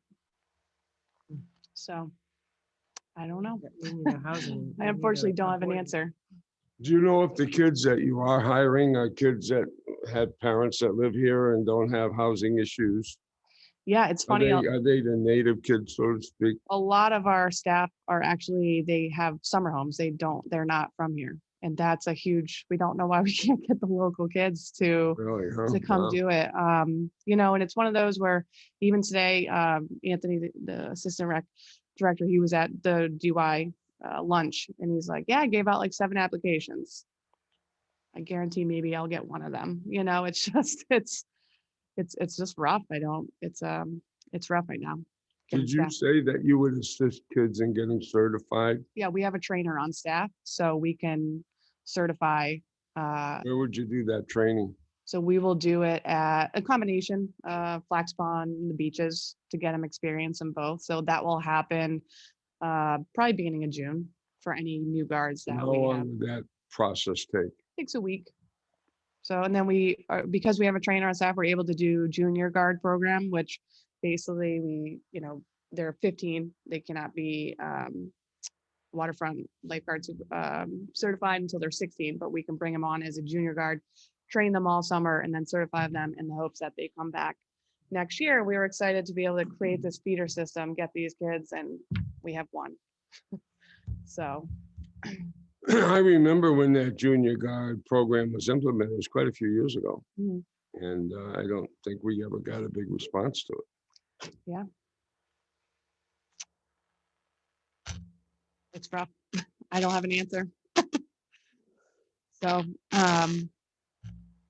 it's gonna be, I would imagine some of the priority beaches would be pretty easy, like Seagull, Smuggler's Beach. yeah, off the top, I think obviously Gray's Beach, even though it's the smallest, that is where you're gonna see the most rescues. It's where almost 99% of active rescues happen every summer because of the dangerous current and people. So that would be number 1 priority. I think number 2 would be Bass River, since it's now our most popular and biggest beach. So those two, and then Seagull Beach would be obviously the number 3. And I think that with the guards that we have, and digressing, we also have to cover Flax Pond Camp because they swim every day. So that's really 4 beaches that realistically. So we could wouldn't have probably cover. anybody at, what's that beach down there? Parker's, Seaview, and Residence. Parker's, Seaview, Residence Beach. Mhm. And their beach, I don't know if we still have it, but isn't there one down by the hospital too? Bayview, they have not guarded that since I've started. I feel like for, a long Really? time. Yeah. I think they used to guard many more, like Long Pond. None of those are guarded for years. And all those that we just mentioned are probably, assuming that's, you were gonna staff the ones you mentioned, and that sounds reasonable. Yes. You would post the others. Yes, yep, absolutely. And then try and educate the community, like Tracy had said as well, just so it's out there and people know if they want to go to a beach with these guards, that they know where they can go.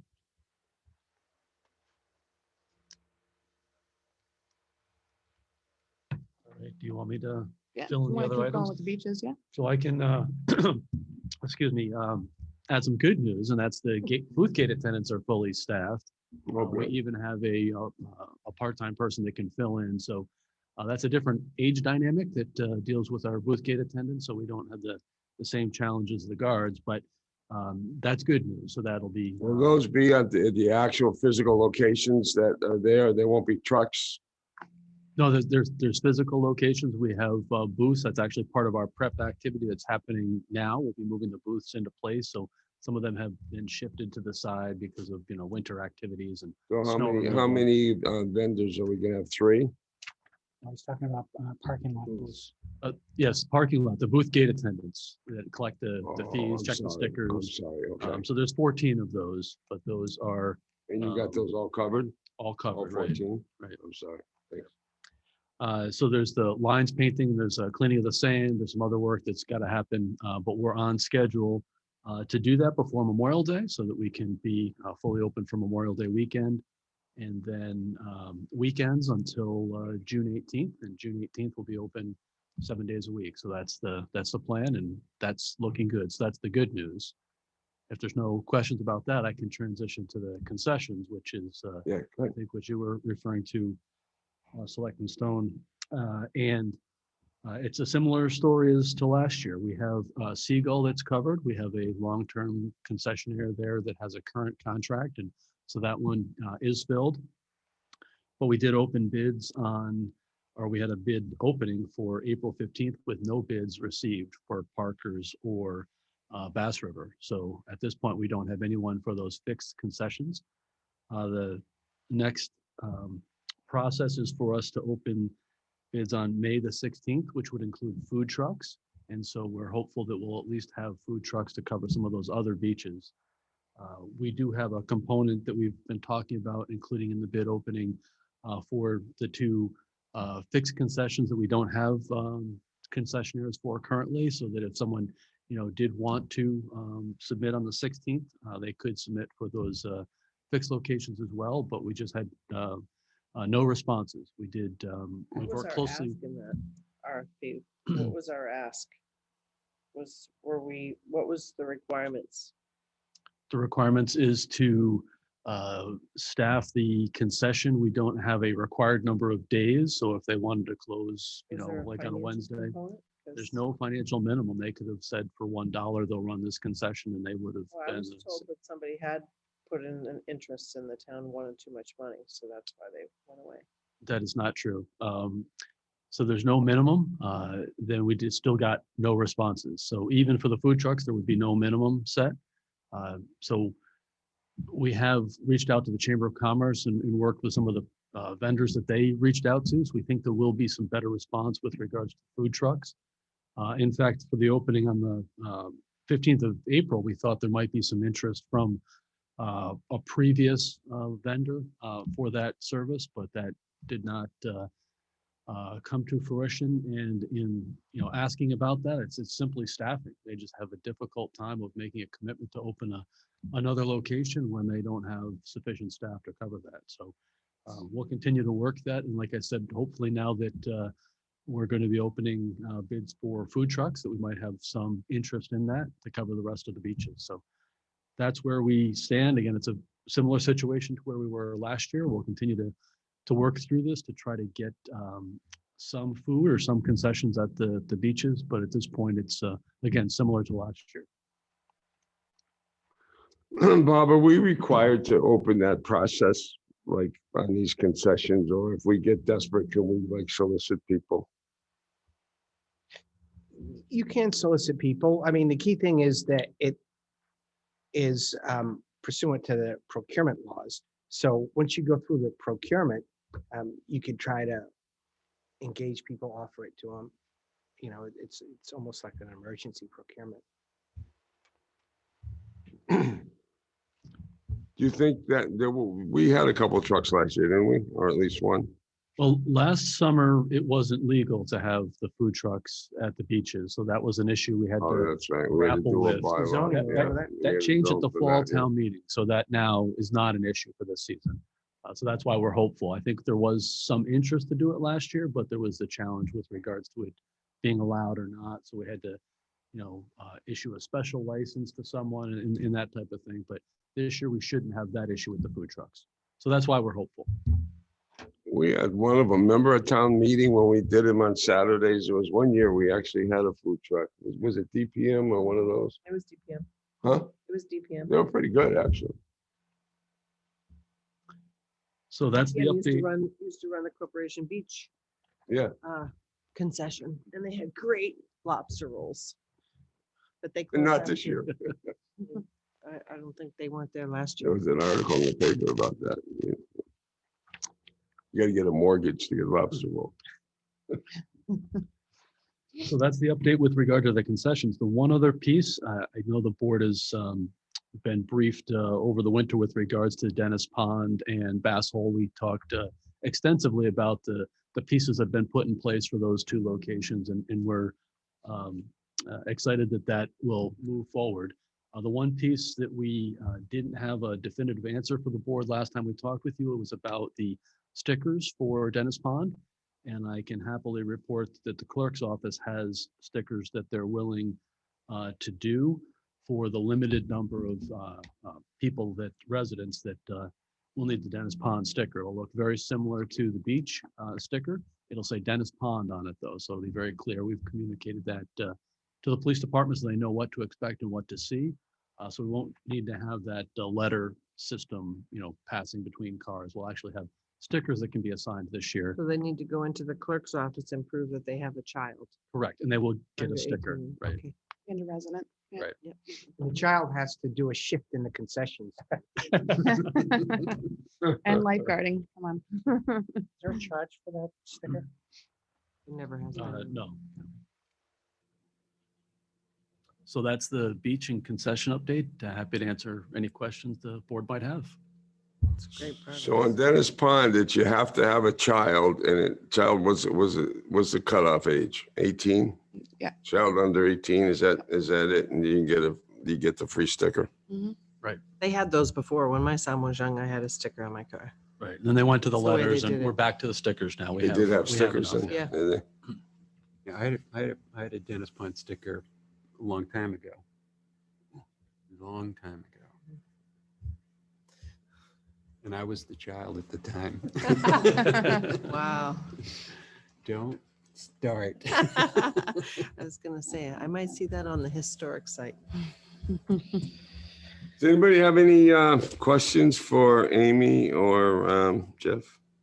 I think filling the concessions is going to be tough because, I mean, everybody's got help wanted signs up everywhere. I was As long as they hoping can that, get- that I was hoping that tech thing would come through, Bob. That didn't work out. What's the story with the latest with We the tech still have school? to make arrangements. I don't think it's anything that you can rush into this year. It's probably a curriculum thing, so we need to contact them and formally create a relationship. Is to have the tech school be part of. They one got a of the great concessions. culinary program. Yeah, make a great culinary program. Absolutely. Amy, who's running the the summer basketball programs, are those privately run or is that something that Rec's doing? It'll be us. It'll be Anthony.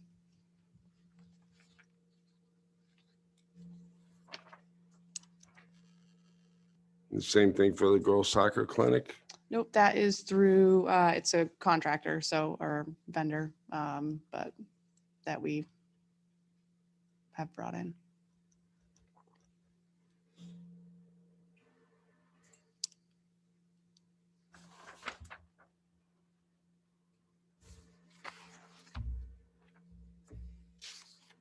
So how's the summer sailing doing? It says here it's about half full. Do you see constant Yeah. demand for? Yeah, that one has always, I say always, but in the 3 years I've been here, it's just like one of those constant registrations. So it's like rolling, and we typically are always, I mean, every summer have been at like 80 to 100% for each class. So, people come down. It's a different clientele. So it's when when the grandparents know their kids are coming down for the summer, then they'll come in and register them and kind of stuff like that. So yeah, it's doing well. So what are they like? What's the session? How many weeks do they register for? Like 4? For sailing? Yeah, Just a 1 week session. just one at a time. Yep. So Monday through Friday. So. Where they do that down Lewis Bay? Mm-hmm. Yep, down off Englewood. Anybody have any questions? Either? Thank you. Progress, I hope. No. All right. Thank you very much. I hope we can get some kind of staffing for concessions at the beaches. Hot down there. People get hungry. People get thirsty. I like to see them get accommodated somehow. We'll keep working on that, even if it's the food truck. So I'm sure. All right. Thank you. great. Thank you. Thank you. Okay. Wastewater website update. Who's got that one? Bob. I'm going to turn this over to Bill and Kyle. They've been working very hard on the new website. Okay.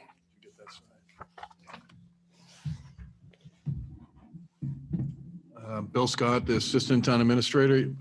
The board should have a memo dated April 29th, 2022 to Mr. Rittenhour, and another one April 28th addressed to me from Kyle Pedersini, Economic Development Coordinator. In September of last September, brought to the board a memorandum outlining the structure for a new series of web pages based on specific technical information under categories. So what we've been doing since then is trying to collect as much information as possible and then target it to each of these pages. And under that concept, Kyle has taken it and run with it and created each of the pages that will run off the wastewater committee page, and as indicated, have pages on the side. There are more pages to build and there's more information to find, but what I'm going to do is have Kyle walk through the pages for you. Sure, Kyle Pedersini, Economic Development Coordinator.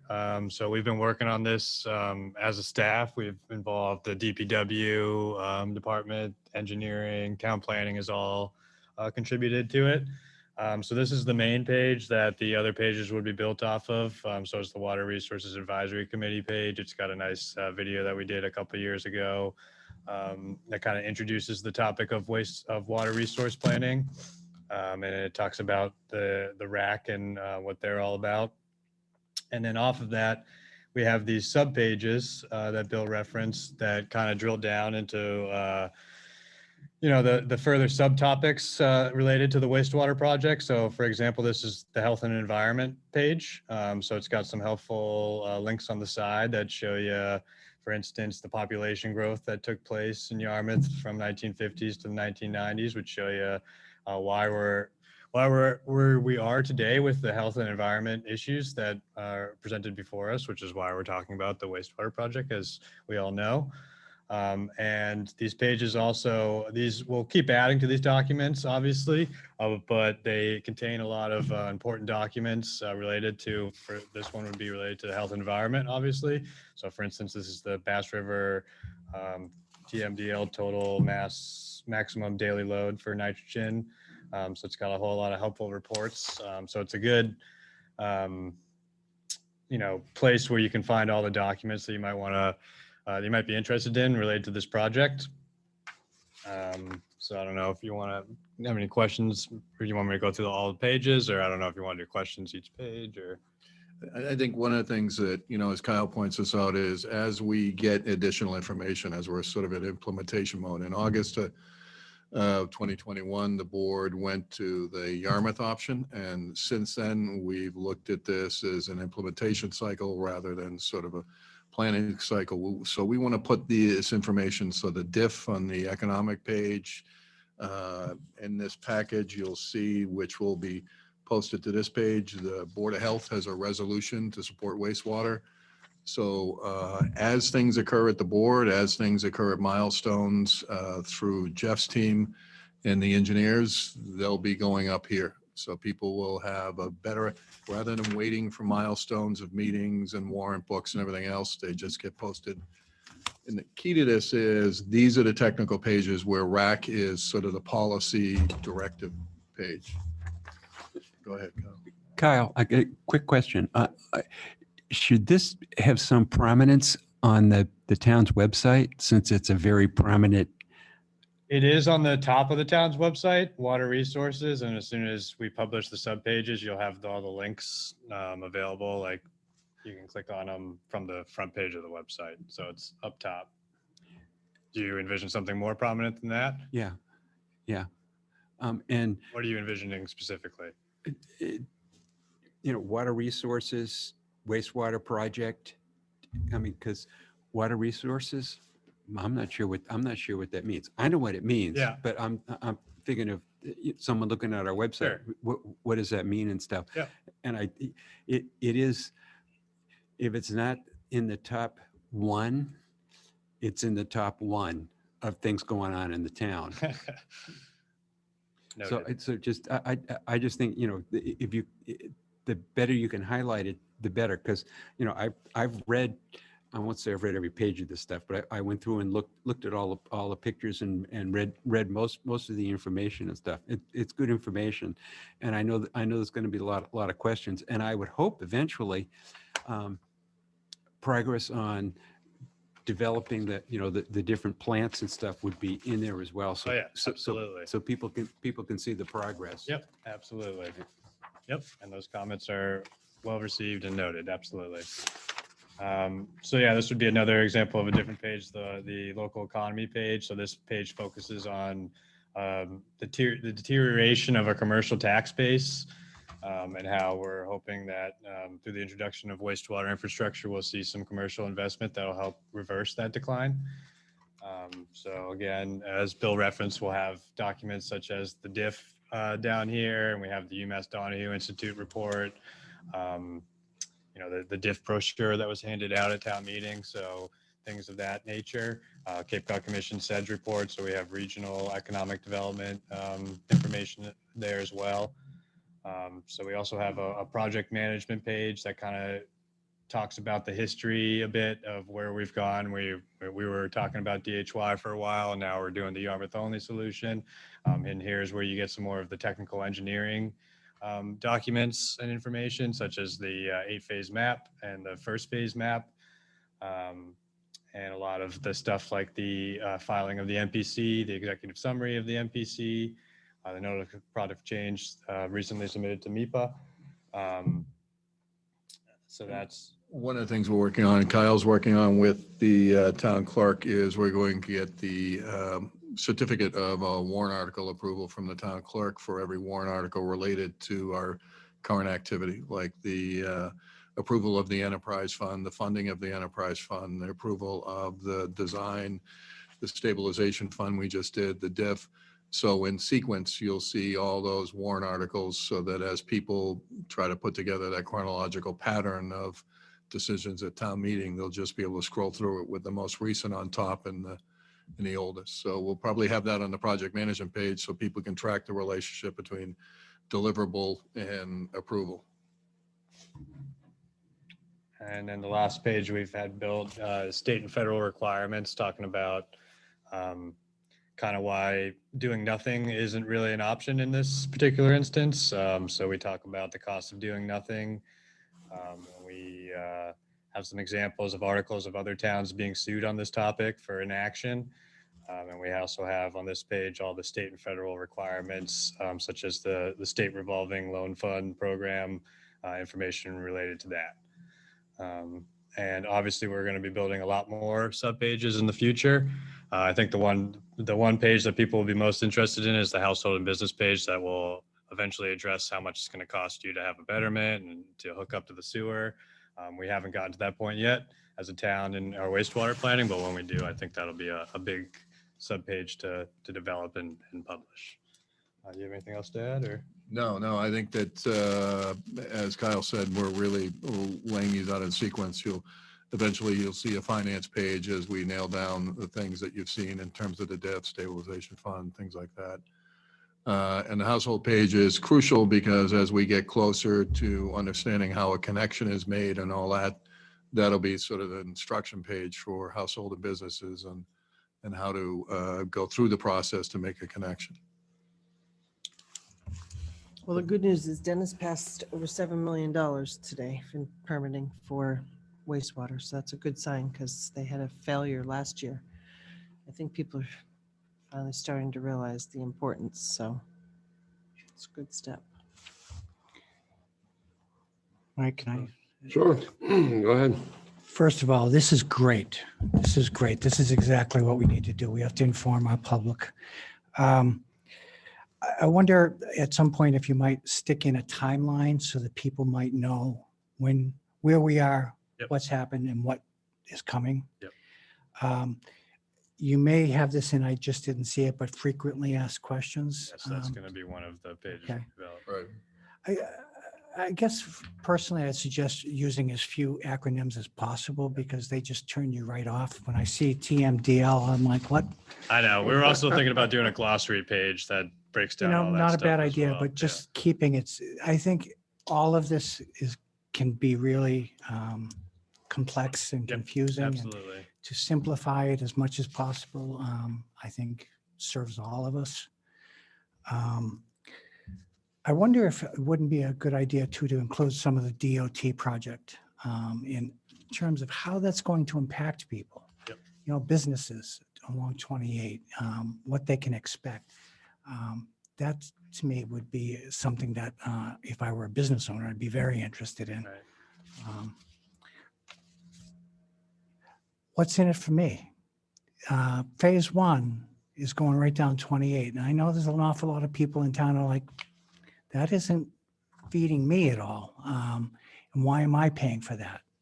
So there might be something there to look at in terms of, and I know some of the answers readily come to mind, you know, water quality and beaches and all of that, but, you know. Not as much relying on the residential tax base because we're trying Exactly. to reverse the You know, decline. in commercial tax. absolutely. But, you know, selling that, you know, why is this important to you, even if it's not in your backyard? And as you mentioned, the costs, I think, are going to be top for everybody. But this is a great start. And, you know, it's just, this is the next 30 years. We've got to educate our people and get them all on board in terms of where we're going and why it's necessary that we spend this money and make these uncomfortable changes to our Yarmouth roads. Yep. Thank you. Tracy? I think it's great. We had something similar to this when we were doing the DHY, and it had its own website, and it's to me worthy of its own website. It's a little bit buried now. And I know you're going to have a link from it, but when we get really into doing this project, it needs to be easy to find. Yep. So maybe it can be moved with a link to its own website over there. But there, a lot of really great information was on the DHY plan. Yep. So we don't have to recreate the wheel on a lot of it about where we've been. But I think it's great. The more information we can put out, the better. I think we need to be very clear. The problem always is with some of these phases, and Jeff probably knows because he's done it. Sometimes they change a little bit as you go along. I think the phase 1 is pretty well nailed down in terms of the properties in it, but you got to be really careful because, you know, people make plans based on maps that they see, and then, you know, it gets adjusted a little bit. I know a lot of other towns are dealing with that now in phases. They, you know, it's hard to project, exactly what the phases are going to cover. Plus, sometimes the bids don't come in. You got to cut some roads off, and that's happened in other towns. And they see the map and they have their roads on it, then the road's not on it. It gets very, very difficult. But in terms of just the logistics, once you get underway, I think to Dan's point about the businesses, the impact of the businesses, the roads, there's just a lot of moving pieces to it, and we're just laying the groundwork now. But this is great. Thank you, Kyle. Yeah, it's really good. Peter? No, I think a separate website would be a great idea. I didn't think of that. That would make it really prominent. And I then think Barnstable might do that too. and So, yeah. and obviously link it to our website and stuff. No, I think this is fantastic. The more information, the better. And Dan's concept of a timeline is an excellent idea too. And then when we hit those benchmarks, say, this one's done, this one's done, this one's done, so people can see. Yep. Right. Yeah, and the simpler the language, the better. Yeah, absolutely. I was going to say, so people in Chestnut Hill could understand. Okay. Well, I'm very glad to see the work that is being done on this, and what I think is very important on not just this issue, but any important issue is where you got a compilation of information that's chronological, easy to find, easy to understand, something you can go back and refer to. Organization of information is extremely important in almost anything. It's when you don't have to dig for it, you don't have to spend hours looking for it. Or if you want to go back and look at something that you didn't quite understand the first time, to know that you can quickly access that information is so important. Organization saves time and makes things a lot more available and understandable. So one thing that Peter raised that has me thinking, and I don't have any answer to it, but where he said, that I think the tab said, what did it say, water quality? Water resources. Water resources. Now that for people that know something about this, that's a perfect heading, because it involves more than wastewater. It involves drinking water and all kinds of other things. But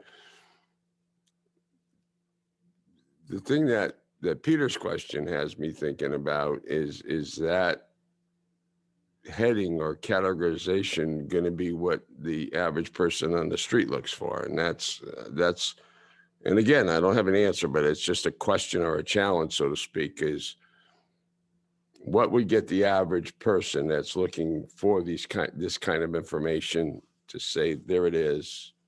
To me, that heading's fine, but I've been with this water quality discussion for a lot of years, and I think Peter's, challenged us all to, with his questions, to think about what the person who isn't well-versed in this subject matter, what kind of a heading would draw their attention. I don't know the answer. To me, that's fine for me. Probably just wastewater, because that's Water resources and wastewater. And I like the idea of linking the two. People are looking for wastewater, but to fully understand, and I think that's what's great about this product, what it does is it breaks the issue down into the component parts so people can zone in on different elements of it, truly understand how all of the water is related to wastewater treatment. But put it right out there, people are looking for wastewater, but I think a lot of it is if we can educate people and get them thinking in terms of that holistic approach to protecting the water quality and how that works. But these excellent suggestions, but I think this is going to be very helpful, because what we struggle with, the issue is so complicated. When you put all of the information together, and here's our wastewater site, and it's just get everything jammed in, it's too dense and just confusing to get the message out there succinctly and in a good way. And that's why I love the way these folks have broken it down into the component parts and especially when we start getting into the homeowner page, what people need to know about how this project is going to impact me.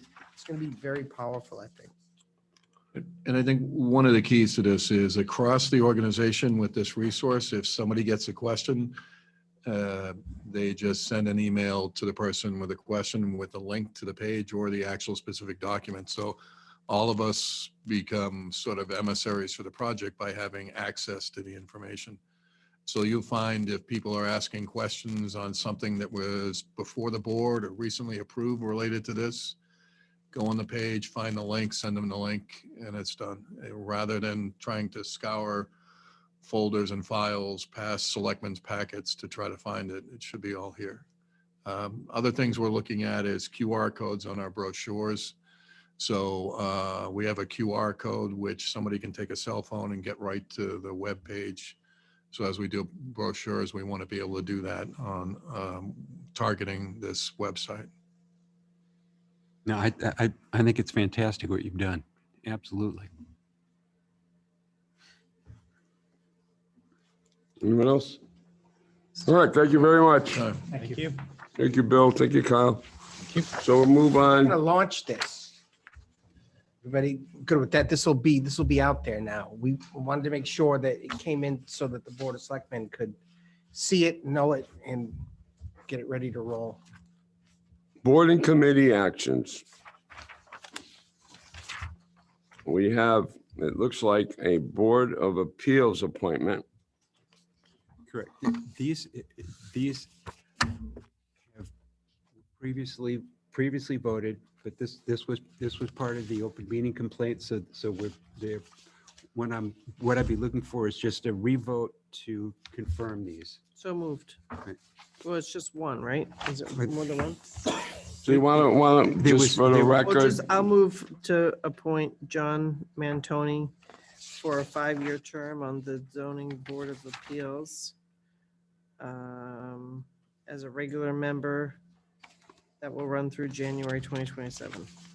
we have a second. Second. Okay, there's a motion and a second. All in favor? Hey, can I just ask a quick question? Yes. And I know we already did this, but when you do this, do you talk to the alternates first to see if any of them are interested in the full-time position?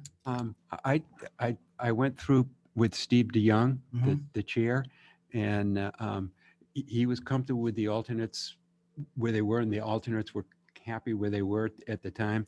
And we both interviewed this guy, and he's got a great background. Yep. Right. Thank you. Okay, I think we still have to vote on it. we have to vote. Oh, I'm sorry. Yes. Yeah.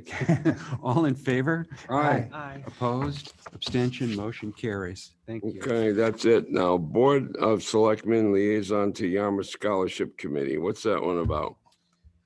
Tracy can't do it, right? She's going to be. It's at 3:30 on the 19th, and all the literature is already, prepared. It's really a great committee. It's one meeting. You go through all of it, and you read wonderful statements, and it's really a great group. But they disperse the funding that's been collected for the town. So. Well, thank you for your service for that. It's been an honor. That's easy. I'd love to do it. I'm happy Okay. to do it. Pete, but if I don't want to step on your toes if you're. I used to do it for the Chamber of Commerce. So, doing the scholarship at the Chamber of Commerce. So I'm glad to do it too, but we only need one of us. It's May 19th at 3:30. Let me look at my calendar. Make sure the Queen's not busy. You guys want to talk about it and see if you can work that out? I don't think we have to waste a lot of time here. During the day, I'll defer to Pete. I'm free on the 19th. I'll make a motion. Well, you'll have to redo it when you reorganize anyway. For next year, you'll have to do it again. I'll make a motion that we appoint Peter Q. Smith to represent the board. We have a on the motion and a scholarship. second. All those in favor? Aye. So I'll send, I have. Yeah, send me the information so I know where I'm going and stuff. Okay, so Tracy will take care of that, setting you up there. Approval of minutes, October 6, 2020.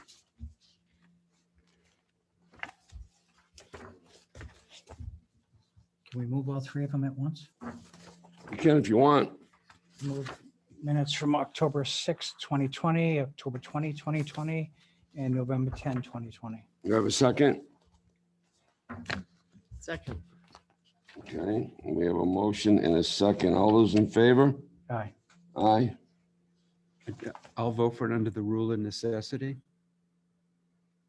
Yes, do that, because we're doing catch up here. Well, what about Tracy?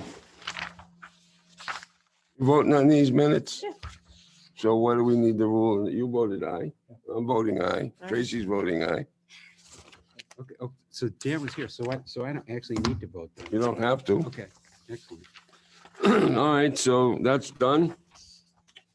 I feel like somebody changed doing our minutes. Is the same person doing these minutes that have been doing these minutes? Recently, there's a new person this year that Well, is, it's just because some of the stuff, I don't know, I think you gotta look at them carefully because some of the stuff says they discussed this, but I don't know, it's just extremely vague. I think that some of it's very detailed and then there's other parts that are, you wouldn't be able to know what happened.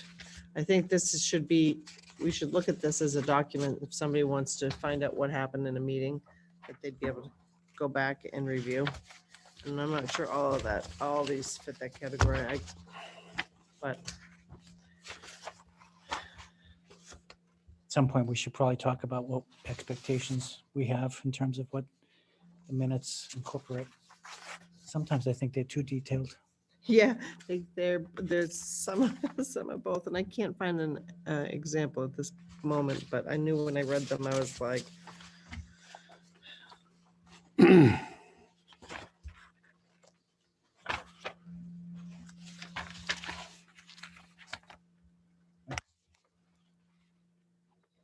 Okay, can we go to the upcoming agenda review? How about the rest of the consent agenda? The Memorial Day thing. Well, we're not there yet. Oh, I'm sorry. I thought we were. No, we're almost there. Upcoming agenda review. We have no meeting on the 19th. No, that's sorry, wrong month. 17th because of the election. Then the 24th, we have a retirement recognition for Carl, reorganization of the board, police chief recruitment discussion, Route 28 market study update, tentative, Mattock East Middle School reuse committee charge discussion, Riverwalk update, water department update. Yeah, Bob. we need to have a meeting. I was gonna bring this up. It's under the town administrator item, our Yarmouth Port Village traffic update. So I think that it looks like with the election and everything coming up, that we'll have to do that on May 24. And, we've had some detailed meetings. We have some nice recommendations and things that can move ahead. And there's some things that are moving ahead now. We're working with the business group to try to come up with a sign and things. I sent you an email about the parking sign on the north side of 6A. Yes. Should that be removed? Yes. It's a no parking zone, but there's a sign there that says you can park there. Just saying. Number one with a bullet on, to clarify that north side, the whole issue. There's about two signs that have to go up and one sign that's to come down. Right. The north side is towards the bay. Yeah, where the inns are. So Yeah, it's where the the inns are. opposite side of the coffee shop. and things. Correct. And it's an old sign. There's an and old it's- sign that says no parking like after 9 o'clock or Yeah, something. and it's, it's a sign about this big. And it's been there for years. So, Yeah, that's probably number one on the list right there. and some people have cornered me and said, you guys have already made decisions. I said, no, there've been no decisions made whatsoever. Well, there's been one. What? There's been one because we got a memo from the police chief that he's ticketing, so there was one decision made. At the meeting that I went to at the former bakery, he said that he wasn't going to be ticketing Right. for a while, and then I heard that he was going to. Yeah, we got a memo 2 days later, I think, that he was gonna start. So that, Do we have any say in that? Apparently not. I told everybody that we weren't going to be ticketing until we got this thing resolved, but the chief contacted us and he's adamant that, that these laws are in place and they've been in place for many years and We haven't enforced them for many years. and that enforcement has been lax, but he's uncomfortable in taking an approach to wait. So I know they've been up there and, they've met with business owners and they're talking to people and, issuing warnings. I don't think they've started doing their tickets yet, but I was informed that that's what they were doing. all right, so we're gonna have more of that on the 24th, right? Yes. And then Memorial Day, there's no meeting, June 7th. Update on Route 28 project with Mass DOT. And then we got another holiday on the 21st and then on the July 5th. So.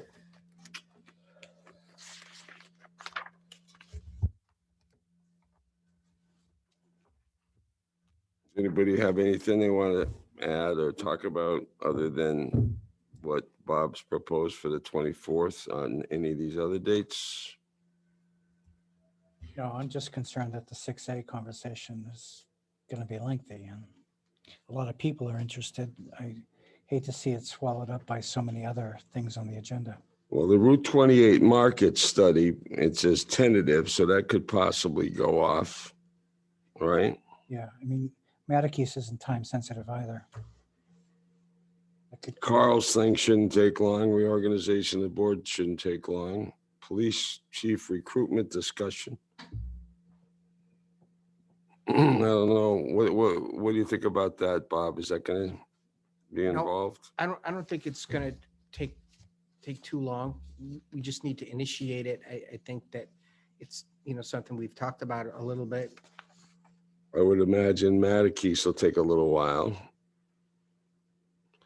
Only because I've talked to Mark about that before, and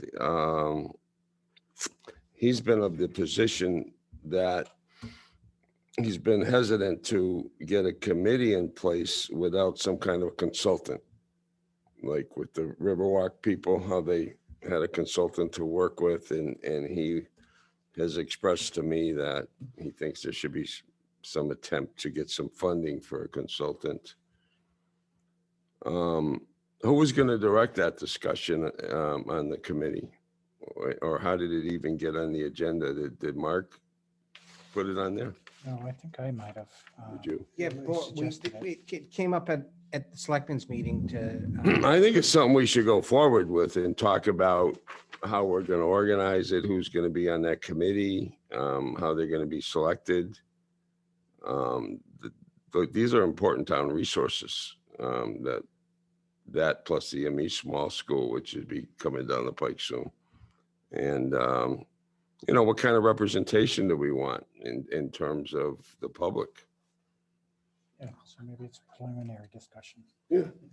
No, I think it's overdue, to be honest with you. I think I'm not saying that I necessarily would. I think I agree with Mark that there's some support that's going to be needed for those people to work with, some kind of a consultant. But I also think the composition of the committee is very important too. Make sure we get the right actors and cross-section of people. And I think to discuss some of the goals of the study are going to be critically important. Yeah. That, are we looking to try to maximize the resource from a financial standpoint? There may be some interest there. Are we looking at trying to use it for, just the community, in which case, you'd be sacrificing potential revenue. And I think having some direction going in is going to be critically important for this project, because it's two different approaches. If we're trying to maximize what our return on this investment can be, that's sort of one set of circumstances. But if we're just looking to try to have as much of it open to the community, that's a different discussion. So, if need be, that Route 28 market study could be moved, and then you could talk it to Mark about what else he might want to move, if you think we're going to need additional time to accommodate the Route 6A discussion. Because I agree with Dan, that probably is going to take some time. I have a much more pedestrian suggestion here. Kurt brought up the fact that people have been told to buy Fords. People have been told to paint the trucks green so we all have the same branding. And I think that's something that should get on the agenda. It's not a critical one, but I think if people are going to be buying new equipment, if they're told to buy XYZ, they shouldn't be going out and buying ABC. And I think our branding should be green, because that's what most of the trucks are. And the comment from the water department says, well, it's water, so it's blue. That doesn't cut it as far as I'm concerned.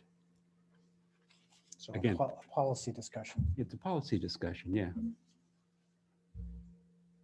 Yeah, and the basic problem is there is no policy. Kurt gets all impatient, but I mean, I happen to agree wholeheartedly with his viewpoints on that, and a lot of other topics as well.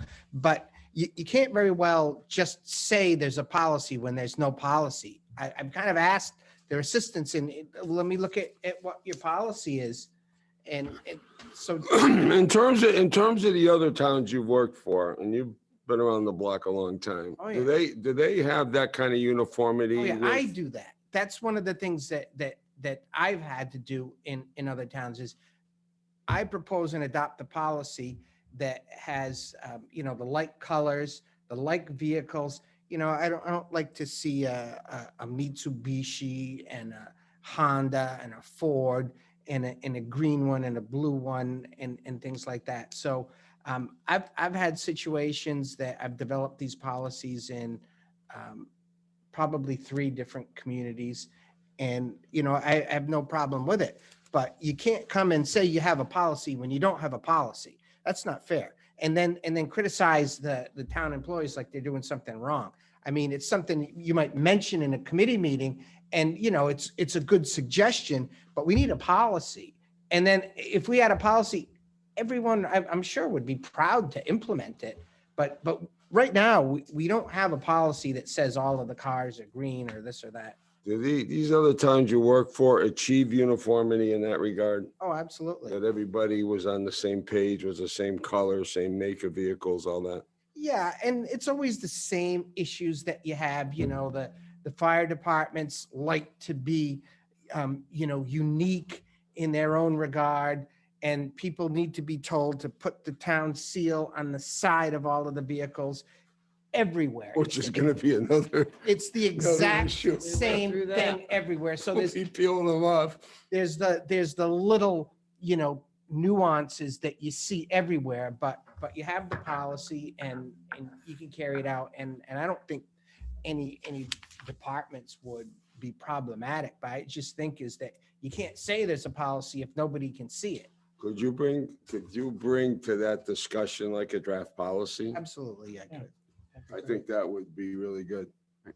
And To not belabor the point, I mean, we might have something that's either resolves the issue or comes very close to doing that, and then we can just move on from there. Well, there You've is, been through this before. And I'm since sure you have. we're talking about the seal, there's different seals on a lot of our. Is there? Oh yeah, different colors. I mean, if it's all on our memos, it's all pretty much the same. But oh look, it's a different seal. We do have a fleet management. We did, and I just Googled it on our website. Weston and Sampson back in 2018 did a report. It was a fleet management study. Right. Um, That's a little different than what, I don't know if we adopted it, though. I know some of this stuff was used by capital budget. So, We should also have like a, perhaps, I shouldn't say we should, we perhaps have like a screening mechanism where all new requisitions have to come through you or Bill, depending, to make sure there's compliance. well, yeah, if we had a policy, I'm sure people would comply. But that's my only concern, is that you can't say people aren't compliant until you ask them to do something. You set a policy and give them a chance to comply. And I'm sure they would be fine, but I'd like to, I could come up with a draft. I mean, like I say, I start with, I agree wholeheartedly. It would be awesome if we had a policy, and then all I'd have to do is say, well, gee, you're not following the policy. But this is the stuff, you know, these are legacy issues. We have to put them into place. People would like to see a policy, and I support a policy. We can do a policy. Good, great. All right, individual items. Peter. A concerned citizen talked about town meeting and stuff that should be on the agenda to make it like on the website to make the warrant really easy to find. They said this was someone who used to be in Eastham, and they would put a flag right on the front of the website showing the warrant, and also put it on Facebook. If possible, email the link to everybody that we've got an email to on, you know, when the warrant comes up. I was a little disappointed at the number of people that were at town meeting, because it was a lot of important stuff. And the maps, it would be really nice if they were in the packet, so people could actually read them instead of just trying to see them on the screen. And so, you know, maybe for the fall town meeting, we could implement some of those things to, you know, again, more in terms of advertising what's going on so people can get to it easily. Okay, Dan? I'm gonna pass. I want to go home. Tracy? yeah, I already said my words, and I just pray for guidance for you all going forward. And thank you all for what you do. Okay, my remarks be somewhat repetitive, but I want to thank you, Tracy, for all the things you've done for the town, not only on this board, but other boards. And you certainly have shown a tremendous commitment to Yarmouth. And I know you're going to continue to work hard for the people of this community. That's in the DNA, I think. So thanks again for everything you've done, and I wish you the best going forward. Thank you, Mike. Thank you all. I've enjoyed it. Okay, consent agenda. Move the consent agenda. Second.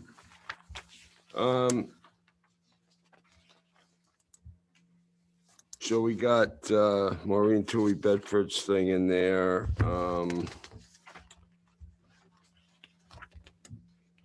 Did we have that COVID outdoor dining stuff in there, Dan? I mean, Bob, We have it in there, and there's where is that? it's under the consent agenda. I don't seem to have it. Sure, I'll show you. It has the original vote. Here's my consent items. Unless I got another page.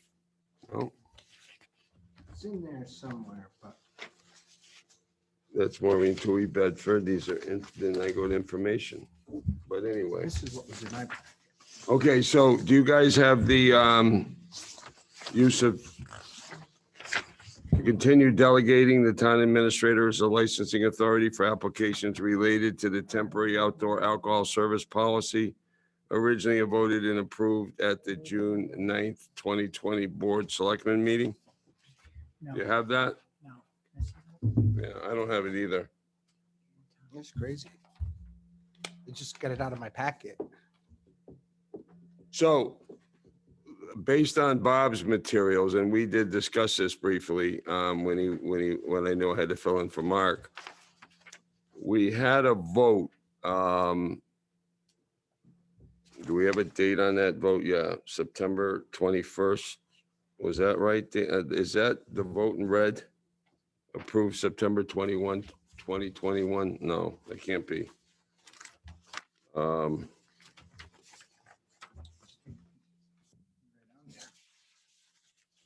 trying to get the date of this vote here. June 9, 2020. Where's that? Where's that date? Okay, what's this approved? That's when the minutes were approved. Okay. So on June 9th, 2020, we had a vote, and the motion was to approve the temporary outdoor alcohol service policy with the revision that the town administrator be delegated as the licensing authority for these applications. Motion was made by Norm Holcomb, seconded by Tracy. It was a roll call vote. Norm, Mark, Tracy, and myself voted. And the motion passed. So what this is for is it's not permanent outdoor seating, but it's temporary because of COVID. So if somebody comes and says, you know, I want to do some outdoor dining this summer, well, they'll never be able to get through the regulatory process in time to do it unless we defer the authority to the town administrator to approve those applications after consultation with the Board of Health and the building department. That's been the process. So the ABCC just recently extended that for another year. So we can do that if we wish for another year. And again, that's distinct from businesses such as the old Yarmouth Inn, who came before us, had a full hearing, notified everybody, and now has like a permanent outdoor setup. Those applications would still have to come before the full board, but the temporary situations would be handled by the town administrator. And there's basically a motion to, and I don't know, do you all have that in your packet or not? No? No. So maybe we should, I think we should vote on that though, because time's getting thin. Well, it was on the consent agenda. It was listed here in the packet as on the consent agenda. This is in our packet, so it's noticed that we were going to. So the approval is to continue delegating the town administrator as a licensing authority for applications related to the temporary outdoor alcohol service policy originally voted and approved at the June 9th Board Selectmen meeting. And I guess that's the motion. And the only difference is that there's a little less interest now because when this first came out, occupancy was restricted indoors. And so some of that seating was made up outdoors. Right. And you can't use the outdoor seating to increase your overall occupancy, but people are at 100% occupancy indoors. So you'd have to remove indoor seating and shift it to outdoors. And so some places might be interested, but it's a lot less than. What's the law that was extended by the ABCC? Because I think that you should reference that in terms of until that. It was the allowance of to continue the licensing of outdoor establishments for until I believe it is April of 2023. So I think that that should be part of the motion. And it is flex seating. I make a motion. I make that motion. You make that motion. Yes. Do we have a second? I'll make a second on that. Okay. All those in favor say aye. Aye. Anyone opposed? It carries unanimously. You want to give that back to Bob? So we're done with that. Town administrator updates. I know it's late. I'll kind of economize this, but I did want to just. Oh, by remark- the way, can you stop for a minute? Did we do the rest of the consent agenda? I don't think we did. Did we? No, we moved it. right? Did we? The rest of it? Tracy moved it. No, let's vote it. Okay, Tracy moved it. Did somebody second it? Second. All right, all those in favor? Aye. Anyone opposed? So the consent agenda passes unanimously as well. Go ahead, Bob. No, I just wanted to give my special thanks to everyone that worked so hard to make that town meeting possible. I know, there's other improvements we can continue to make, but I was real happy with just the level of organization, the way the boards work together between the Selectmen, Finance, Capital Committee, and not only that, but the other boards. I mean, everyone was involved with the Planning Board and CPC, Historical. I felt we were, really prepared as an organization. And a couple of unsung heroes, I really need to salute Bill Scott. The way he has that organization, it's machine-like and it's very precise. And, we had department heads around it. And it was great to see people, they wanted to be a part of it and to, just participate in the overall effort. And, there's another unsung hero for this last town meeting is Paul Chaffee, our IT director, really invested himself to improving the level of the production of it for the TV and as a full record. I mean, last year we had automatic cameras that, someone would be speaking and be just showing the crowd and things. And this one was a real show and Paul's personal touch there was really evident. So we're going to continue to, work on town meeting to make it something that we're extraordinarily proud of as a community. So all of the ideas on how to continue to improve that, keep bringing them forward. And we had a lot of outreach too. We did extra videos. There were TV shows we produced, social media. So we want to keep getting better at that. And of course, now the hard work starts on carrying out all the different votes and things. And I want to be quick though. And I want to thank Tracy too. Tracy, on a personal level, I just have learned so much in the past year. And, you've been one of my great teachers. And I just want to say your personal commitment to the town of Yarmouth and all of the issues, it's palpable. And it really has had a huge impact on me. And I just want you to know wherever you are, you'll probably wind up on the Board of Selectmen again at some point in the future. We're just going to work very hard to make you proud of any efforts that we do, and we'll never live up to what, your own personal commitment is. But I just want you to know the standard. You guys do it every day. You set a great standard for us. So just thank you. Thank you. And I know institutional knowledge sometimes is hard. You have mics, thank God. And, I'm always around. You all know my I don't number. remember anything though. That's true. That's not Institutional knowledge gets diluted with senility. true. Oh, no. Thank you, Bob. That's it for me. All right, motion to adjourn. Second, I'll second that. all those in favor? Aye. Aye. We're adjourned. Thank you. Come on, you got to do the gavel. Thank you, Not board official. members, for going through this marathon session with all these hearings. It was ridiculous, but